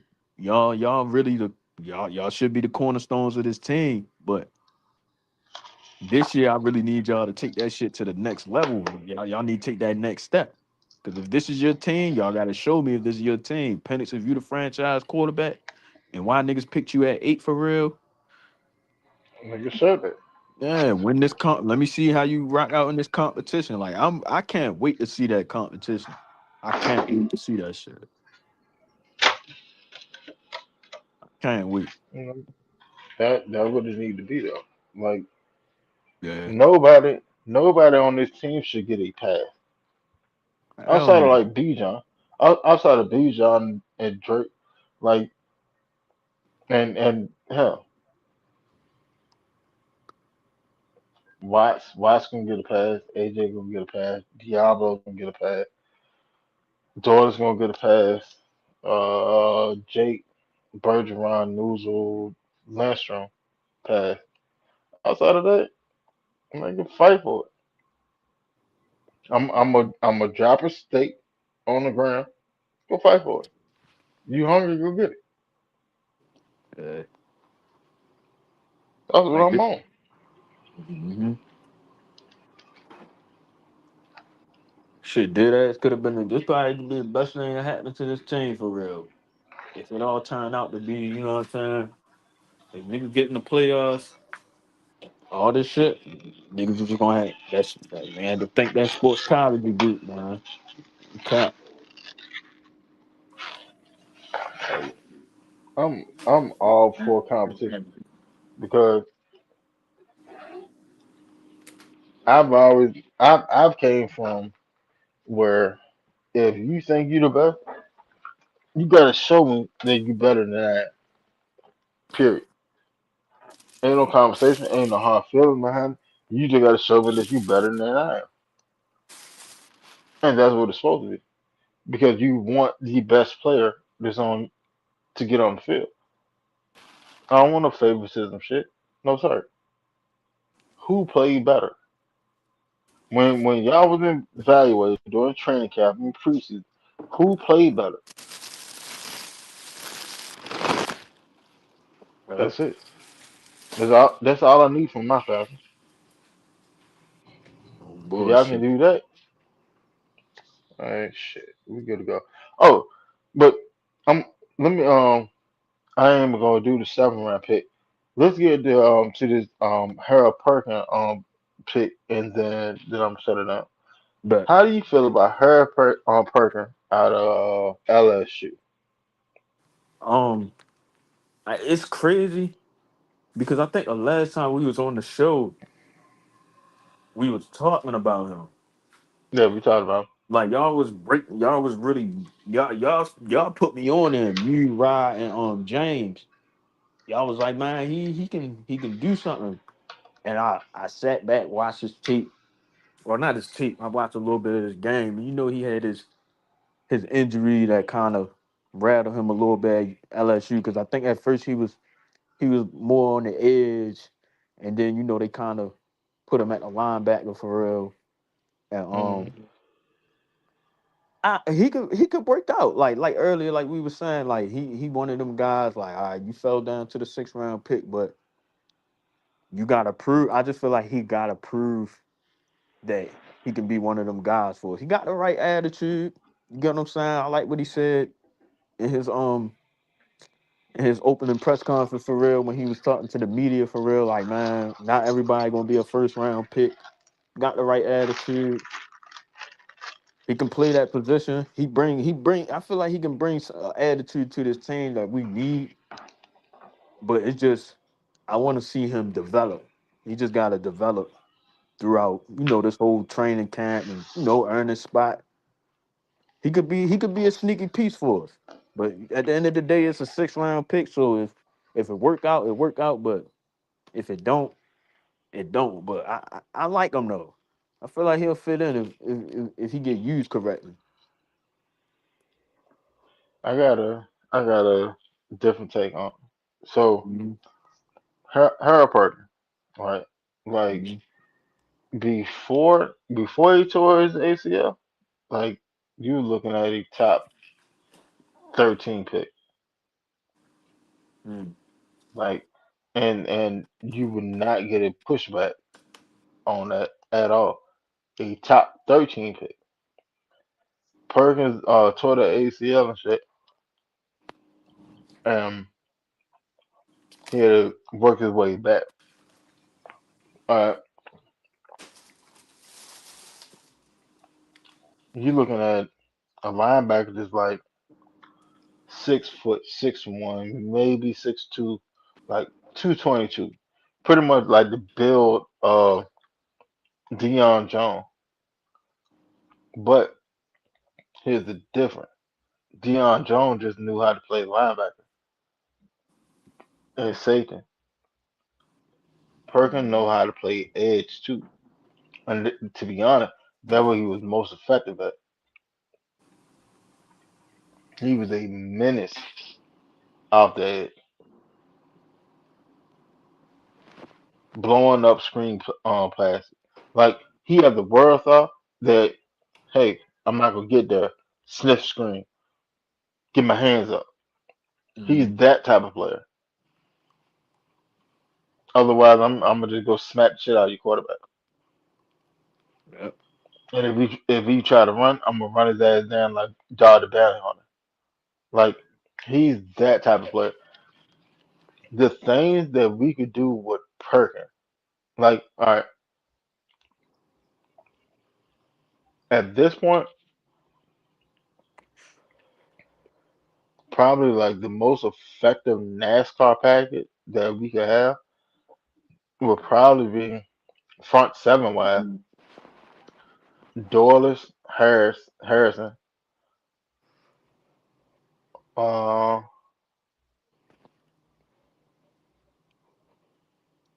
You think Perkins will be on the edge first year? no, I think in all actuality, I think Perkins gonna float. I think he Mm. gonna float. Okay. JBJ whenever he come back. Uh, Walker, Diablo,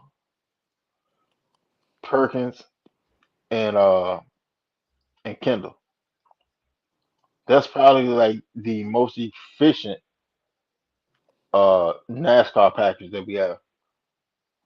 That's a lot of When I speed, say bro. speed, is that you took the word out of my mouth. Like speed wise, yeah, yeah. When we want to go center dog, ain't shit you can do about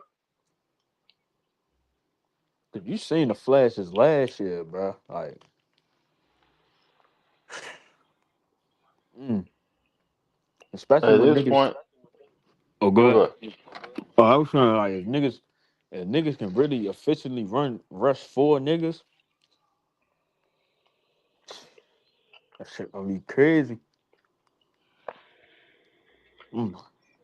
I hope they gonna throw Perkins up there. I want to see him work out though. But I know we already talked about Kendall Daniels, but Daniels that's really my guy. But Perk, if you can find a way to Get get him him on the in the field. mix of that shit. hmm Yeah, I'm fucking with that. that I should ain't gonna get lie. done. That that should get done real quick. Mm-hmm. Now, the only thing that we gotta monitor is JPJ and whether he's doing what he's supposed to do to get his ass back on the field. Oh hell, I, I forgot. You got Braylon Trice and goddamn Troy Anderson. Oh shit, I forgot about Chase, bro. I Forgot be forgetting. forgot about those motherfuckers. Like Mhm. there's so much talent on this team, specifically defensively. Why that shit's fucking retarded. Like, I ain't gonna hold you. I don't know how else to even classify it. It's too much like speed, bro. you got you got Douglas that can play inside outside. You got Zach Harrison that can play outside inside. You got Deshaun Hand that can play inside. You got what's the white dude from Denver? Cameron Thomas. Cam Thomas for Cleveland. You got hmm him that can play inside outside. You have JPJ that can play wherever. Um, you got LaKelle London that can play inside. You have Jalen Walker that can sit and play wherever. You have uh Perkins that can play wherever. You have Troy Anderson that can actually play wherever. You have Diablo. You have Harris. Like front seven rotation, man. Nasty, bro. That If shit's if nasty. if if Auburn can figure out his rotation and piece everybody together where it's hmm effective, there's nothing you can do with this defense. That's why I'm waiting for him to cause I've been paying attention to the YouTube channel and them talking about the prospects and shit. But one nigga I didn't hear from yet is Jeff. That's the only nigga I ain't really hear say nothing. That's the only nigga I've been trying to hear. Cause I don't know who the fuck them motherfuckers they been having up there. I guess that's some new area scouts and shit that they been putting on the They channel and got shit. But I need to hear Jeff, bro. Like, and I'm not saying I need to hear him like, oh, it's pressure on that nigga. Like, I'm on his ass. Like, I really just want to hit, just like how he was breaking down JPJ and Walker last year. Like, I definitely want to hear like, especially Perkins, because I feel like they in a good situation coming in as a linebacker. Because you already coming into a defense that's already like they on to come up. You see that it's they already established. yeah. So it's just like y'all just helping them out. Yeah, just fit in, do what we ask you to do hmm to push this defense over the top. Yeah.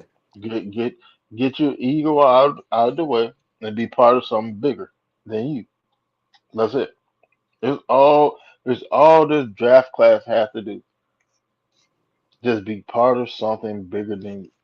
Uh, None of y'all there's not a person that we drafted that we drafted to be the man, Just ready to say that. to Don't don't even do more than what you need to don't even gotta be be the great guy. in whatever role that's assigned to you. That's all we need you to do. That's it. That's all. Cause Kendall Daniels, he can really dead ass do the same thing he did in There you go. Oklahoma. Oh, you heard me? Yo, I might go out. I think Yeah, Winston went out. Oh, your mic went out. yeah. I'm reconnecting my headphone. Oh What no, up? you good. Cause I was basically saying like Kendall Daniels, he can basically down there do the same. If he can really just do what he basically did in Oklahoma State. I mean, not Oklahoma State, what he did in Oklahoma last year. Like, they not expected to come in here and be the man. Like, you ain't got to be the guy. You ain't got to be coming here and try to be the rookie of the year, chase accolades. Like, it's really not that much pressure on them. Like, it's just, man, you just a added on piece for real. And if you, cause you got help, you got Xavier Watts behind you. You get what I'm saying? Even motherfucking Avion Terrell. That's why I'm like, bro, if he buy like, bro, that man, even though I know he is, he a football guy. You get what I'm saying? He gonna be all about that shit. He stay locked in. He gonna be straight. Like he gonna be straight at that cornerback position. So, cause I did as want to see this defense take a turn where like how you seen Seattle and Houston last year, like how they defenses was like putting points up on the board and scoring for them. You get what I'm saying? Like I'm not gonna lie, if it come down like we gotta win games like that sometimes, I'm cool with that. Like it's to that point. Like I ain't even putting pressure on Penix or to throw up 4,000 yards and all that shit. Like I don't really care for that. It's just like shit. We can win the game, and however we gonna win that game, shit. It is what it is. Hey, Xavier Watts take back a pick six. He take that bitch home. That's cool. We get a fumble from Avion Terrell, he strip a fumble, and we take a fumble back, get a safety. Cool with that.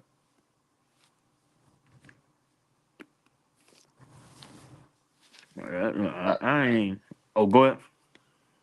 I definitely think that we have the personnel on defense to actually be able to win the game. However, we need to win the game. If we need to put up a point, we have that. If we need to get a timely sack, for once, we finally have that. We need to get a stop and a rundown. We had it. Hmm. We need to break up a pass. We got that too. Like I'm very comfortable with the defense that we have. I will sit there and say that. But shit, it's down at 3 o'clock. I'm about to Oh shut this yeah. game down. Yeah, for sure. I appreciate you having me on, man. You know, we always chopping it up, man. Shout out to the So chat, shit. man. Appreciate y'all, man. As always, your boy Yeah, Z. I might come on tomorrow. I might come on tomorrow. Talk about these damn hot I if you bet. want to shoot through. John gonna be on. I don't know. I don't know, man. John's a busy man. Yeah. I already know. Yeah, for sure. Well, let everybody know where they can find you. Shit, y'all already know about it. It's your boy Zay, man. Y'all can find me on Twitter, man. At Zaynabag, ZAYINNABAG _. I post a lot of Falcon stuff on there, whether it's anything about the team, jerseys, edits. I be putting them edits out there. Sometimes I might get in my bag, make some edits for real. Yeah, man, come check your boy out, man. Just try to put some positive shit about this team. You get what I'm saying? So, shout out to the So eye shit. test. Shout out Winston, John, everybody. Appreciate y'all, man. Show shit. Show shit. For And sure. y'all hit Zay Twitter. Subscribe to him. I'm subscribed to him. Hell, Zay be posting shit before I can even find it. I ain't gonna hold you. It's a whole lot of shit that I done reposted off of his junk to our Twitter page. But yeah, man, Yes, subscribe to sir. that man. He be on it. Yes, Um, sir. but y'all already know where y'all can find us on Facebook. We got two pages. We got an X page and a Thread page. Um, Outside of that, man, catch us Wednesday night, 10 p.m. Start off with Falcon Talk. And tell them where the conversation will go, but you can enjoy the ride along the way. Appreciate everybody that came through on the panel tonight. Zay, Red, Jane, uh Falcon Fly Through, Ron. Hell, I feel like I might be missing somebody else. But everybody came through the panel, everybody that was in the chat. Appreciate y'all still rocking with us at 3 o'clock in the morning. Real love, shit. love the love, man. Um, but we may be going on tomorrow. I'm gonna holler at John to see if his schedule line up. So we may do a show up about the Hawks tomorrow. Talk about what happened, the ass whipping that ensued, and all those things. But Yes, sir. uh, if not, man, catch us on Wednesday. Love y'all. Y'all be safe this weekend. The weekend is cranked up. Going into Sunday. Enjoy y'all weekend. And we can catch y'all on the flip tip. All right, y'all. Y'all love. Peace.